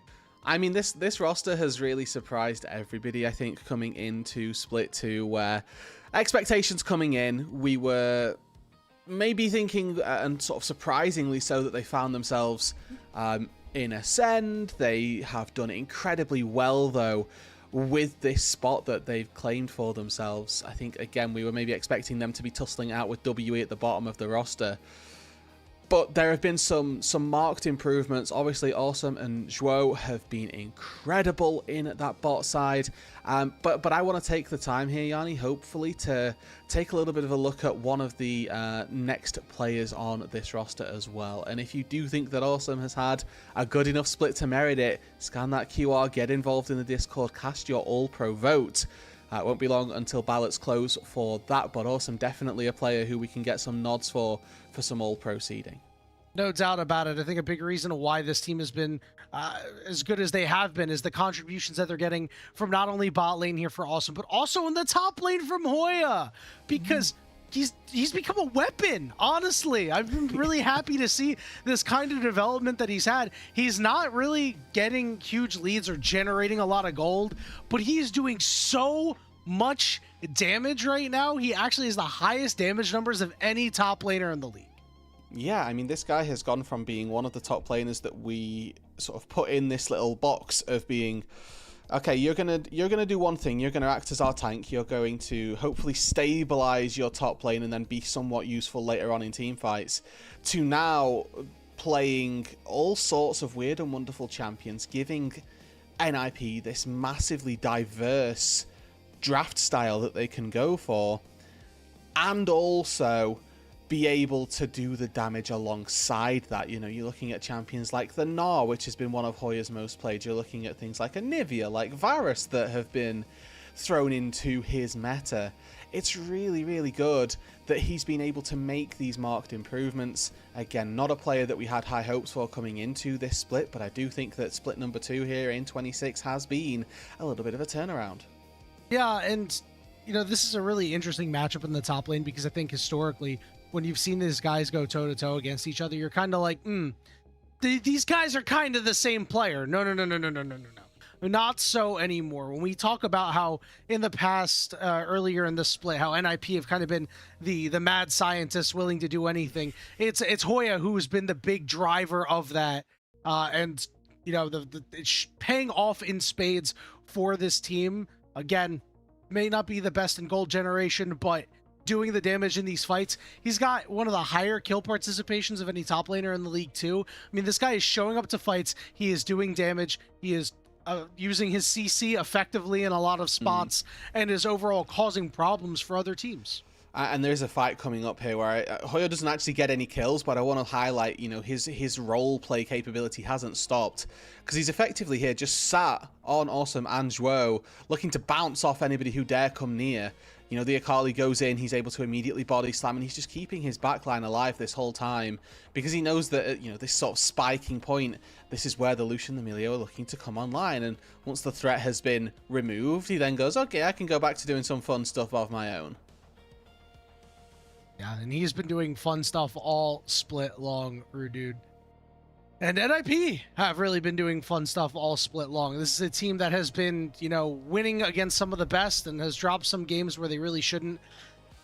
And today, we'll be able to figure out a lot about this team and where they are going to finish in the standings. So, Any NIP series win is going to lock them to 5th place. They're going to play the 4th seed at a group Nirvana, which is EDG. An NIP 0-2 loss and an IG win would lock NIP for 7th, and then they play against Thunder Talk. And then, if we get 2 1s, we're getting in the weeds. Yes, it's anybody's guess. Oh, it's not anybody's guess. There's maths to it, but we have the haven't, math. and we have the math. But it's a lot of it's explanations that ought not to be done unconcisely, or without proper due diligence for it first. Johnny, you've got the numbers. If you want to run them down through people, that's absolutely fine. But we can talk about it when we get there. As soon as we get a one-on-one situation, that's when I think we bust out the ifs and whys and what fors for these two teams. Obviously, NIP here looking to find that win. They want to leapfrog themselves into 5th and cement that nice and early. WE, they're looking to perform the upset. If you're an IG fan in the crowd, hey, WE are your new team to root for. Yep, you are preying on NIP's downfall. Yeah. It is not impossible, right? Especially because we're going to get a lot of volatility out of the jungle role today. Oh, yeah. Whenever you talk about a Team WE game, you always talk about the volatility that kind of happens with Monkey. But Guan has been leveraging the strength of his bot lane to constantly invade other junglers. It's been working out most of the time, and Monkey has had some times where his lanes aren't really in the greatest spot to be able to help him out. They're a little behind. The fights kind of go even, but Monkey is like the big loser in the end, right? And I think if we see situations like that in these early games, that's where NIP can really get their leads and Team WE can start to fall behind. Yeah, because we've not too frequently seen WE do well without Monkey. Now, obviously, there are exceptions to this. Occasionally you can see Karis, like we've sort of already highlighted, have some semblance of a pop-off performance. But realistically, we're looking at Monkey. As much as this is a position that he might not want to be in and that is quite unique to him as a jungler, a lot of our other teams are able to find success apropos of jungle, even though it is such a stacked role in the LPL. It's very rare that it needs to happen. If Monkey doesn't thrive, it feels very rare that we're going to see Karis Cube step up to the plate. As much as we've seen a little bit of something from the bot side of WE, it's those solo laners that we've still got those question marks surrounding. Yeah, the bot lane's going to need a little bit more time. I'm thinking maybe split 3 is where we could see Team WE's bot lane kind of take a little bit of the heat off Monkey, especially with some of these changes that I've been seeing on Twitter for like future patches of maybe tank supports coming back and maybe getting a little bit more CC out of the bot lane. But that's another story for another time, Rooted, as we're here into picks and bans, and we are flying through them already, as NIP has opted into first pick Ezreal for Awesome. Yeah, and looking at just quickly the bans that we've got, Jarvan, Rumble, and Akali taken away from WE. Now, Karis has been victorious so far on 2 champions this split. It's Ryze and it's Akali. So the Orion are not on that list of 2 champions. So he's going to be trying to find something that helps out with the team, and already they're building up for a hyper carry here, Yanni. You've got the Karma, you've got the Orianna. This is 500 HP shields coming in every 5 or 6 seconds from the combined power of these two. So this is like, okay, about what are you going to take? Which hyper carry are you looking for? With a lot of them kind of banned away here, it might be something towards a Caitlyn, I feel, down on that bot side to lock in that really powerful bot lane duo. And for Cube on that top side, I think Sion, one of those picks that we really expect to see from him more often than not. The Rumble and Sion are the sort of 2 bread and butter picks that this guy goes for, with the Rumble banned away. I expect to see one of them, or I expect to see that Sion be focused through the rest of this draft. All right, Team WE, what do you got here? If you opt in for a jungle at this point in time, is it going to be something to help that Monkey is going to be the big driver on, or is it going to be something to help out Karis and give him an easy ball delivery system? Of course, we could opt into the bot lane, but listen, at this point in time, I'm not even worried about that. I'm worried about the fact that Karis has gotten the permaban champion who has had so few games. This is just now game number 18 for Orianna that's actually going to go through and get picked up. So, listen, the pressure is on his shoulders. WE will go and lock their bot lane. It's Karma Sivir. Yeah, and they go for the all-in push down on the bot side style where, You're looking to get some turret plates, push the enemy team under the turret, and I really like Sivir versus Ezreal because Ezreal just cannot match your wave clear whatsoever. And we need to see some dive coming in now on that top side for WE, like you mentioned. Ball delivery system. Let's see something that's going to go forward quite aggressively and hopefully enable this move speed style for Team WE that they have drafted for themselves. The Trundle and the Jace taken off of the board, suggesting they want to go for a nice big tank on the top side for Hoya, so that you don't get a subjugate coming down, that you don't get bullied out too hard in the early stages of the game. A little bit of waffling between Nefiri and Xin are just going to end up locking in the Xin, so you're going to need to be a little careful about the shockwaves and the Crescent Guards, making sure those are paired up properly. An instant lock of a Seraphine going the other side for NIP. Seraphine Ezreal, a lot of poke for sure, but certainly not one of the stronger Seraphine lanes. And now Hoya is going to get this Renekton that he's, not done so great on so far this split. Yeah, when you were looking for stats earlier, we were looking at the damage that Hoya's been putting out. Renekton actually his lowest damage champion. Low Scion. Which is kind of funny. Given that he's been playing other champions as well. But the Renekton does get locked in, and for NIP here, it is just a full-fledged teamfight composition. We've got DPS from Azir and Ezreal. We've got Seraphine scaling up nicely into the late game. We've got the Renekton and the Vi to try and do this Bash Bros style diving that they can go for. And WE, they round out their composition with much of the same, if I'm being completely honest with you. Sivir again going to be that leading source of DPS, and I do think that for WE, I'm a little bit worried for them as we get into that super late game, because if Sivir dies, and with the single target CC that NIP have, then that can be doable, but the WE composition will struggle. So things like Cease and Desist coming on through, you can have Encore, True Shot Barrage from downtown, trying to layer on top of both of those things. It's not going to be too easy for WE as we move later on into this one, but again, we know what a Sivir and a Karma can do. This is a Sivir that's going to be bolstered by constant Karma shields, constant command protects, and then as well, a Cassante massive frontline to keep them safe. Thinking about the early game a little bit here, Rudude, I'm expecting a lot of instability for NIP. I think that Monkey is going to try to leverage the fact that he's got a Sivir in the bot lane and an Ori in the mid lane early against an Azir to try to invade a Vi. It's very difficult as a Vi to try to survive some early invades if your lanes don't have the priority that you're looking for. So I'm expecting Monkey to just be like, all right, I'm going to try to make the early game mine and try to get leads that way. For NIP, if they're able to weather the storm, hold out, hit level 6 on your Vi, get level 6 on your Azir without any problems, I'm liking what they could be able to do in the early game. I think that priority on Grubs is also a must for them, because Renekton and Azir love that so much. So for NIP, try not to do too much. For Team WE, try to do it all. Summoner's Rift for Game 1 of the final best of 3 series of the day starts now.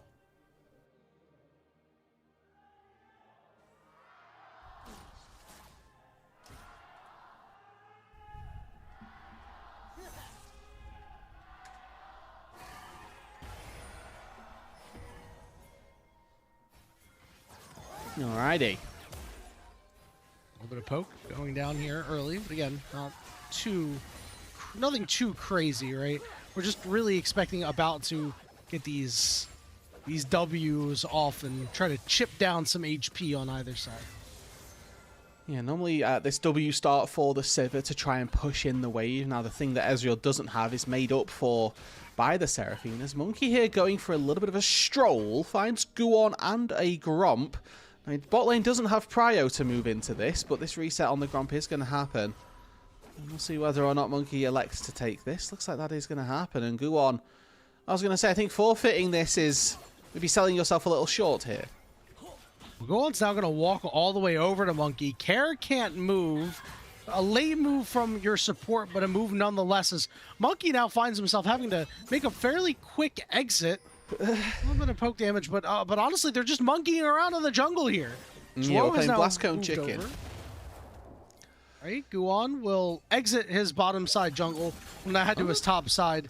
That means that Monkey should be able to get whatever he wants down here. Gonna be interested to see what Guon's next move is going to be if he's going to head toward Monkey's top side. might be to go up there. Obviously, we can see Hoya is pushing Cube in nicely up on this top side as Cube goes for a little bit of a combo there. If that Q3 lands, we'll shunt Hoya under the turret, and I like the look. Doesn't quite connect on it, though. But Guwon has been starved off his bot side jungle, so Monkey able to successfully invade for the time being. I'll keep track of where these two junglers end up, and obviously looking at how easy it is for them to keep consistent or to keep pace with each other. With those crabs coming up in not too long a time, and with both of them sort of messing around a little bit in this one, expect that those level breakpoints that we expect from junglers maybe a little bit slower than usual. But I think that, again, it is on WE to try and make something happen a little bit earlier on in this game. Even though their damage is really strong and scaling, I think that as the game gets later, it does get that little bit harder for them if NIP can execute.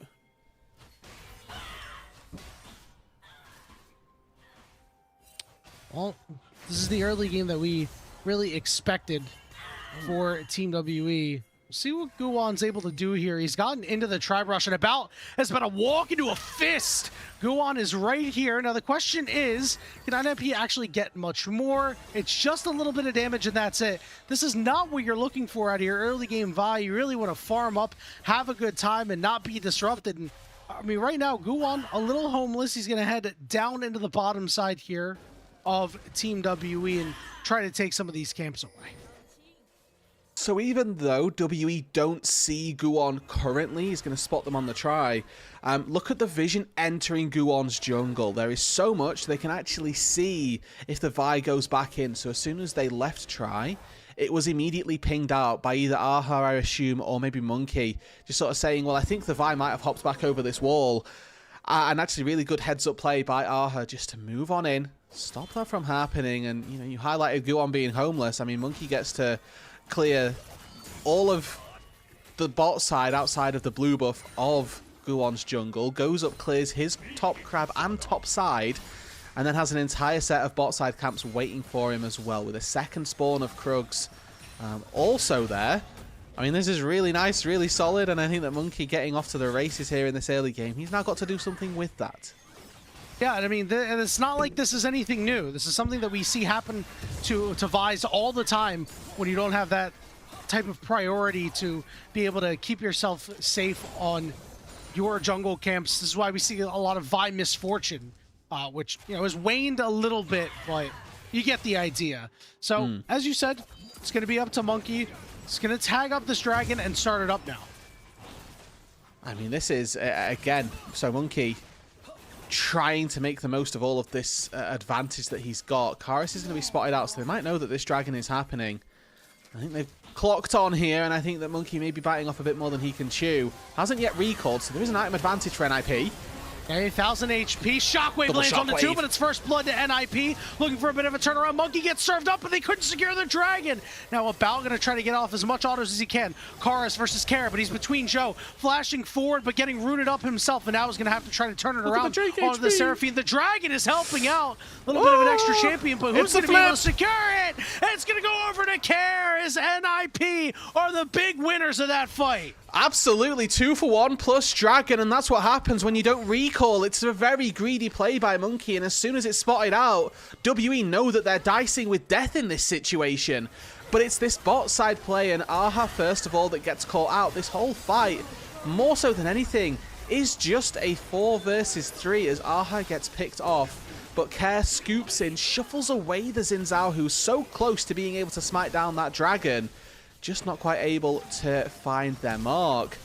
But the Azir full lethal tempo stacked had already got a blasting wand, which in this situation, you know, just having the raw AP is incredibly useful to you. And they spike it together, double high note, plus a little Q auto from Kerr.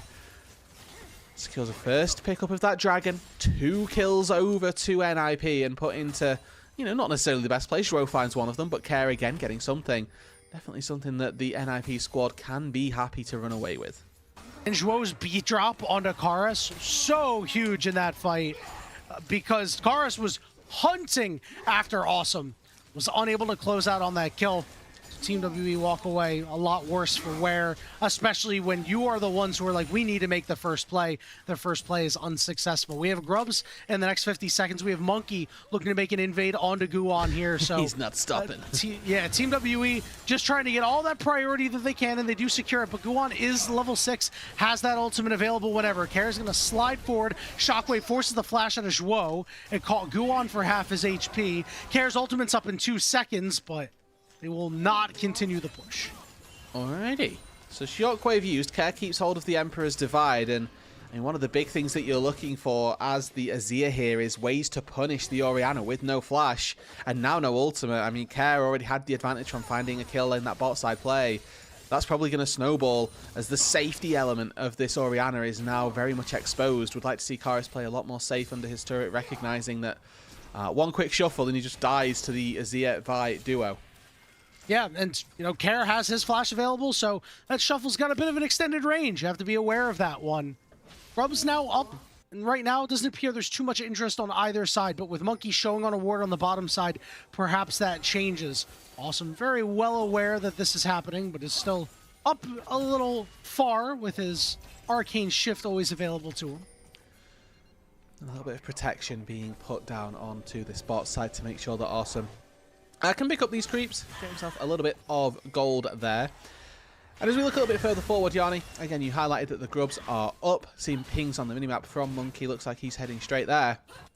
Want to harken back to the early invade. Obviously, Monkey went for this massive play. Guon was very far behind, and currently the lead has amounted to, 96 gold. 3 camps worth, which for all of the sacrifice, all of the plays that were made on behalf of Monkey, doesn't feel like the greatest lead that you may want, as the rest of the map is now very advantageous for NIP with about an 800 gold lead overall, largely that being held in those solo lanes once again.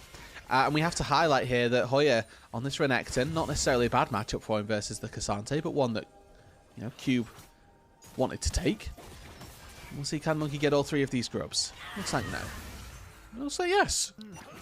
All right, go on, getting close. Monkey's flashing away. Care, the Emperor's Divide got him close enough for Guan to help close out on this kill. A nice 2-man game from the NIP mid-jungle duo.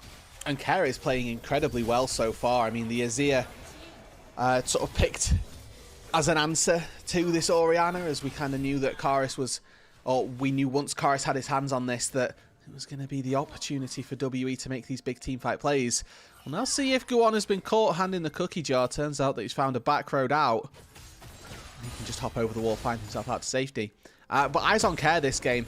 He is the consistent DPS threat for NIP as this game gets later. Yes, the Ezreal can do big work as well, but we'll be looking at the Azir to sort of stand and turret them down, whereas you're looking at Awesome to maybe be a bit more tricksy, a bit more nimble as they move around this fight. Yep, and you're eventually going to wait for Awesome to pick up his Trinity Force and then have that nice big early spike that you're looking for. Already has that sheen, so we'll have damage for this next dragon. Shockwave used onto Care just to force a recall out of him, but he does have his teleport up, so you have a big cooldown burnt for Team WE early.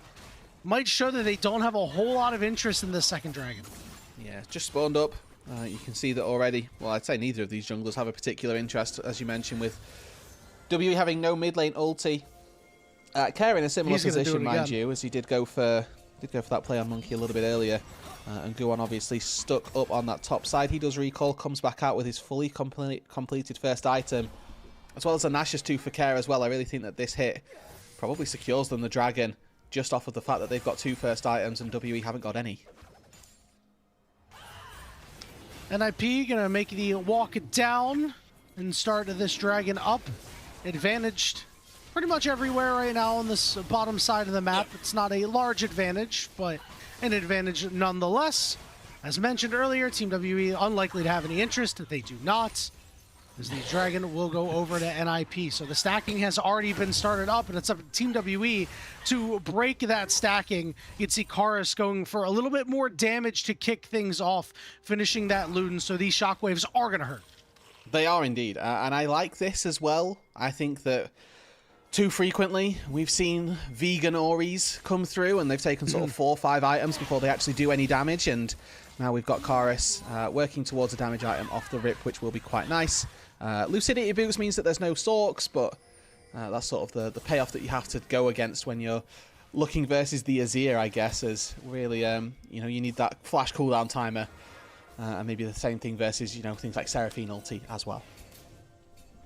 Monkey going to show up to the spot lane here for a potential dive, but Awesome has already recalled. He's picked up his Trinity Force, so first items completed all across the board for the lane members of every team, save for our supports. Hoya is now going to show up to the bottom lane and immediately get a rude greeting from Monkey. He's going to drop his ultimate down.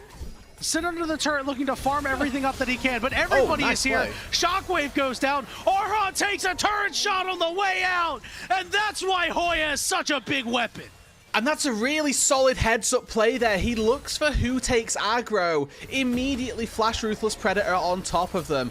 Aha maybe could have lived if they had have predicted that and got the flash out as well. But that's a really big play down on the bot side, as NIP are collecting gold on the rest of the map. Yes, in fairness, WE2 do take This is first dangerous. turret. Okay. But like you say, TP up here, it's protected by Monkey, protected by Aha moving up as well.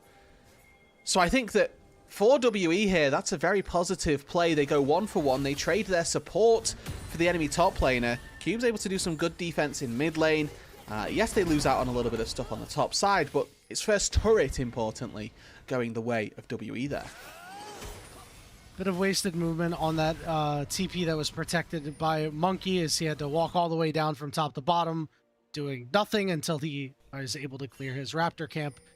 Gold, slightly in favor of Team WE off of that play with the turret that they took. You see About's got that 800 gold lead right now.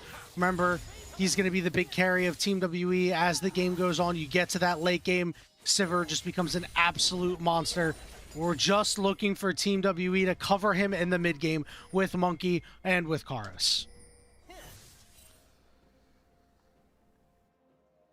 As the dust settles, we've got 2 minutes here on the next dragon. I think this is really important for WE to try to pick up. Again, highlighted that as this game gets later, I don't know that this game is particularly easy for WE, but it seems that NIP are the ones that are coming away with a little bit of an advantage. That being said, the fact that WE have no dragons is a bit of a problem here. I'd like to see them try to contest for this next one. The item breakpoints are going to be nothing if more favourable for them than they were last time. You can see currently Yuntel plus a BF sword for about, still sat on brown bags, which is a sort of indicator that you're doing well on the Sivir, I will say. And you very infrequently want to take sort of attack speed steroid, where you could be getting a lot more AD and a lot more damage out. But Herald started up again, even item breakpoints currently. So if WE can find this uncontested, or even if they can find it with a fight, I think this is good. Yep. Cube going to commit his teleport for this one, but it looks like it's Hoya everybody. will Okay. as well on the flank. They've targeted out About. Here's the encore. Shockwave goes down, but it only lands on Awesome. Awesome in a bit of a bad way. He'll flash over the wall, and that means Cube is left to die. NIP break WE apart and send them flying. And that is perfect foreshadowing for why this game's tricky for WE, because they lost About, and then the fight was over. And it's so easy for NIP to pick off the Sivir, even through all of the protection, all of the peel that is there. If About falls, there is no team fight, and NIP snap back. It is a very tough road ahead for Team WE now, and this is something that we talked about, right? It's the damn team fighting that's been such an Achilles heel for them. Take a look at this replay. They had no answer for this flank TP and the Vi ultimate. I mean, they must just know that About has no spell shield there, because he doesn't use it on the Vi ulti. I think he uses it there to try and get out of something else, whether it's a late spell shield, which is absolutely not allowed, or it's that it was just coming back up off cooldown. Again, if it's that case, you shouldn't be taking that path either way in the face of the Vi. Really solid heads-up play by NIP, or a massive blunder from About, who this composition is all to do with. I guess you could say this composition is all about him. Rift I was Herald's going to be specifically used trying to here avoid in the saying mid lane. I can't believe you tried to avoid that. You should have just leaned into it. We have Care pushing up in the top lane, getting a turret, so it looks like NIP were not too concerned with giving away this Dragon Herald Crash. Gonna get a little bit of gold in Team WE's pockets, but that just means Care gets to spend a lot of alone time in this side lane. Yeah, look at the gold that's going into Care's pockets, right? Already farmed up 240 gold from those plates as he grabs a couple of those and then quickly dips away from any danger coming his direction. Has got the upgraded Sork shoes, importantly, so a lot of damage being built into this Azir. As Guon with a 2-level lead goes face checking. Yeah, I mean, remember when this guy got invaded early on? Now he has not a care in the world. Teleport's going to be coming in from Care. Is he going to show up to help out his team all out, getting Zhuo all the way across. Care is there trying to run protection, but Zhuo is going to fall. But he's looking for his Azir moment as Hoya's on the flank. Monkey going to flash away from Hoya. Skuon's going to move down, chunked out. This play does not work out for NIP as Team WE defend the land. I mean, hey, so it's a 1-for-0 for WE there. It's Cube that finds it as he sort of solo kills the Seraphine, who'd used all of the engage potential to try to pick off Monkey in the first place. As NIP blunder a little bit round on that bot side, but Hoya's lurking, looking for Karis. Shockwave is available, but I mean, in a 3 versus 1, yeah, I'm thinking that this turret might be toast. It's like, all right, Guon's here. He goes, oh no, Hoya's here. 2-man Shockwave lands, flash for flash. So Karis is alive for the moment. So this means you're going to get a plate, but not much more as Arha is here to protect Karis. Teleport going to be used by Awesome here in the mid lane as now he's on his 2-item spike. We'll take a look at the prior replay from this fight in the bot side jungle. Yeah, I mean, just quickly, hats off to Karis for living there. That was a I should be dead situation, but managed to get out unscathed. As Guon does go for this re-engage, you can see they are sort of 4 members deep in this bot side jungle with a TP looking to follow them up, so it's a full 5-man commit from NIP to try and make something happen. But Cube 1v1ing a support, it's expected to happen, and he's able to find the Seraphine. I think that in later team fights, if that can happen, a large aspect of the scaling that goes NIP's way is the fact that Seraphine heals are going to outweigh the shielding that comes from Karma in a long, drawn-out fight. The type of fights, in fact, that the Ezreal and that the Azir love to take. So I do think that if you can find the Seraphine in these team fights later on, Q, if you can repeat that, that's a good look for WE. But down 1,300 gold, you can see that they've tried again. Oh, you never stood a chance! Yeah. 2 very quick kills with a little bit of help from Awesome from downtown in the mid lane.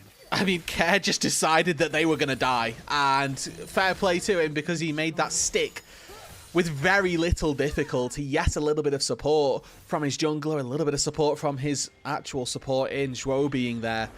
But you can see there was very much nothing to be done as Karis had ulti up the whole time, just gets bounced around, taken down, and that is a really solid pickup, really balloons this game. As if they'd have held that, WE could have stayed firm in this one, but they lose out on all of the gold, they lose out on the bot lane turret as well, and it does just give Care that extra boost now, 2.1k gold ahead of his counterpart. Yep, and he's got that Seeker's Arm Guard as well, so if he ever finds himself in a little bit of trouble, no, he does not.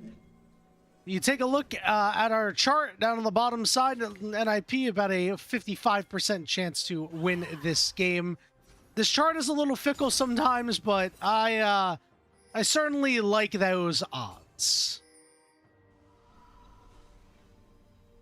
I mean, I'm just taking a look at this and I'm thinking the one person we highlighted in this game coming into it for NIP was Hoya or Awesome as our potential All-Pro vote, and those are the 2 people so far that actually have negative gold versus their counterparts. So hey, Awesome the rest of the NIP fight. roster, yeah. Rest of the NIP roster doing well here, I think. Yeah, no doubt about it. You know, it's a very encouraging sign, right? When these are the 2 guys that we heap praise on, and it's Yuan who had this rough start but rebounded very nicely, is just doing Vi things, and it's Care who's been taking big advantage. Zhuo is forced to flash away from Monkey. Awesome getting ready to shift over the wall, and he does. Guon got knocked away. Encore only lands onto 1. Monkey well protected for the moment. Care off on the side, ready to get into the fight. Hoya teleported in, knocked against the wall, but Vi gets to the backline. Shockwave hits 2. Here's the the moment for Care, but he only finds one. About goes down. Care goes golden. 3v4. Care frontlining in a lot of trouble as Lowen goes down because Monkey gets those shields. Chorus has that damage, and Awesome had to shift away, but it's a huge win for Team WE, a 4 for 2. And they'll find a second Ocean Dragon, this mid lane tier 1 turret, as well as all of the gold that goes with those things. That is a nice swing there for WE. They were down 3k gold coming into this, and now find themselves right back in control. As we see Monkey niftily dodges away from the engage from Guon, and About takes a load of his HP here, and you think that this fight probably not looking too good for WE. Even though they found that first one, NIP are so confident they go for this massive collapse. They do get access to About this time, but it's a good double shockwave that peels off NIP.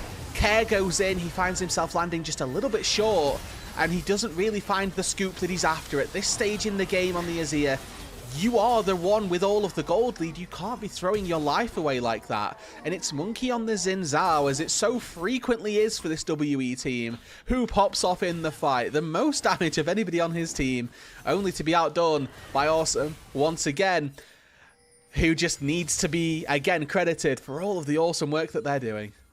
Yeah, he did a lot in that fight, but that fight was just a tough start for NIP. Guon really didn't get to do too much, and when he landed that Vi ultimate, he was on the backside in a bad way with a shockwave up on Chorus. And generally speaking, when you're in that scenario, it's not a fight that you're going to win. And all of a sudden, we've got a game again here, Rude Dude. Yeah. 23 and a half minutes in, NIP nursing of about a 700 to 800 gold lead.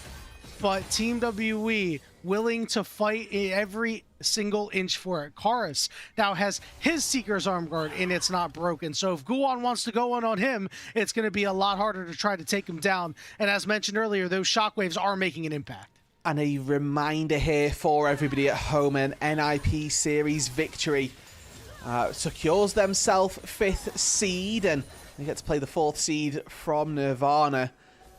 If this series does end up going WE's way, IG fans can rejoice, as tomorrow they still have an opportunity to find themselves taking 5th as well. So, IG fans in the crowd, you're rooting for WE here, as NIP make a little bit of a blunder in the mid-game. But you can see, Awesome here, he's doing a lot of damage already on this Ezreal. Lethal tempo stacking, he's got the Cerildas as his 3rd item, so able to kite out that little bit more easily, you'd like to think, up against this WE squad. A little bit in the danger zone here for Team WE, because Care, with all the gold that he's had, has finished his 3rd item, but might not be too much danger if you're going to try to make a teleport play on him. He will put down his own turret and will try to fight around it. Here's Cube versus Chorus. Rocket Belt used nicely. Going to serve him up. Care, though, going to Zhonya's the shockwave. But more is going to happen. Care stays alive for so long. Does not kill Arhop, but look at what's going on the top side. This Baron is being shredded. 6,000 HP and dropping. About uses ultimate teleport, comes in. Encore lands onto one. Hoya and Guon trying to disrupt, but Hoya goes down, and Cube's still alive. Guon too deep, and he falls. And NIP have fumbled the bag. For the 2nd time in this game here, Yoni, their focus is all over the place. Throughout their entire fight, About is able to walk into melee range of everybody and hit for free. Also not able to get in. He's playing this Ezreal, so going forward, not the easiest thing for him. And now he's got to try and defend up against the Baron all on his own. Won't be able to do it. And WE will find themselves the big purple worm. This is ridiculous, Rude Dude. Just again, Absolutely. Another fight where Guon is not able to do much, where Hoya is just immediately blown up. And Team WE have turned this game on its head. Look at it again. And I want you to keep your eyes on who NIP focus here. They start off by going for Monkey. It makes sense. You kill the jungler, you get the objective. Unfortunately, it's Guon who ults the Cassante instead of ulting the Xin Zhao. So then all of WE feel like, well, now we just turn and fight. Nobody actually is under threat. We can lose Cube for this.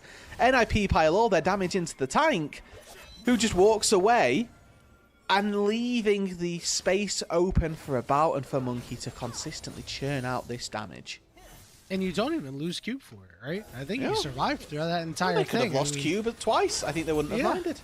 Yeah, it would have been all right. When we're making a flash play after Awesome here. Monkey has that Guardian Angel, so he's feeling fine right now. He's taking a lot of damage, but this Guardian Angel is still up. The siege is still on, and the mid tier 2 will drop. This Again, game's Awesome starting to slip. Awesome does hurt. It's worth remembering and reminding people that if this Ezreal does have uptime, will be able to eventually churn through people, and Care is working his way through the top turrets as he took down the tier 2. It's going to get recalled on before he can make any real headway through the top tier 3. But if the Azir doesn't contribute to these team fights, it doesn't matter that he's got this gold lead. Already got the preview of the gold graph. This is certainly going to be an LPL gold graph of all time. And remember how earlier I mentioned that the percentages can be a little bit fickle? Well, Team WE, who had a quote-unquote 45% chance to win, looking a lot more real right now. The Dragon is up. They are going to take this with, looks like, with relative ease, as Guan has been spotted out multiple times now. So very close to a 4 Ocean Dragon, Ocean Soul in 5 minutes. And I highlighted that this NIP composition favors these long drawn-out fights by having the Azir, having the Seraphine and the Ezreal down on that bot side.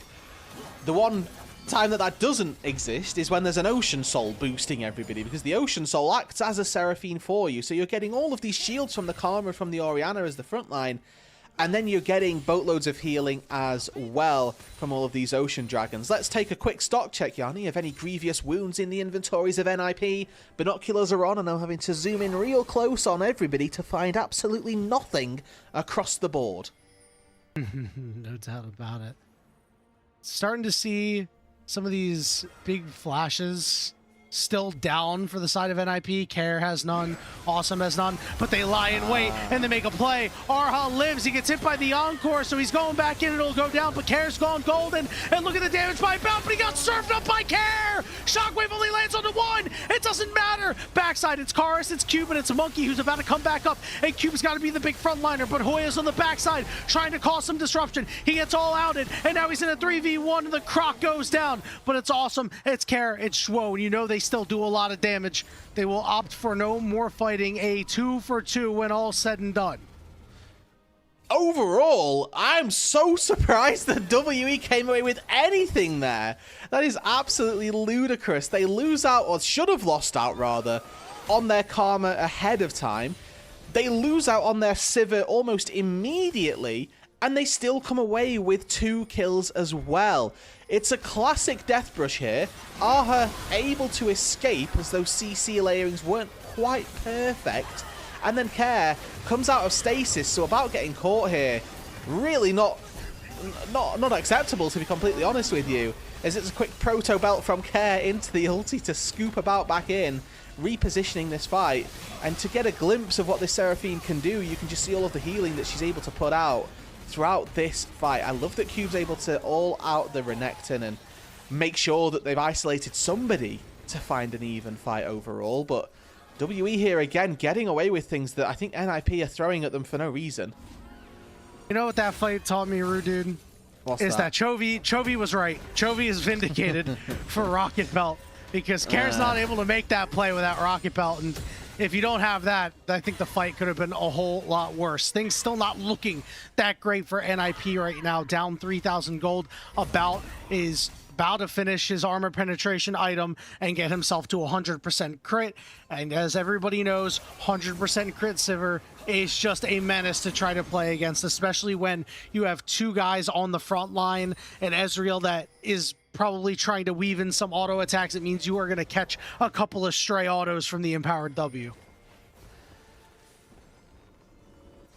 2 minutes now here, Yanni, on that Ocean Soul. Only 1 minute on the Baron. Both of these two teams with a lot to consider throughout the next 2 minutes of this game, as NIP had control of this one for the first 10-15 minutes or so, but relinquished it after a couple of dodgy fights around the mid lane. We are getting into that territory where if About dies, the game should be winning for WE, but the fact that Monkey's got this 3k gold lead over his counterpart means that he's got a literal entire item over Guon here, and You know, that Maw of Malmortius is going to be painful for more than just Care, as we see Awesome second tier in his inventory, most likely going toward that Seraphs with it. Magic damage coming through from the Ezreal, maybe not abundant, but definitely something to be considered when trying to take out Monkey. One thing to note is while Monkey does have an item up, his Guardian Angel is down. Guwan's is available for these upcoming fights. The Baron has now spawned. Care has that Rabadons. He's on 4 items. We don't have an upgraded Zonias for Karis, but he also has his Rabadons. So these Shockwaves are going to do a lot. Cube trying to make a flank play happen, but he gets chunked out big time by Awesome, even lower, down to half HP. This could be an opportunity. Monkey's going to go in, look for Guwan. Ultimate got used that Crescent Guard. Care's off on the side. All out is there. Care's going to go look, and the 2 are going to get charmed up from Shwo. As an IP find 1, and they might look for more. Cube gets fly swatted, about going to be targeted next. But there was that shield that keeps him upright. Karis about an Arha. Only can retreat. Ezreal gonna land, not do a whole lot of damage. It's a 5v3. NIP can do whatever they want. Sivakarma can still poke, can still probe, but NIP with numbers can go to the objective. They don't feel confident enough to go to the Baron, and they can't. They need to deny this soul, and they need to play it steady. They need to re-wrestle back control away from WE, and as 5 members, NIP take a fight in the mid lane and they take a dragon. Both teams now on soul point, and with 33 minutes on the board, Yanni, I don't think we're going to be ending this one anytime soon.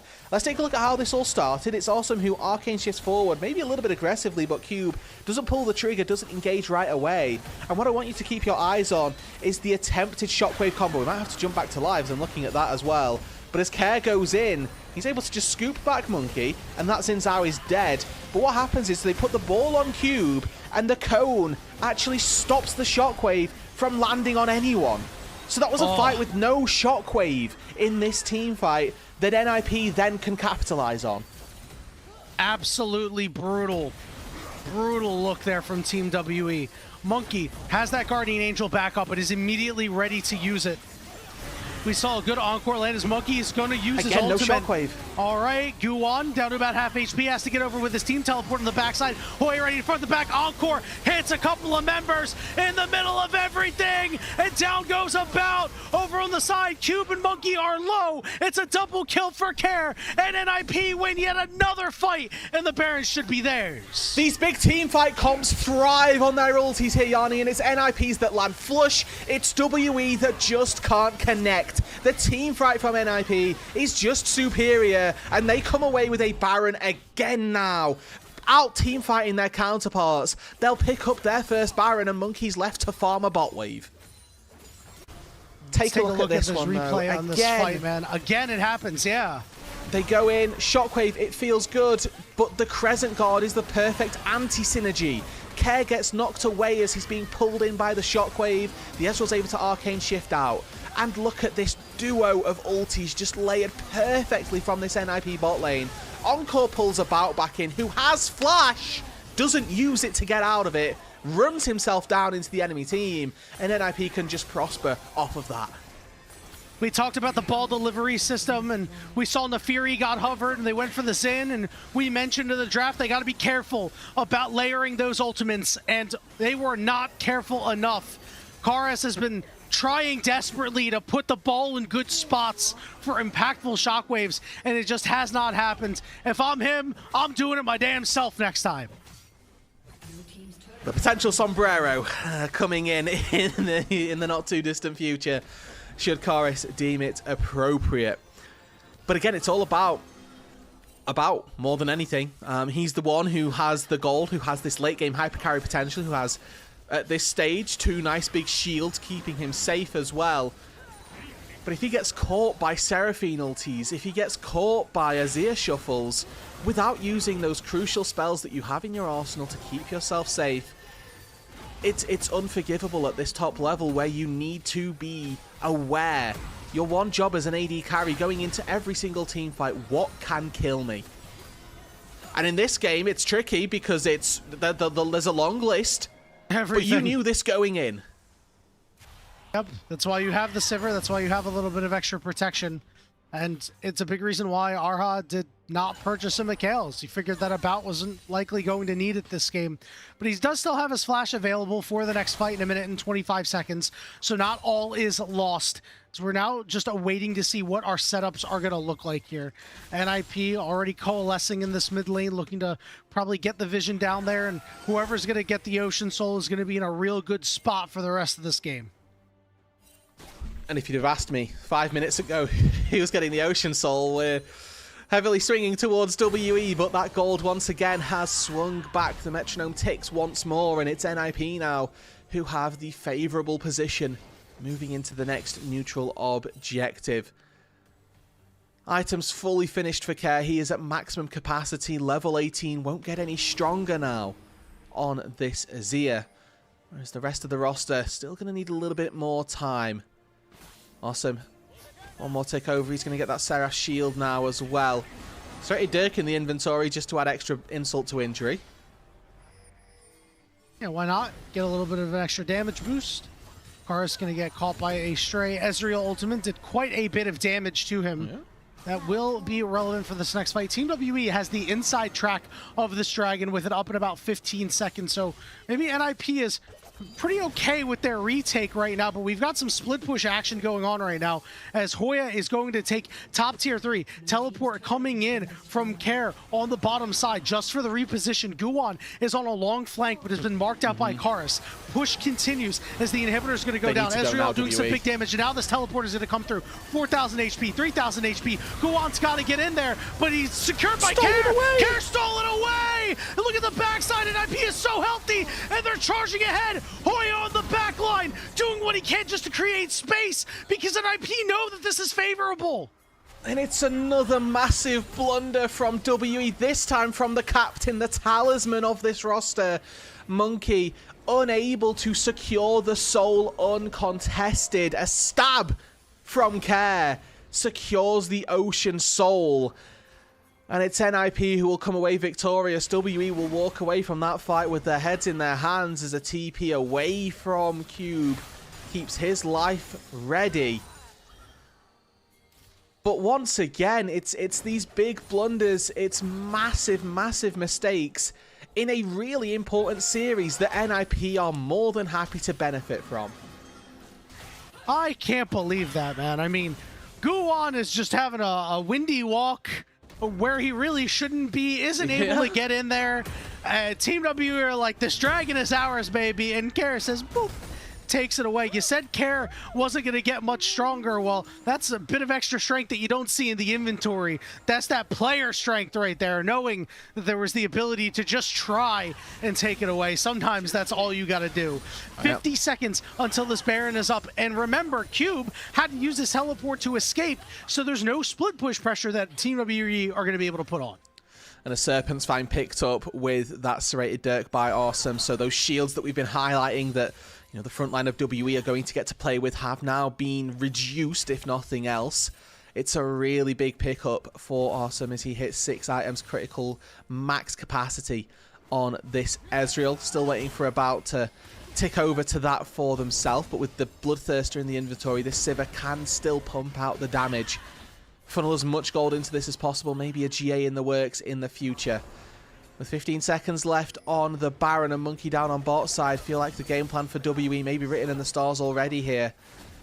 Wait a little bit. They have got a bot wave to work with, so maybe they can scare NIP into going for something, but I mean, they're already on this Baron. Azir plus Vi will do this in no time. Monkey recognizes this, goes after Zhuo, but is going to take some damage for himself. Falls on Monkey. They have to make this combo work. Monkey down to half HP, but they're going to go all in. Care whips on Care. Everybody. Baron secured for NIP, and now it's time that they got to win the fight. Encore hits multiple members. Monkey goes down first. Then we have Cube. About's going to be the next target, but look who's getting shredded. Shockwave lands on the 3. Potential turnaround from Karis and About. About trying to do what he can, trying to pump out this damage, but Hoya's just too damn tanky. Karis goes golden and goes down. So does About, and NIP will get the ace. They get the Baron, they get the soul, they get the win here in game 1. And it's an Ocean Soul diff in nothing else there, as they will be so disappointed, NIP, that it took them this long to close this one out. But WE with their heads in their hands for this one. It was a big blunder that costed them this. They'll take game 1 NIP and they will keep themselves in the running for that 5th spot. My goodness, that was a hell of a game, dude. I mean, I laughed, I cried, I questioned my existence, and I questioned the existence of both of these teams, and yet somehow, some way, NIP managed to take game 1. It was wild, man. Like, this is going to be one of the LPL gold graphs of all time. I mean, that's one of those games where you look at 10 minutes and then you look at who won the game, you go, yeah, that makes sense. And then you've not watched any of the middle part and you have no idea what happened in the interim. But for NIP, hey, it's a game 1, okay? It's not a series 1 yet, and they will be thinking about how they can make it a series 1, because there are definitely some mistakes that they need to remember not to make again. And with that, WE will be looking back and thinking, well, that was a game that we should have won. Why didn't we? And for what is going to be their final regular season series, I'd like to see some improvements coming through in this little break that they've got to go back, look away, and think, well, what actually happened here? Because there were a lot of, and I don't even think we want to call this, macro, large-scale decisions that they made poorly. And I think this is one of the things that ultimately riddles a team that's 1-12 in game sets, is that their hands just didn't fit. No, not at all. And I mean, the good news for them is there were a couple of really good fights that they had, right? Which is the improvement that we've seen into the second round robin, where they started to team fight a little bit better, but they still have some of these fights reminiscent of the round robin 1 Team WE, where they are just absolutely folding like a cheap suit and things are just not going very well. And honestly, I think a big reason why they didn't win this game was the inability for the top laner and the jungler to carry the ball effectively, right? Because I think Karis actually played a really solid game and found some opportunities for some really solid shockwaves. And unfortunately for him, some opportunities that were golden ones that really could have catapulted Team WE ahead were wasted because of, Monkey using his ultimate, or Cube just deciding, like, I need to hit this blast plant right now. And really, those fights absolutely changed the complexion of this game. The ideas were good from Karis. Unfortunately, the execution didn't quite bear the fruit that it needed to in these fights. And they did in so many of them, but not the late game ones that were ultimately all too important. I mean, the setup that we had for this game was that it was going to be about down on that bot side with the Sivir. In the end, with an Ocean Soul faced up against him and a Seraphine that had reached late game, it was... you needed an extra source of damage, and that's one of the things that I think that Orianna just doesn't quite provide. She's got that good burst, but she doesn't have that consistent DPS that can go toe-to-toe with such an insane amount of healing coming out in the late game. If it was just Seraphine, if it was just Ocean Soul, maybe there was enough, but the two in tandem, they needed that extra DPS threat. Yeah, maybe if you had a tertiary damage source, you're not really going to get too much out of your junglers, but, you've got your tank top laner, and it's like, well... you're going to do your thing. Looking over on the NIP side, talking about the players that we highlighted earlier, Hoya didn't really do a whole lot this game, but he did a lot of the dirty work, had that split push going on, got to the back line in a lot of these fights, attracted a lot of Team WE's attention. Awesome was just pumping out damage on this Ezreal. You saw it consistently. Now it's time to talk player of the game, Rude Dude. And I think it's got to be between Care and Awesome, and I'm really not sure which one to give it to. It's Awesome. If it's between those two, it is not Care, unfortunately. Yes, he had this massive gold lead. Yes, he was instrumental in the early stages of this game. I think you're right. But there were some really wayward team fights from Care throughout this fight, or throughout this game. And I think that's large. It's a large proponent of the reason why they found it so difficult as this game did get into that mid to late stage. So, I mean, for me, it's Awesome every single day of the week. Like, the way he's able to kite out of potential engages from shockwaves and all of this. I'm really, really high on giving it to Awesome. I think Zhuo's got a shout, to be honest with you. I think that this bot lane for NIP is something that we've highlighted time and time again, but both of them are getting their flowers in this one for me. Zhuo ended up coming up clutch with some good encores, but I think there was a couple of encores that were not so hot earlier in the game. And I think if we're going to have that same criticism for Care. I think we have to have that same criticism for Zhuo. And I think if we're going to look at a player that wire to wire played a good game, then the choice is actually pretty clear. It should be awesome getting this MVP. You know, credit to Karis and About in this last fight that you see in the replay. I mean, About is trying everything that he can to deal damage, and it's just not sticking. You take a look at the actual damage charts here. Listen, not a bad pair of damage when your Ori does 36k and your Sivir does too. But when the Ezreal on the other side is pumping out 65k damage, that's ridiculous. Yeah, it is. That's like 1500 DPM, which on an Ezreal is possible, but still incredibly crazy work from him. So you have to just take your hats off to him. I mean, without a doubt, has to be player of the game for me in this one. I think that his consistency in the late game was all too worthwhile, and has, you know, as this NIP roster has been a crucial part of it throughout the entire split. Would not be surprised to see him pick up another one here. No doubt about it. Has played pretty fearlessly. Has developed into a very capable carry on NIP, and this is a guy that, you know, had a lot of instability in, you know, his prior teams, where he was on this FPX team that ended up folding, and before that he was on EDG that, you know, they didn't stick with him even though maybe they could have. And now you're starting to see he's getting consistency throughout the year, a legacy organization that is willing to give him the time, and you can see it is starting to pay off in spades here. Just awaiting the actual MVP vote. It's gonna go to Care. All right, I wonder what the split is, because I think this is a 5 out of 8 MVP. I think this is a 5-3 split. It has to be. It has to be, unfortunately. Again, I'm beefing with the LPL team. I think the last time I was on the show, you were probably here with me. I can't remember who it was. I was beefing with them then. I mean, like, Care was great through the early game. He got these kills early on. But there was a reason this game was difficult, right? And if you're in that position as Care, you can't be throwing your life away as frequently as he did, or putting himself in these positions where it's not. Yeah, okay. Yeah, you know, listen, you convinced me that it was supposed to be awesome. It was, but I was right originally. I was right the whole time. I can't believe I trusted you. You led me astray. It's unbelievable. I'm allowed to disagree professionally, and that's what I'm going to stick with. That's where I'll stand. Well, we're going to go ahead and go to our first break of the second series while I contemplate everything about my broadcast partner. And when we return, it'll be the second game and maybe the final game of the day between Team WE and NIP. Don't go anywhere. We'll see you soon.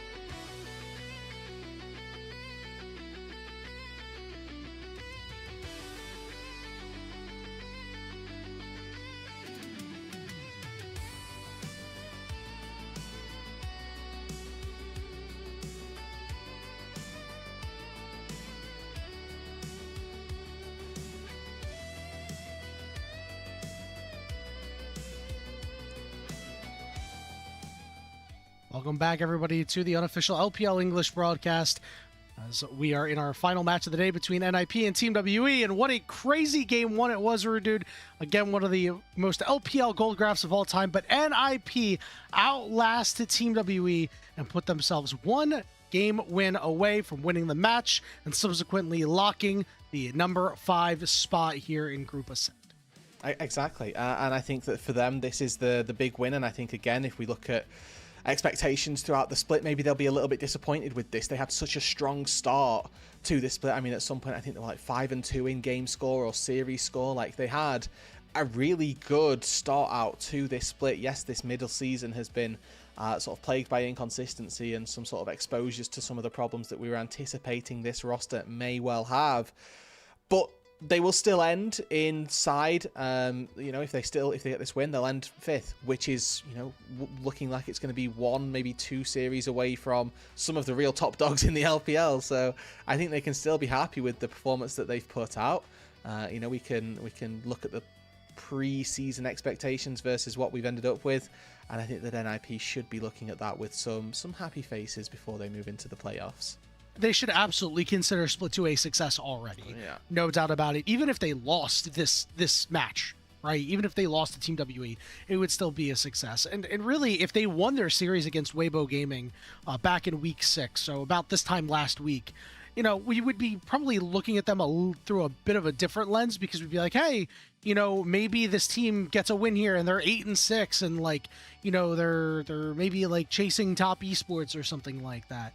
Obviously, not going to be what's happening here, but the fact that they were one snake bite from Weibo away from having the same record as a top esports, having similar records to an Anyone's Legend and a JDG, which is pretty good company. And if you could put yourselves at 7-7 and just one game off of some of those guys, as you said, going to be a really good situation for them. Team WE, on the other hand, some good situations in that game. I think that if you're able to play hard against a team like NIP, given how poorly your season's been, there are still encouraging signs. It looks like the team is still in good spirits in most of the games that they play, even when they lose compared to what was going on in the first round robin. So I do have confidence that when push comes to shove, Team WE will be able to perform in the play-ins. And I think that when we know what the draw looks like for them, I think that best of 5 is probably going to be, as you would maybe expect, the closest one that we end up with. Some of the Nirvana teams do look really scary, but I don't think they look quite as scary as some of our, the rest of the pack for Group Ascend. It's not like we've got a staggered 8th, 7th, 6th, 5th.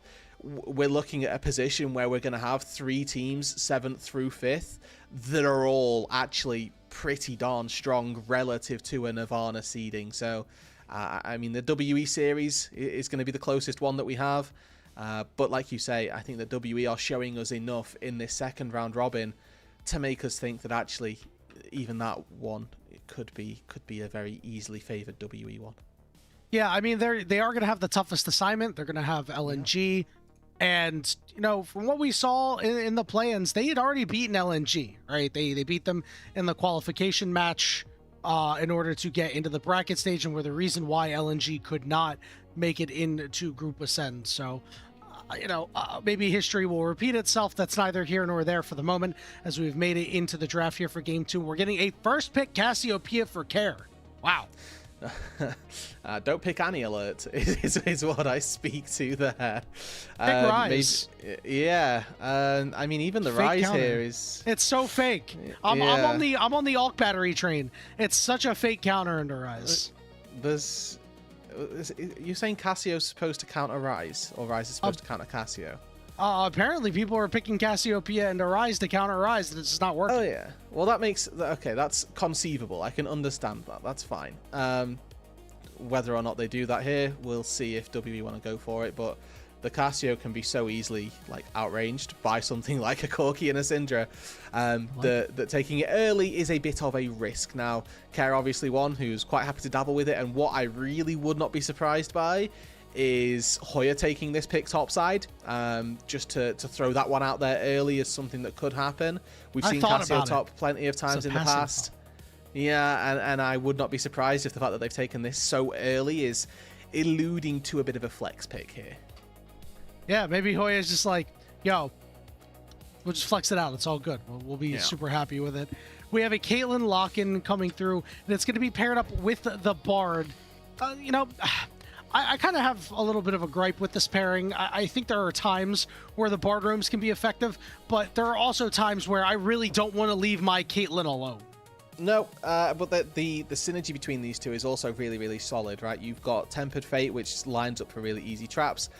If you're fast enough on the fingers, you've got a Cosmic Binding, which also lines up for traps. So it has a really solid 2 versus 2 prowess, not necessarily one to enable these roams for Zhuo. And I sort of kind of jokingly went, don't pick Annie into this. And now WE have done exactly that. show So a champion that, yeah, exactly, that gets outranged by everything so far. And they've gone, yeah, you know what? I don't care for range. I'll build a Proto Belt again. What are you going to do?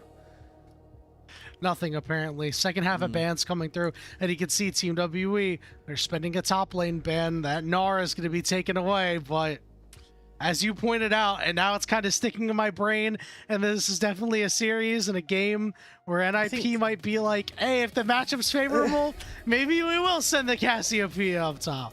Well, the matchup is already favourable for Care. Like, Cassio's fine into the Annie in the mid lane, I think. Like, that's feels like WE have put themselves into this position where it can go either way. The Cassio has the sustained DPS, and I think that Cassio has a really good build path versus the Annie. You just go tier, you go Rod, and the Annie can never actually burst you fully out 100 to 0, and you have the consistent DPS to sort of sustain through it as well. If you get enough mana, the Tibbers is just a health sack for you to try and drain from as well. But what these two compositions do really nicely for WE is they've got this really strong mid-game turn-on where they've got Malignance, Trinity Force once again coming through for their mid and bot lane. NIP, though, again, they've got some really solid scaling. Cassio in the late game, incredible. Caitlyn, once she hits that 5-item spike, truly a monster to try to contend with, as well as all the playmaking for Zhuo. What NIP need is a little bit of a bridge, so some early game in that jungle role, most likely to try and get them over the line and to that late game. For WE, they're looking for something, I would argue, to facilitate their early game strength, and then maybe something to fall back on if necessary. I really like this Trundle pickup. I think that the Trundle Pillar can disrupt everybody on NIP and cause a lot of problems in a lot of these skirmishes. Jace going to be the lock-in here. There is a chance that it goes into the jungle. There's a chance it goes top lane. So we started to see Jace jungle make a bit of a revival. Whoa. All right. This is... I have no idea what the hell is going where, honestly, bro. It's standard. It's Jace top, Kiana jungle, Are you Cassio sure? mid. It could be Kiana mid. It could be Cassiopeia top and Jace jungle. I think be. that you're right, Yeah. but it's a thing. There are a lot of giggles on the WE roster there, so maybe they're doing some fancy stuff as well. But the Gragas locked in on the top side for Cube here, so something that can sustain, that can offset more than anything any of the problems that we're expecting to see go WE top lane's way. And in terms of things to facilitate, things to get the ball rolling in start of a fight, an Annie and a Gragas duo do quite nicely when we get to there. For NIP, rather, I talked about them needing some sort of bridging jungler to get them to that late game. Kiana not the go-to for that, but something that can quite easily find some success through this early game. You know, you've got a lot of elements at your disposal, so the CC's there, the damage is there as well. And this is a really tricky comp to execute for NIP, but if they can do it, they've got a lot of damage to back themselves up with. No doubt about it, but they do get to be a little bit more proactive in the early game this time around compared to game one. I am also looking for NIP to this game. If you didn't do it last game, I wouldn't be surprised if you didn't do it this game.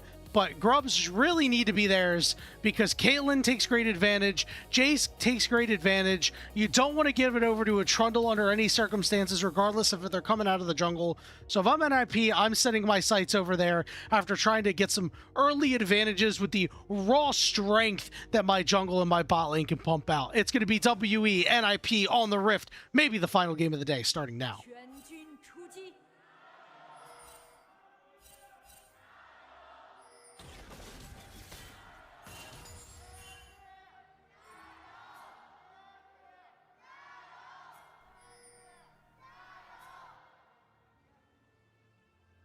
They took out the ward, but +5. it doesn't look like they're going to do anything with that. I thought maybe that Guan was going to try to start elsewhere, maybe throw Team WE off the scent, but he's just going to stick on Raptors for now.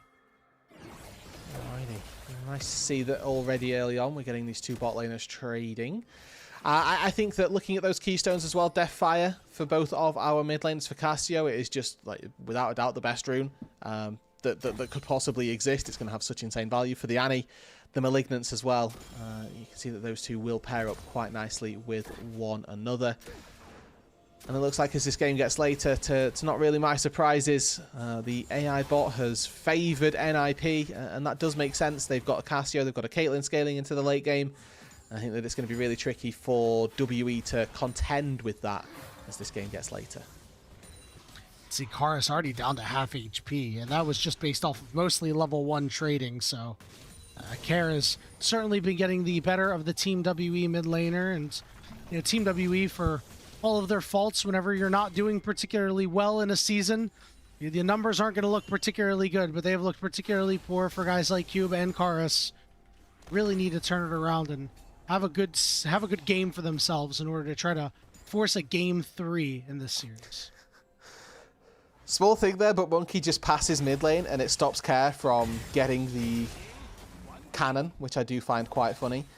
So a very small advantage being picked up for Karis there, as he's going to struggle his way through probably the majority of this laning phase. Similarly to Cube as well on that top side. So WE here in a bit of a position where they've drafted themselves definitely 2 losing solo lanes, and they're playing up against Caitlyn Bard down on that bot side, which is a really tricky one to lane into. Yes, you've got the Corki Nami to try and make something happen, but I do think that this early game for NIP is going to be pretty darn favourable. And, you know, despite the fact that they've got this worse scaling as well. Oh. Well, Guan went for a crab, and here's a nice stun onto Care. Desperately trying to get to his jungler, flashes away, takes a bite out of Crime and flashes on top of him, and it's first blood going over to Monkey. Okay. No response from Guan, so Monkey will be able to take this top grab as well unscathed. Care burns his flash, still dies, and that's a pretty dire situation. Again, you have this Annie, this champion that can set you up so easily, and with a pillar to go in tow, very likely that it's a very easy repeat into this mid lane, and Care might find himself struggling his way through the next 5 minutes or so without that flash being ready.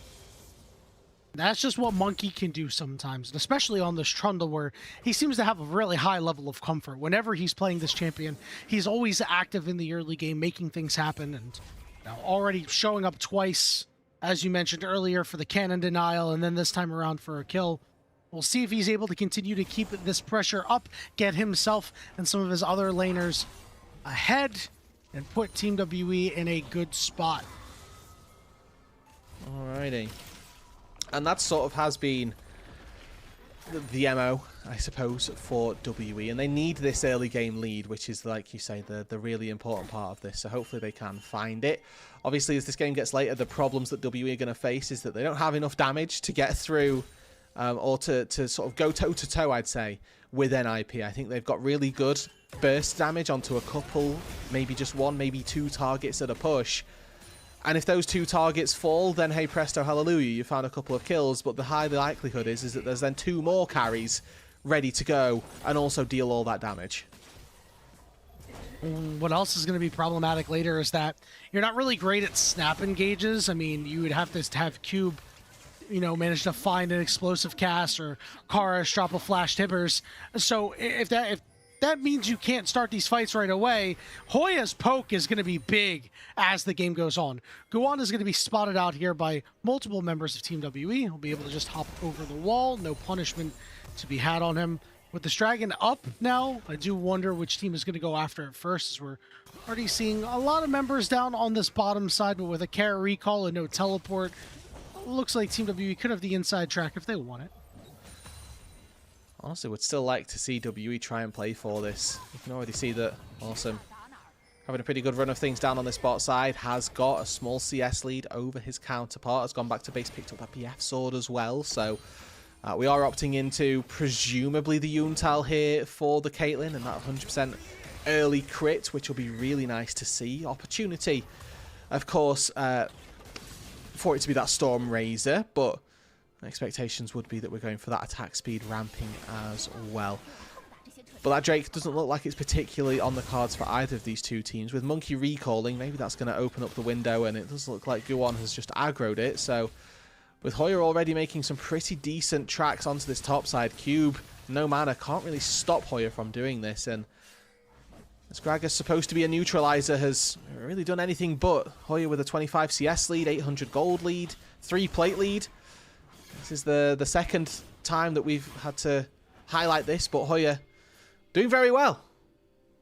Not bad for a guy who doesn't generate a lot of gold in the top lane. Yeah. And by that, I mean like the worst top laner in the league at generating gold, and yet he is putting in a lot of work. They gave him a favorable matchup. He's up about 30 CS, and you know what? He's performing on it. You can give people all the good matchups in the world, but if they make a mistake, they make a misplay, they give an inch, it's not as effective. This time around, he is doing super well to kick things off.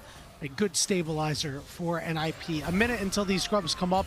Remember, I think there's going to be a lot of value on them. Kars has dropped Tibbers on Kair's head. Kair responded in kind with both of these mid laners down the teleport for a little bit. We'll see if it has any long-lasting impacts for any potential grub skirmish. I love mid lane, man. This was supposed to be our secondary damage roll. We're 7 minutes in. Let's take a look at the build paths of both of these two. Oh, look, 0 AP. Yeah, that's what we like to see. Tier 2 boots for the Annie. I mean, pretty mandatory, to be honest.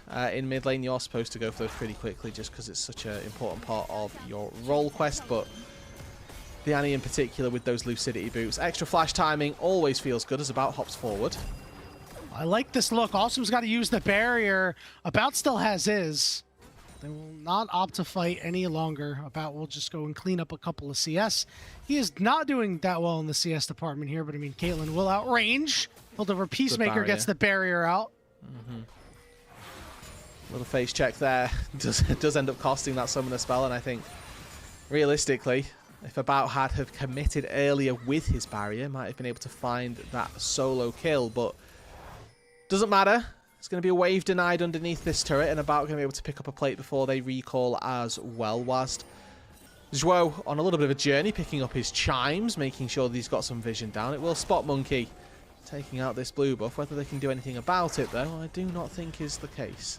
Dueling teleport's going to come in as Guwon is making his way down after a couple of grubs were taken. We have Monkey who's golden. Bubble going to land on Cassiopeia. Here comes Kars as Kair's down to half HP. The pillar's going to go down. Guwon's not going to be able to get there fast enough. Supreme Display of Talent can hit it. A lot of walls there, but if you're not close, it won't matter. Explosive cast getting used by Cube as he hits him with a bit of a bomba, but nothing too worrisome. No, it's good heads-up play by Cube there. He times the ulti for when Hoya auto-attacks him, so he thinks he's going to take turret aggro. Honestly, I imagine Hoya was just a little bit too far out of range of the turret for him to take aggro in the first place, so it's a good idea from Cube. Unfortunately, doesn't quite execute on it as rightly as necessary. And a Hoya plate picked up once again here. 1.1k gold, 30 CS lead, everything going his way. So a nice start out for NIP, and specifically for their top laner. Despite that early first blood, Kair in the mid lane has consistently been able to find an advantage in the CS department, not the gold department just yet. And I want to see Hoya show up to this dragon in 2 minutes and really make his presence known. I know he's got a really nice lead for himself, and there's only one plate left up there.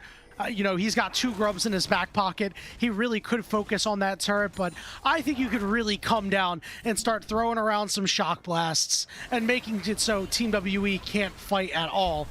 Timber's going to get used here in the mid lane. Guwon showing up just to clear out a ward means that Karis cannot step up any further.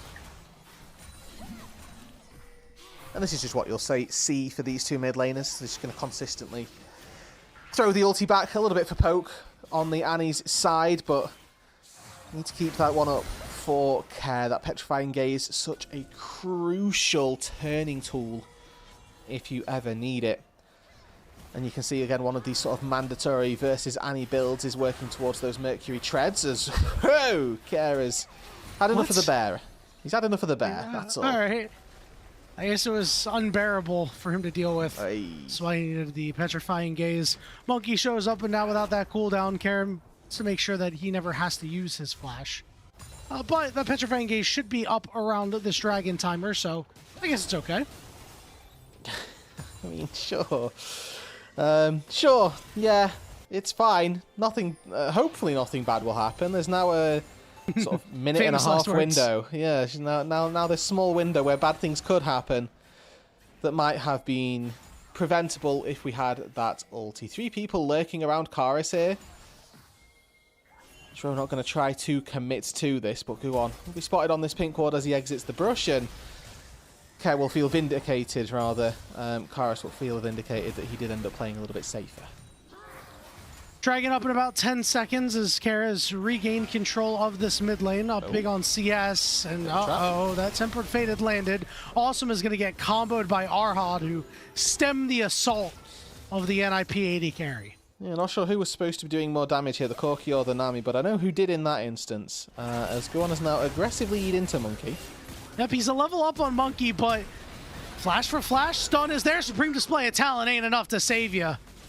As Team WE pick up their second kill of the game. Meanwhile, Hoya will be able to take the turret before he could take many more turret shots.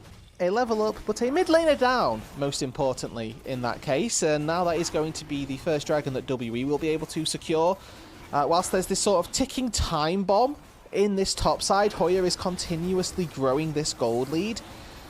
The rest of the map seems to be going WE's way, as Awesome forced out of that bot lane fight, goes back, picks up a Storm Razor. Looks like that Trinity Force is in the works for about as well. But it's really all pending on when Hoya comes in and starts to do something. And what I'd say is that at this stage in the game, that gold lead actually isn't too impactful. Largely because he's spent a lot of that gold not on physical damage, right? If we took the gold lead away, we'd be taking away the tier and the Merc Treads, as now Zhuo should be able to fall to the way. But it hasn't yet converted into physical damage leads just yet. Well, the next opportunity is going to be in 2 more minutes when the Rift Herald is up. You know, Team WE wants to keep pushing the pace. Guan's all up in the face of everybody here. He's stealth, but he's in a lot of trouble. We'll be able to slide back toward Kara and Zhuo. Both junglers on both sides are low. Tempered Fate forces the flash out of Monkey, and now About has nowhere to go. The miasma, the traps, he's dead. And that's what happens. I mean, sort of learning nothing almost from game 1 to game 2. Holds on to his flash here, does end up falling. Monkey able to flash out on the backside, and I think in fairness to About there, even flashing, he either flashes into the team and dies instantly, or he flashes up and that range doesn't actually get him out of the Tempered Fate. So I think that I'm actually quite willing to give him a fair grace on that, as Hoya is able to continue progressing this one, as NIP are doing an incredible job. They have the win in this early game. They're 3k gold up, and they scale better. So, I mean, for WE at this stage, like, this is, yes, the kill score is 2-1, but this game is looking bleak. And now it's going to be really hard to stop Hoya for the next couple of moments because he's got a blue buff. Yeah. Taking that away just it means infinite shock blasts all day long are on the menu. And sure, Cube can sustain, but he's going to continuously give up ground. 40 seconds until this Rift Herald is up. If I'm Team WE, I am still itching for a fight because you have to take advantage of the fact that you're strong. You've got your Trinity Force on your Corki. You've got Malignance on Karis. Monkey down on the bot side here, and he's very fast. Chasing after Care, but the Petrifying Gaze lands on them both. Guan still keeping his way out. Tipper's going to get dropped, but no stun. Meanwhile, Monkey is getting chopped down by Care as he sinks his fangs into Trundle. Karis trying to get under the turret. Supreme Display of Talent. Flash, stun, electrocute as Zhuo gets the kill. It's a 2-0 in the bot side. It's an absolute slaughter, and Cube's just missed his body slam up here as well. Knocks Hoya into the wall, but that's not really doing too much in terms of that CC. No response from the rest of the squad either, as bot lane can't move in case they lose their mid turret. The rest of his team are dead. I mean, this game is just going from bad to worse here. NIP, they're snowballing with the earlier game, they're snowballing with the late game composition. This is a real masterclass from them. And now Kara's up so much gold too. It's a 1,500 gold lead for him. You know, it's got 1,700 on Hoya.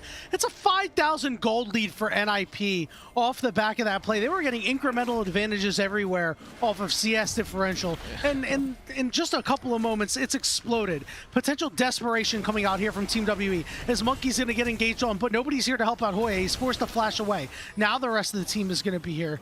Arha and about here as well. NIP, I think they're itching for a fight, but they don't have a supreme display of talent. They don't have the petrifying gaze up either. Lots of ultimates down for the moment.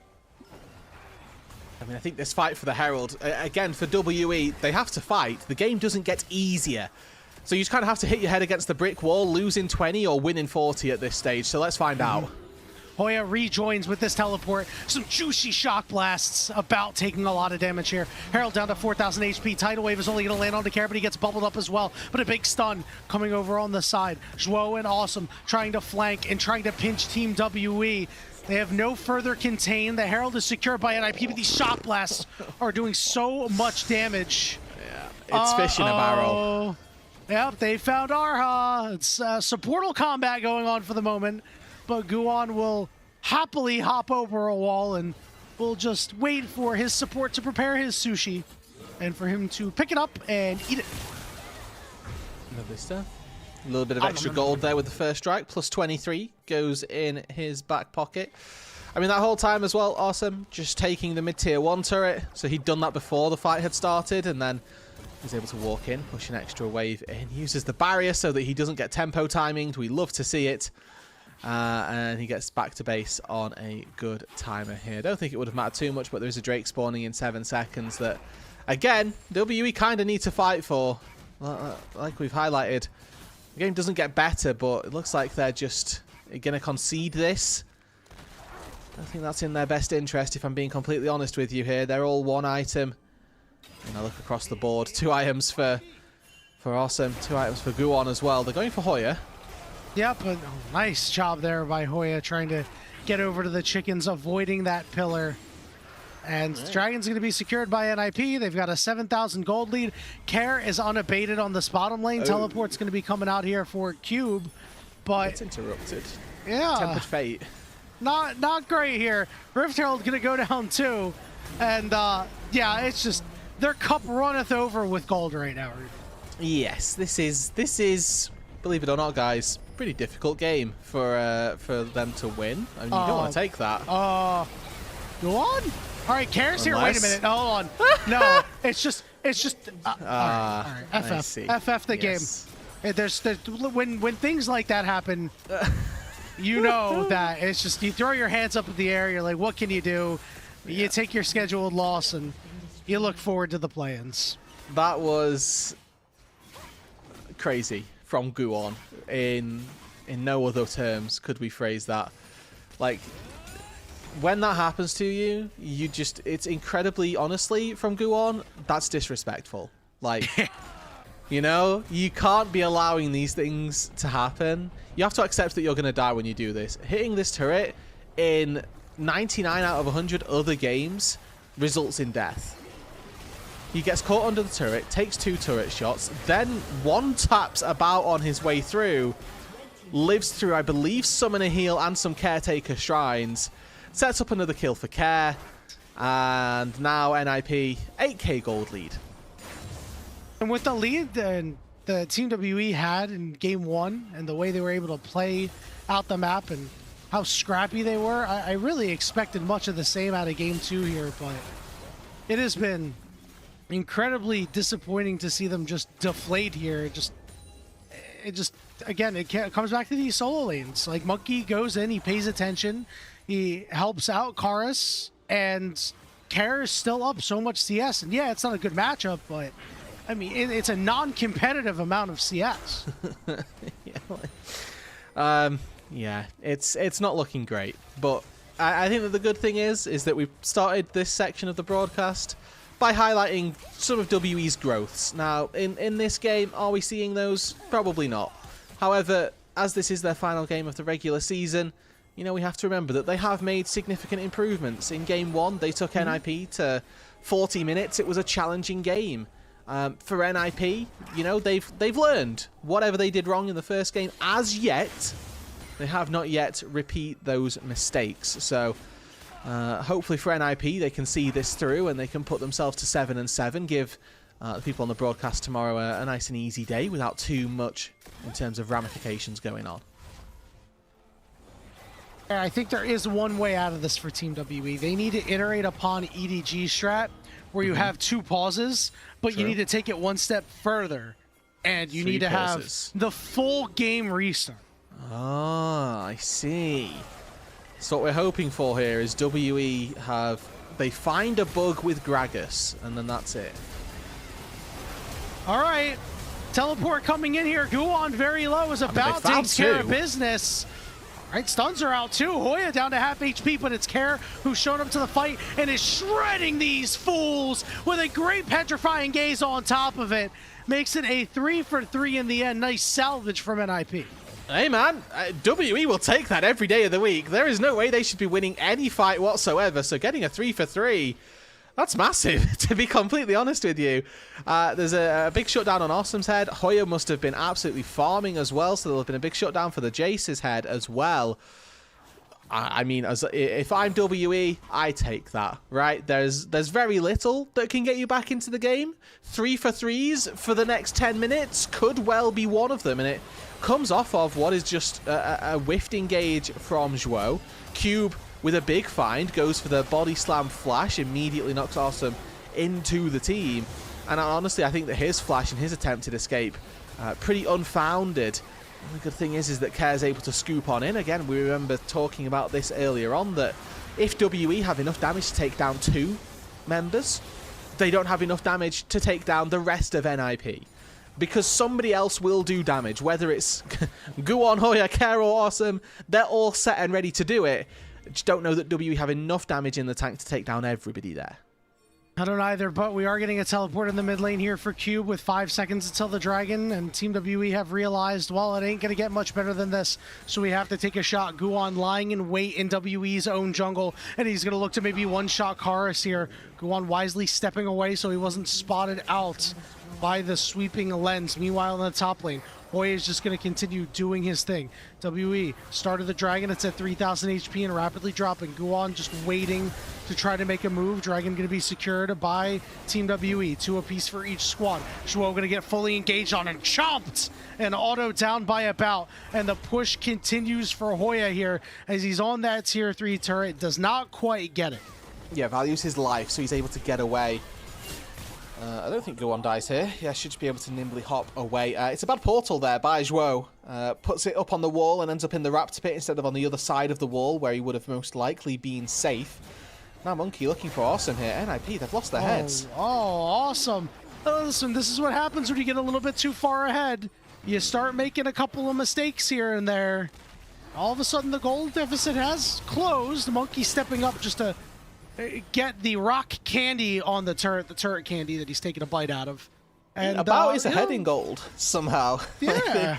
This Corki has more gold than its counterpart, which, given the way the game was going 2-3 minutes ago, shouldn't have happened. And, you know, maybe there's an element of a caster curse came in. I said, as of yet, NIP haven't made those mistakes, and then they immediately started making those mistakes. So, that could be a problem. The real mistake is that we were like, hey, you know what? We're going to champion an NIP player for a All-Pro, and it's got to be Awesome because he's done so much, and we heaped too much praise on him. The good news is the rest of the team is taking care of the job. Literally, because Kara has been so good. Baron going to be started up here by NIP, and they did a great job of clearing out Vision. You've got Cassiopeia. This is going to be a very easy Baron take. All right, we've righted the ship. We've successfully managed to work our way to an objective. We are going to lose a mid-tier 1 turret. Maybe not. I think you still lose it, though. Yeah, it's still going to go down. All right. Well, you got the cooldown. We got the tempered fade out. And, hey, you know, taking that turret neutralizes the Baron gold from NIP. And Team WE are going to work it all the way down. Maybe even take a bot turret for themselves here. Right. They're making macro plays. And you know what? The team that wouldn't have done this is the first round robin WE. Correct. Now, can they defend? That's the next problem, because the top tier 3 turret is on its last legs. This mid lane tier 3 turret is definitely being focused.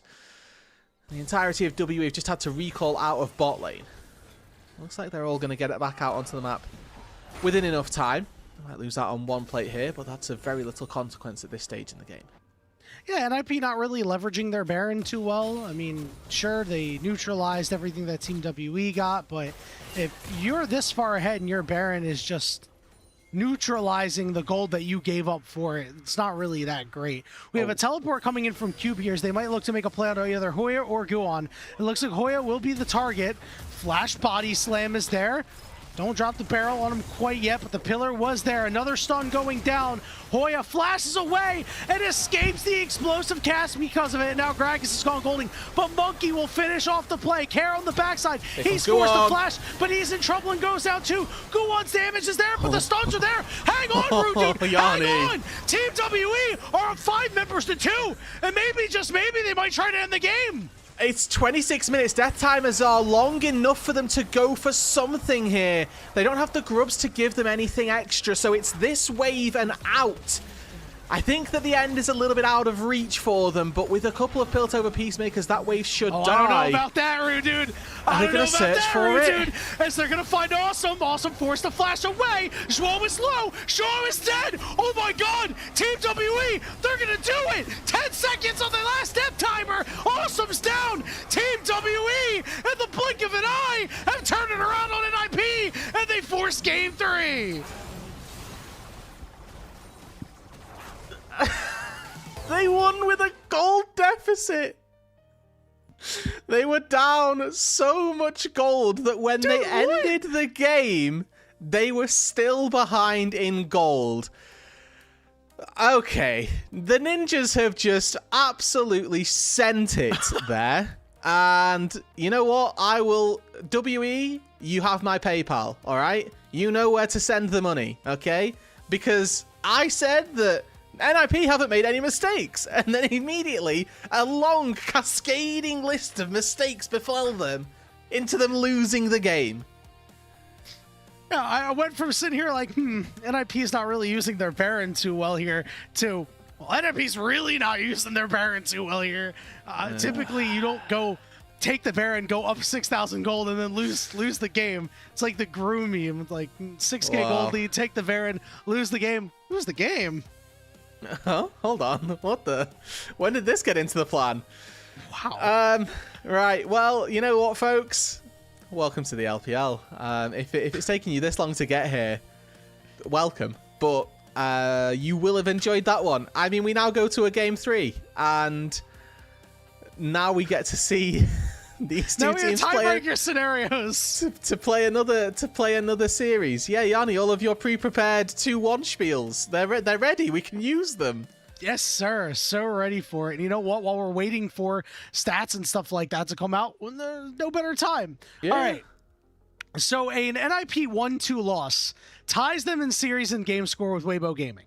From there, an NIG 2-0 win would put NIP and Weibo Gaming in tiebreak scenarios for 6th and 7th. An IG 2-1 win would give us a 3-way tie at 6 and 8, with a -3 game differential for all 3 teams. On the bottom left-hand corner, you can see the tiebreakers. So NIP is 0-2 versus IG with a 1-4 game score, and 1-1 versus Weibo with a 2-3 game score. So if IG were to get a 2-1 win, if NIP lose the series 2-1, NIP goes to the bottom of the pecking order. They're all the way down in 7th. Then IG's 2-0 versus NIP, as just mentioned, and 1-1 versus Weibo with a 3-3 game score, which means the differentiator between IG and Weibo would go down to number 4, which is head-to-head games 1 average duration. So basically, weird. Basically, NIP want to win this game. It's what we're saying here. They want to win this series, so they don't end up with weird, wonky tiebreaker shenanigans. Yet, never once did WE have a gold lead this game. Never once. Most OPL gold graph of all time. Once again, This series has been cinema, if anything. We said earlier, maybe NIP will just 2-0 this, especially with the what we had going on in the first series with the breaks in the action and everything. This series has already delivered, and I couldn't be happier. Okay, so the really difficult question is, who gets player of the game? Because who actually won this game for WE? Probably goes to Monkey, I would say, to be honest. Okay, Like, I'm going to have to watch it back again in these highlights to see who was actually... So you have a couple of choices, a couple of decisions to make when it comes to player of the game, right? Yeah? In a scenario like this, do you give player of the game to your best performing player, or do you give player of the game to the person who made the game-winning play? Yeah, that one. The second The one. problem is, what do we define as the game-winning play in that last sequence? Is it the initial TP and the start of the fight that caused the cascade of crap to occur later Yeah. on? Was it, Care coming in and immediately getting stunned up? Was it them locking up Guan too? Like, I don't know. When you see things like this,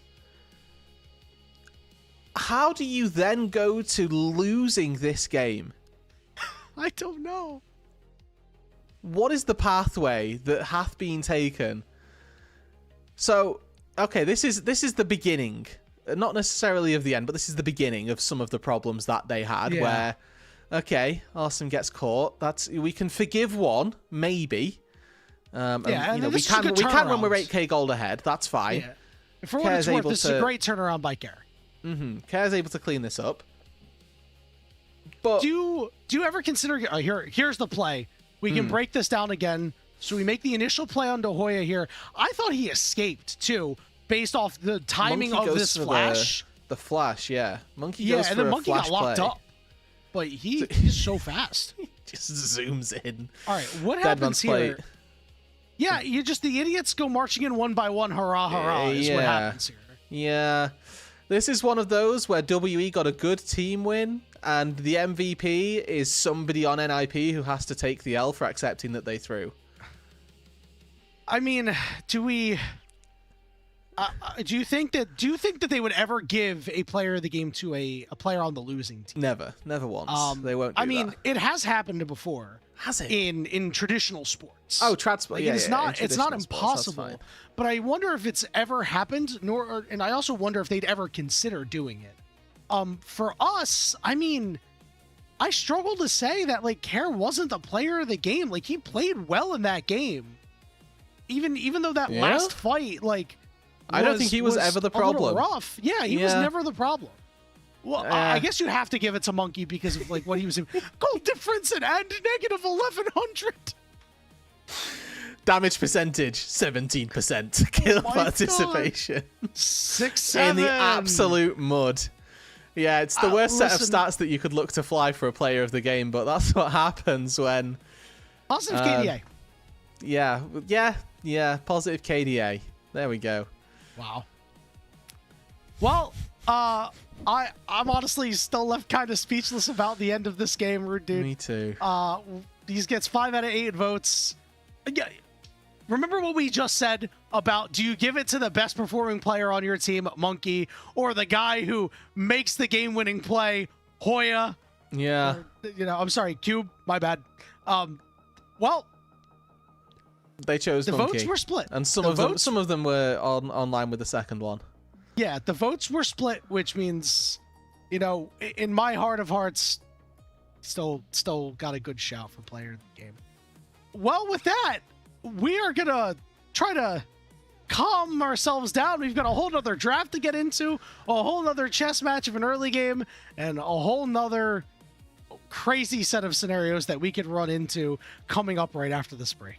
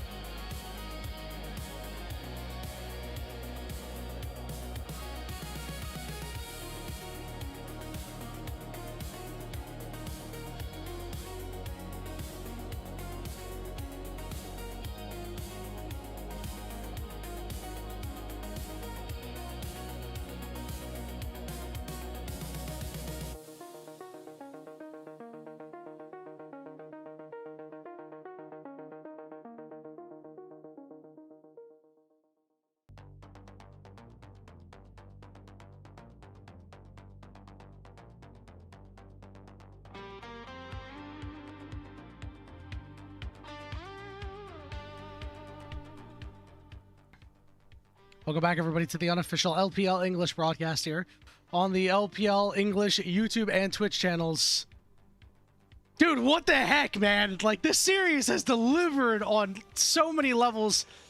Listen, there's only one thing I want out of this game. I want a competitive third game. I do not care if it's like the first game. I don't care if it's like the second game. We cannot have either of these teams roll over and die after what we witnessed in Game 1 and Game 2. No, that's I very will true. not allow it. You won't allow it? You're going to go to No. China yourself? Personally? I will. Good. Probably not. That's the guarantee that we have then. That's all right. Well, you know what? So for those of you that missed it, and I doubt that any of you did, but WE should not be in this position right now. NIP shouldn't be in this position. We should have saying our farewells, our goodbyes, our have a lovely days. And NIP should have 2-0'd. But WE came back, and not only did they come back, they came back dominantly. Like, they took just the smallest inch, and they took the Nexus. So, fair play to them for spotting the gaps, for spotting the window into this game. It's very rare that we'll see a game like that. They ended the game still down in gold, but they got the Nexus, so that's the most important 50 gold that they needed. And now NIP have got to go back and go, well, you know what? We should have lost Game 1. So that's fair enough. We gave them Game 2, and now Game 3, like you've said, let's just make it competitive. No, I might push back that this should have been an NIP 2-0, because I think Team WE, like, maybe probably should have won that first game, right? So this is just everything balancing out. You know when you play a game of solo queue and you're like, damn, I didn't deserve that loss. And then you go in the next game and maybe you don't play so well, but your team is just so damn good. And you're like 1-on-1 on the day. You're like, everything evens out in the end. Well, unfortunately, maybe I didn't deserve that win. You can't even things out when you play a third game. Somebody must win. Somebody must lose. I have no idea who the hell it's going to be. No, neither do I. Because, like we say, right, both of these teams will be going away or coming into this one. With the context of both of the games, yes, taking into account a 1-on-1 is probably fair for where we sit, but going into the context of going into Game 2 with NIP being 1-0 up, there was a very, very low possibility that they found themselves here now. But what that does mean is that Karis picks up his third unique champion win. Previously had only been successful on the Akali and the Rise. Now we've added Annie to the repertoire. Both of those champions, by the way, still open if we'd like to see them going in. I know Rise has sort of fallen out of flavor with the phase rush removal, so maybe that's not the flavor of this series. But we've still got both of them up, and I think that the Akali takeaway that we've seen consistently will continue. Yeah, and toward his rise over the course of the year has been pretty good. Obviously, stats on it aren't going to look so good for Split 2. Split 1, quite good on it, but as you mentioned, that removal of Phase Rush does make things a little bit harder. I am curious to see if NIP is going to just say, okay, now it's time to pull out the big guns. We're going to go put Lucian in the bottom lane for awesome and just call it a day. Yeah, we'll put the bot lane fries in the bag, so to speak, and see if that nets us something. Now, Ashe is open, just as a quick note, not a pick that we see get let through recently, but it's going to be the Rise for Care and the Lucian down on the bot side for about. So we've just, turned the teams onto the other sides, and we've got a normal draft that we'd expect, but Care going to be taking the Rise here. WE taking the Lucian and the Milio, so we'll see if WE can find something with a little bit of mid-game strength still to go with, or if it's going to be NIP who are looking to play this outranging style of composition as the Kog'Maw Lulu gets locked in. We have gone absolutely bananas. So a couple things to note about this bot lane. About hasn't played much Lucian this split, 0-3 on it, but it is one of his most played AD carries of all time, so certainly something he's familiar with. I have to say, though, playing against this Kog'Maw Lulu is going to be a pain. Kog'Maw, when you just have that Bio Arcane Barrage for the extra auto attack range, you just outrange Lucian so hard, you do that extra damage. Sure, Milio can heal you up a little bit and not make as much of it stick, but it's still going to be a problem that you're going to have to deal with in the lane. This is a really good answer from NIP, and I'm a I love fan it. of it. The Lulu probably scales a little bit better than the Milio. Yeah. The only thing that NIP need to do here is not lock Lilia, and they'll be fine. As long as they don't go for that big sort of heavy-hitting CC that gives Milio ulti an insane amount of value. I think that they're onto a winner here, are the Ninjas. That matchup in the mid lane could be Twisted Fate, could also obviously be Twisted Fate in the top side. I do think if that's the case, that there's definitely a world where Hoya's able to bust out something a little bit crazy. And I think that's something that I've missed from this series so far, is a YOLO Hoya pick, which is something that I'm still after. Now, the Yorick has been banned away. Typically denotes that you're going for one of those ranged top laners, typically the Jace. Well, that's banned away, so is the Varus, so I'm curious about what it is that NIP are chefing up here. I'm going to be honest with you. I'm not sure this is the game for it. I think just sticking Hoya No, this on, is absolutely on the game for it. This really? is... I don't agree, because I in a think you want to just thematic sense. protect the cog wall, right? You just kind of give yourself resources. You know, you can go slam a Scion or something like that and call it a day, right? Like, I think Scion. I think that's the move that you should make here. Pantheon going to come through for Monkey. This is a champion that we have seen him struggle on a lot. So we're going to really need to see a deviation from this young player and have him really step up in a game to try and salvage the season, get a second win for yourself, and feel real good going into play-ins. Yeah, I really like Neferi here as well. Has a very good time of things, dodging away from both Pantheon and Twisted Fate W's as the Shen gets locked in immediately by Cube. So looking to maybe do a little bit of dueling with the Scion on that top side. Obviously the Shen passive being able to pull the dagger through the Scion, giving you a bit of bonus damage there, as well as acting as a bit of support. But this WE composition, Yanni, I'm going to be honest, it has no damage. I'm looking at this and I'm looking for damage like... Doesn't matter. Lucian, maybe. Doesn't matter. We're trying Does to it win the not? game by 25 minutes. We have triple globals. Absolutely. We are ulting on our TF. We're ulting on our Pantheon. Our Lucian is going to take over the mid game. And if for some reason we twist our ankle out of the gate, you may as well just cut the whole damn leg off at that point because you ain't winning the game. Yeah, it is a very similar composition to the one that they drafted in Game 2. If WE end up in the same position where they are ahead or where they are behind and still find a win, I don't know what to do with NIP at that stage. Throw the whole NIP out. Yes, agreed. I mean, this, like you say, this is win early or don't win for WE, which was the same conditions as Game 2, but they won anyway. So all bets are off. And I don't know, WE, if they can find an early game lead, they need to snowball it. Absolutely, they can win this game. If they don't do that, they're going to struggle. And for NIP, it's just don't lose, man. Like, you've got a lot of this early power out of an Neferi in the jungle. You got to rise for your mid to late game, and then, of course, your Kog'Maw. The final match of the day, a full slate starts now. We're invading as well.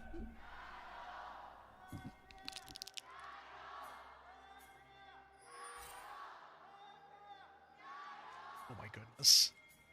When was the last time you saw all 5 members show up for an invade? Uh-oh, they have no idea. Monkey, no, Monkey, watch out. Oh, there's a big stun coming out. Monkey going to use his shields to try and mitigate whatever damage he possibly can. And it looks like... Wait, we're flashing after him? We've landed a second knockup, but we have no follow-up. Okay.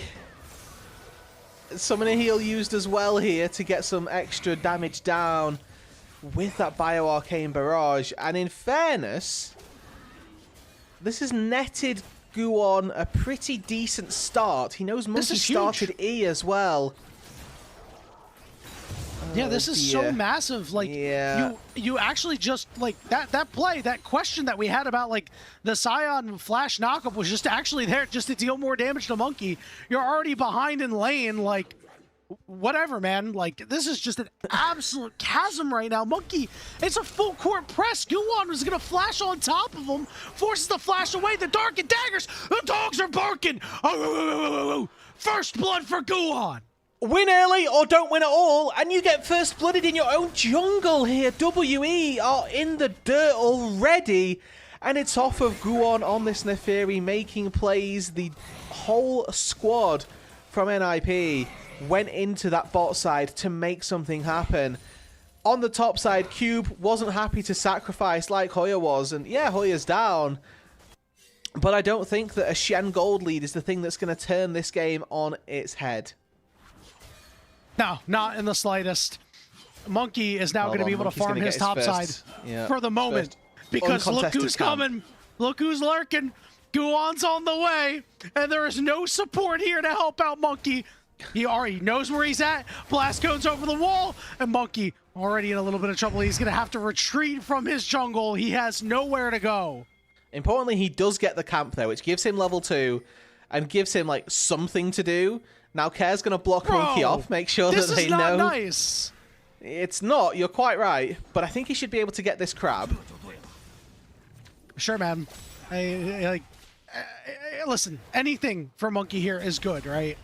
And yes. Luckily, About and Arha still have strength at this point in time, so Awesome and Zhuo couldn't move over, but Guon will pillage this top side as Monkey looks to slide in to NIP's jungle, but Zhuo and Awesome were already moving over. This is the keep Monkey down game more than anything. This is not play for your lanes, don't lose. This is make sure that Monkey wants to ult F4 and never play again. So we'll see if the rest of the team can make that work. Root mid.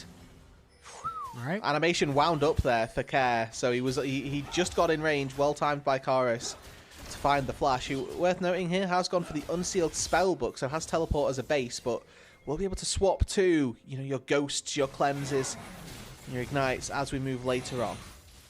Gonna have a lot of value there. Now the good news is, while Monkey is behind, not all hope is lost because you really only care about him hitting level 6 and you're really putting everything on About here. Lots of damage coming down, but no kills to close out on. Remember, folks, and I'm saying this importantly because it is time sensitive, it is win early or do not win at all for WE. They are on a clock. They are pressured by the late game scaling of a Kog'Maw, of a Rise, to do something now. WE have got a very small window where they are stronger as a composition, and currently they're sat down 600 gold from just the jungle alone. Guon has been able to farm up an absolute storm, is yet to recall, and can maybe take this game home before it even begins. Monkey gonna have to make plays happen once he hits 6. That window got a lot smaller. It is not closed all the way, but it is certainly not in a great spot right now. And who knows, maybe when Chorus hits level 6, he can be the first guy to make a play and link up with Cube or something like that. And then all of a sudden you're like, okay, well, we put a band-aid on the problem for right now. It's not insurmountable. It is just in a precarious spot right now. All about trying to get whatever leads you can. Monkey still hasn't got the equivalent of a full clear yet, so he is fully on food stamps right now, has just no money whatsoever to try and make things work. Cube forced to flash away on that top side as well. That's another one of those big playmaking tools. Shen Flash, one of the ways that you can get access to Awesome here, who has gone for the cleanse as well. I think that's pretty important. Dragon going to be started up here by the NIP jungler. Should be a fairly easy take here.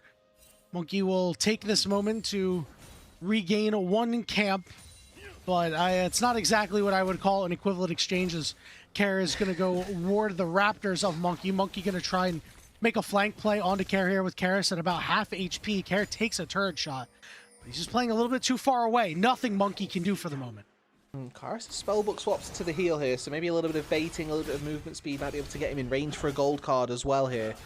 Crab secure for Monkey on the top side. It's in exchange for his Raptors now, so we'll see. Let's take a look. So I think this is the play to try and look at this mid lane. About dashing forward, but he takes so much damage on the back end. Not able to do much more here. Comes Karen Guon with the Realm Warp, about desperately trying to get back to his turn. He flashes away, but now Arha is caught all alone on an island. Just a level 5 Mega Inferno kick ain't gonna save you there, bud. It's gonna be Guon picking up his second. Just a little boy from Rosario this time can't make it work, and for Arha, this is a little bit sad. He got bailed, or sort of got bailed into by his bot laner as About dashed forward, took an awful trade.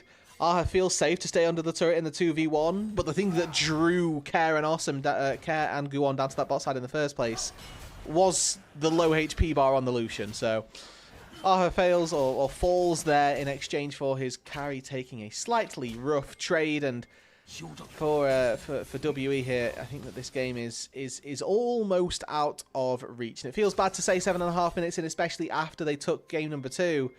But I have to continue with the ideals that this game has instilled into me. That this game is a win early or don't win at all for WE, and despite what we've seen from them previously, I can't see history repeating itself. Just Simply can't. put, dude, simply put, you had 2 available globals, 1 global that you didn't have yet, and the first team to make a play was off of a semi-global. That is really not a spot that you want to be in, and Monkey has now just found out that his entire top side is gone. He is level 6, so he is able to start making some of these plays if he wants, but they feel like very large risks right now. Grubs being done here by NIP. They've already taken the first. Zhuo and Awesome had moved up. They moved Hoya down into the bottom side here just for extra safety for Awesome, because now you don't have to contend in a 2v2. Nice round of combos from Care into the mid lane. But again, we shouldn't be seeing the game be playing out like this. We shouldn't be seeing these tactful trades from WE trying to scrape their way back into the game. We should be seeing them brute forcing their way onto whoever dares stand in their path. This is not the style that WE are going to be able to succeed with, and you know, Awesome and Zhuo, they've moved their way up here. Not quite completed their role quest yet, but it's much easier for them to secure plates up against a Shen than it is up against this Kog'Maw, up against this Lucian and this Milio, rather. Here comes a dive attempt. It's a little bit difficult to try and dive a Shen, though, so they're going to get the Darkened Daggers out, put a little bit of a bleed on him, just try to whittle this turret down with the triple grubs that you have. Now, one of the good things about this composition is Spirit's Refuge, so... hold on, we have an ulti mid lane, let's go! Down to the mid lane, but it doesn't have any effect. Karus could not get in range, and this is something that we've said about Monkey, just on this champion, does not seem to be very good. I don't know what is stopping these plays from happening, though. The summoner heal is still there for Karus, so maybe you can, spellbook, or you can use this heal to give you the movement speed to at the very least force Care's flash.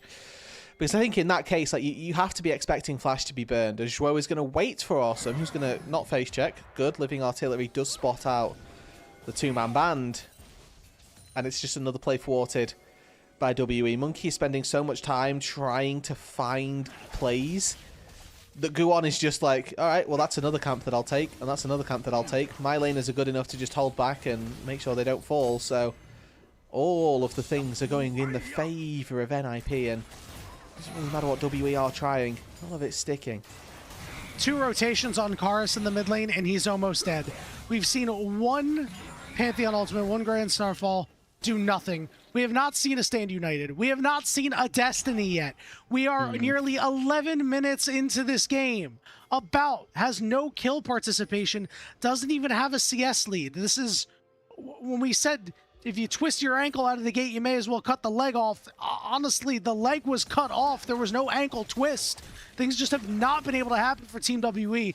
Now NIP are going to look to put more pressure on. When you have 3 grubs, you can just throw your weight around.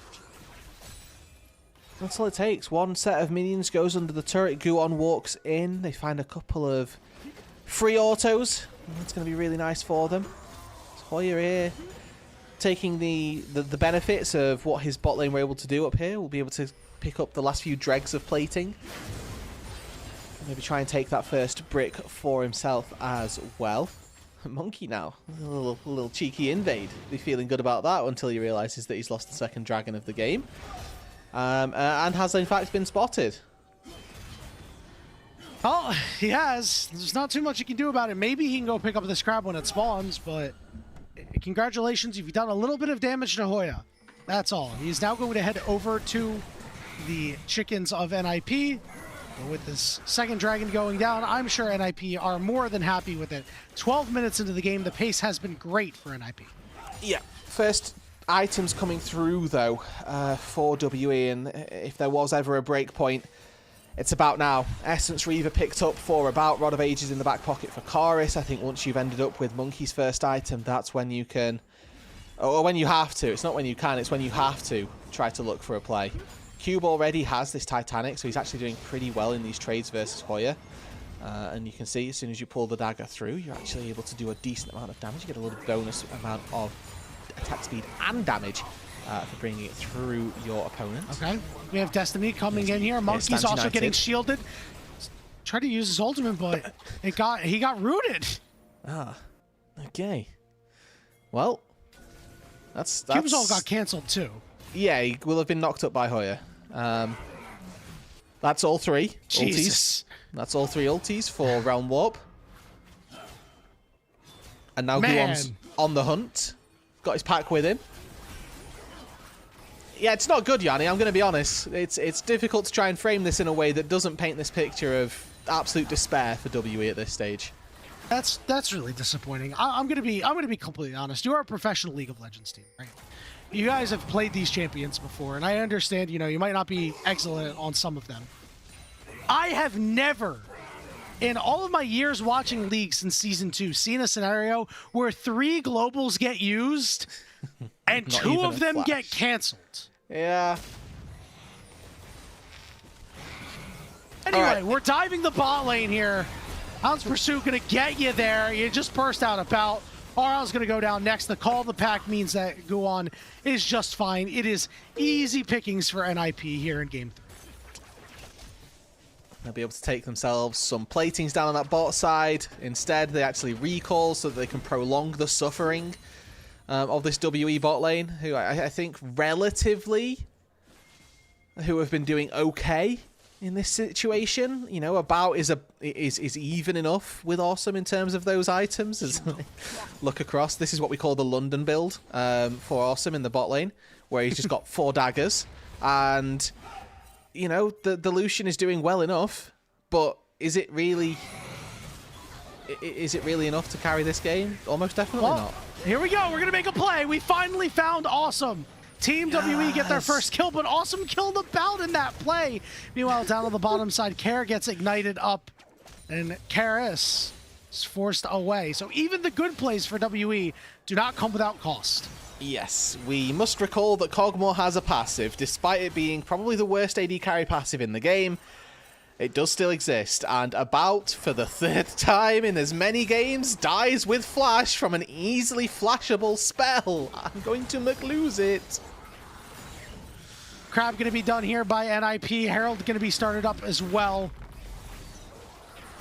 Monkey's got his ultimate. Karis has his ultimate. He's going to teleport bottom side, though, so he's not really going to be able to use it. We have a response TP coming out from Hoya. Much ado about nothing as Awesome continues to go after About. Now RL's going to be the next target. Destiny coming through. The turnaround is there, and they punish the overextension. You see, what they were doing, Yanni, is they were luring NIP into a false sense of security. Okay? It worked. They were saying, look, all we do is we make them forget that we've got these globals. And then when we need to use them, they'll forget that they exist, and then we can click button. Oh, I love that. That's some 5-head thinking right there. Guess what? It worked out. The bad news is we're 16 minutes into this game, and the window where Team WE should be really strong, well, they're down 3,000 gold. Next dragon going to be up in about a minute. This is NIP's sole point if they take it, and they've been so good on the timings of these dragons as well, that if they take this one, you're looking at, what, a 23-minute soul, which would be insurmountable, especially the fact that it would be an ocean soul. Yeah, this is a really do-or-die moment here for WE. I think that, you know, we've seen a good sequence be put together in the last sort of 2 to 3 minutes or so, where I think maybe 3 minutes is a bit over-exaggerative, but you know, they found a couple of kills. They've got a little bit of gold back. Now, the majority of that has gone into, you know, Monkey, Karis, who I think this game are not the people that we want to be putting the gold on. I want it to be on about and hope that he can take us over the line.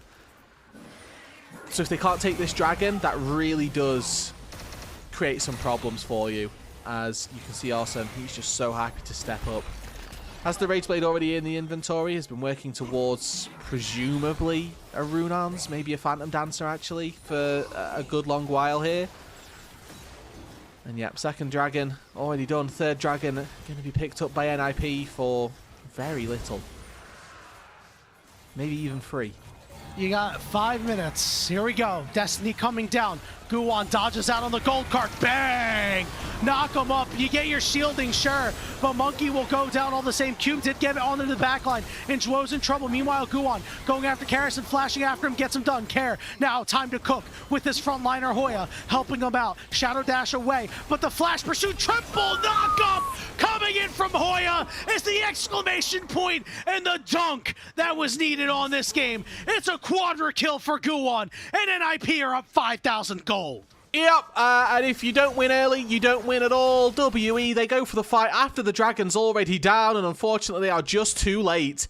This is NIP surely sealing this series. Was it Zhuo that they spotted? Yeah, they wanted to catch Zhuo out. He's a little too far forward, but a flash buys the space alongside Nimbus Cloak. Stand United to actually buy time for Monkey is good. It does give access to the Kog'Maw and the Lulu. That double taunt from Cube does a lot of work. Unfortunately, does not do nearly enough as Guwon all but pentas WE here in this bot side. The Neferi left completely unchecked. Triple knock up from Hoya, absolutely Beautiful. Excellent. And you know, we were asking, and you mentioned it in the draft, that this is a put the fries in the bag game for Hoya on that top side. He did exactly that in that fight. Sort of has to swallow his pride a little bit in the early stages. The Scion not too great versus Shen, but moving into these team fights really does make himself his own. When you make a play like that in a game, you are happy no matter the results. Can I get a oh yeah for that one? He has made his presence known. He slammed the door on Team WE, and now it's just up to NIP to finish this one off. Awesome. Once again, up a little bit too far here. This is how the comeback started for Team WE in Game 2. Keep that in mind. It is. It is. And you do start to wonder if history will repeat itself. It's a quick note on Kog'Maw build here. This is 100% uptime W build for the Kog'Maw. So Flicker Blades means that your W will just always be up. So you go from being, you know, what is a relatively short-range marksman to being an obnoxiously long-ranged marksman at that. So if Awesome stays alive, he should be able to keep space from the majority of people across this WE roster. Of course, if he ends up getting picked up, caught off, then that's not great, and he won't. 2 minutes, just about, until this Ocean Soul is up. Oh no. Arha, no. Hello. Goodbye. Well, Hoya gets his first of the game. He deserved to get a kill on the stat sheet here, so just waiting for Care to get his first, and Zhuo as well. Baron is going to be started by NIP. This does not come without risk. No, there it doesn't. will be an opportunity for Team WE to do something here. Teleport's going to be coming in from Arshen. Karis is coming through as well. Baron's down to about 5,000 HP and still dropping. 3,000 and getting lower. Scion Ultimate splits the gap. Cube goes in. Monkey's still waiting to get in there. He's slowed up, but is front lining, and it is secured by the Kog'Maw. About is the only man left standing, and he ain't standing for too much longer.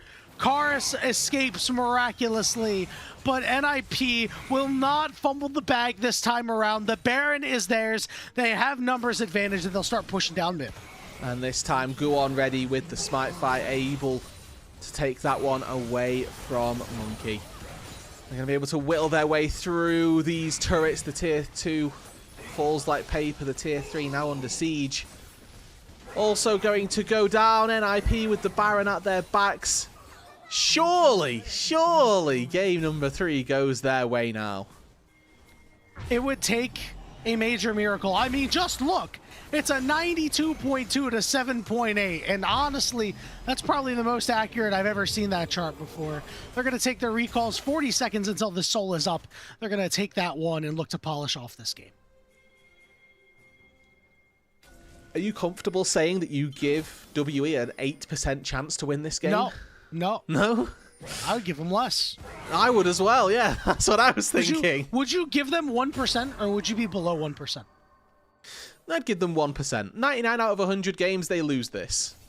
1 out of 100, you know, something crazy happens. And that one was game 2. We don't live in the same world that we lived in game 2. 5 seconds until this is up. Karis does have his teleport available, as well as his destiny. It looks like we are not going to try and steal this dragon away. We don't really have a way in, but I feel like you just can't let this go for free. Just try something here. I feel like they actually have many ways in, actually, given the nature of their composition. Yeah, that's it. That's better. There we go. Pantheon Altar. No, he got it stolen away. No way. Monkey steals it away from Guan. Yeah. Well played. Well played. It's an incredibly low-stakes steal, because if he dies, who cares? So what? You know, like, what contribution does he have in the bot lane at this stage? He's throwing a couple of spears, and odds are they'd lose this inhibitor anyway. But now they've got 5 more minutes where they don't have to play against Ocean Soul. Nice. I don't know if they're going to even have 5 more minutes to play the game, but we're going to find out real soon. Karis has recalled. It is a 5v4. Monkey is up for 15 seconds. Guan no longer has his ability to dodge out with the call of the pack, but the first turret is going to fall. Hoya flashes in. Knockup's abound and about. See you later, buddy. Cube is going to be targeted out next. His Spirit's Refuge will fall. Monkey gets on top of Awesome, but it really is not going to matter all that much in the end when you're winning a fight on every single front. NIP take care of business here in Game 3. They improved to 7-7. They locked themselves for the 5th spot in Group Ascend, and they'll have a date with EDG next week. Well done to NIP. A clean series, no problems, no stress. Exactly as anticipated going into the day. And these two teams will come away with the result that we expected. Now, did we have to get put through the ringer to find it? Absolutely. This was one of the most entertaining series that we've had, probably all regular split. And we've had some good series this split, so hats off to these two for making us work for it, and WE as well, hats off to them for making NIP work for it as well.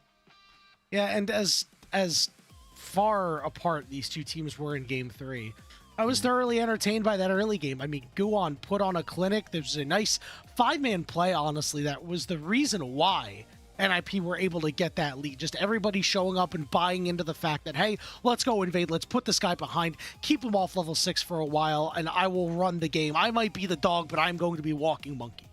Absolutely. And that's kind of what we're looking for, is making sure that Monkey cannot get involved in a game, because when he did, you know, Game 2 happened, he was the supposedly the catalyst for making things happen. And now NIP with that find themselves with a good happy ending to this split. No doubt about it. We have these play-in possibilities. We have reached the NIP portion of the play-in possibilities. My favorite part about this graphic is for the Team WE win one. They were still 1-12 because honestly, it's just irrelevant down there at that point. But 7-7 here for NIP. Again, as we said, even if they lost today, would be considered a split well done for the expectations that honestly everybody here had for this team. The fact that you're 7-7 when all said and done, you're a game off top esports, you're a game off of JDG or AL, depending on how those series go. I mean, that's great company to be in. And, I would really like to see NIP go on a nice little playoff run here. Maybe go make an interesting series against one of these upper teams and, really have something they could build on for like Split. Yeah, and that's going to be really good to see, right? We're hoping that ends up coming through. Obviously, now eyes turn towards tomorrow's series, where we've got IG playing a very important series for themselves. 2-0 sees them leapfrog into 6th. 2-1 victory sees them with some weird tiebreakers that I've not ran the numbers on with Weibo. It's so just the same as the earlier one, just the head-to-head that they're going to have. Yeah. Because they are 3-3 against each other, it would go based off of the how fast the game wins were for each side. Yeah, against one another. So again, haven't run the numbers. All that for 6 and 7, right? Yeah, we're firing you after this. You've made way too many of those today. Listen, I mean, unfortunately, listen. I mean, we are in a series that determines 5th, 6th, and 7th. That's true. That is true. And you know, we get to look at the stats. I mean, for NIP here, we do get to see sort of what one of their liabilities may be going through playoffs. As I was looking at the death columns, there was a total of 5 deaths. 4 of them were on Awesome, so that's just something to maybe keep your eye out for as we move into a playoff / play-in stage that could be very important for these two sides. No doubt about it. For Team WE, on the other hand, listen, I think they could still feel encouraged. I think that there's a lot for them to work on out of this game, and typically you don't get that in games like this where, you know, it's just not close, right? But you get to work on your level 1 strategy. Honestly, they're like, I think NIP really exposed a blind spot in Team WE's game in that game 3 that they can now watch out for a future team to try to replicate and try to adjust on their own. I have a feeling that even though, yes, they are, you know, 1 in 13 or whatever, I have a feeling that they will be just fine against the Group Nirvana teams in the form that they're currently. I think if they play like they did today, there's a world where they struggle. I think if they play like they've played up against some of our better teams, you know, taking games off of AL, Weibo, etc., there's a world where they can succeed. I mean, I don't want to count the game that they won today necessarily, because I think that there were just so many pitfalls in it, but that they found the win earlier on anyway, you know, like they were in game 1, they should have won that one. So yeah, there are a lot of problems that I think riddle this team, a lot of problems that I think have riddled NIP so far actually, because they should not have had to go to 3. Either way, as much as they did, like you say, it is going to be a pretty close run thing, and it'll be interesting to see what the 2 squads look like going into those play-in games.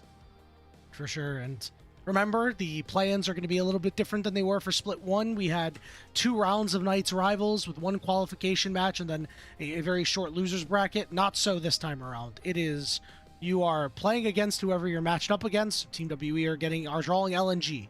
The loser of that is in Nirvana for the final split. Like, it just is what it is. So, unfortunately, we're either going to see Team WE, who really struggled hard this split, get sent down to Nirvana. But if LNG loses, now we have to start talking about, is the LNG experiment a failure if they lose, right? Like, they are staking their entire 2026 season for these guys on this.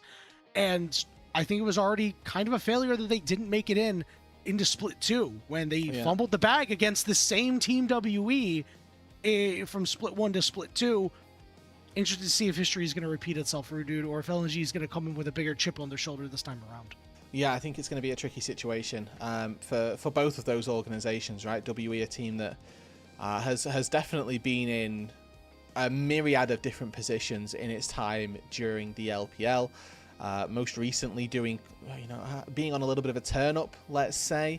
But for LNG, obviously, there's just like such a massive gulf in what we've seen from them, where they had the Zika takes them to Worlds like a couple of years ago, and then now struggling, battling it out in Nirvana for sort of the last year or so, and then they build up this what is objectively a really high profile team that hasn't yet even made it to Group Ascend. Well, with today's excitement over, Rudu, let's go ahead and take a look at our updated standings here, as they are a big one. So NIP locked in for 5th. Weibo Gaming and IG can still have a position swap going on there. Team WE were in 8th for a very long time. Group Nirvana has finally settled up. EDG should be 12th. This was pulled off of prior information that was on the Leaguepedia, but has now been swapped. So LGD in 11th, EDG in 12th. This does mean that Thunder Talk and LGD are going to either play against Weibo Gaming or IG, but we've already locked in NIP and EDG and Team WE and LNG. I don't think NIP should have too much of a problem with EDG. This is a team that has been really inconsistent, and NIP has just been inconsistent but better because they've beaten some of the best teams in Group Ascend. I mean, people NIP 2-0'd really, BLG, so as well. Yeah. Yep. And, you know, they obviously lost the second series against BLG, but when you can 2-0 BLG in any scenario, it's great. I mean, you split with AL, you split with BLG, you split with JDG, you split with Top Esports. You can't ask for much more than that out of a 5th seed. You feel really good. Yeah, I think so. Obviously, like, we got to see some of their inconsistencies throughout the split. Like, the Ninjas started out the split with low expectations. We then got to the middle of the split and thought, wow, are these guys going to contend in playoffs? And I think now we've reached the expectation which, from the start of the split, they're going to be happy with, right? Like, if we said to the NIP at the start of this split, hey, you're probably going to be able to finish top 5, top 6. You'll probably win a round in playoffs, but you're going to get dogged on by the top 4, and that's not changed. I think they'll be happy with that, and then, you know, sort of saying, okay, I don't think we're expecting to be a top 4 team by any means. If they can take games off of IG and Weibo, I think they'll be taking that, to be honest with you. Yeah, would be really happy to see that. And, you know, I have to say, you know, it's always tough feeling really good for a team, because that conversely, there is a team that is on the short end of the stick. I was really happy with Thunder Talk's performance today, and the fact that Thunder Talk are going to be staying in Group Nirvana, because there was always a chance that maybe, just maybe, you know, Ultra Prime was going to leapfrog them, and Thunder Talk were going to be in the bottom 2. So a big matchup today, and you know, I really like their solo laners a lot. I think that you've got these rookie solo laners in Keshi and Haru, and when you have rookie players like that you've kept on the roster, that you've clearly seen growth from. I mean, these guys were in Group Perseverance, which was a murderous group for them. They were the Team WE of Group Perseverance, but at the end of the split, they started playing better. You know, they got one game win. They didn't get a match win, but they started playing better. And you saw it in Group Nirvana, where they were able to hang tough with a lot of these guys who, you know, are solid players who have been around the block for a little bit. So I was particularly happy to see Thunder Talk go and get the job done. We'll take a look at the schedule. Tomorrow is the last day of the regular season here for Split 2. It's JDG versus IG, and then BLG versus AL. BLG versus AL means a little bit, because, you know, depending on what who picks who they play. Yeah, it right? depends on what JDG does, because AL is +5, JDG is +4, right? But I think the big deal is, will AL be able to return to form and be the team that we were like, ah, yes, they're so back, baby. Guwon gets our player of the game. I wouldn't be surprised if he got the series MVP.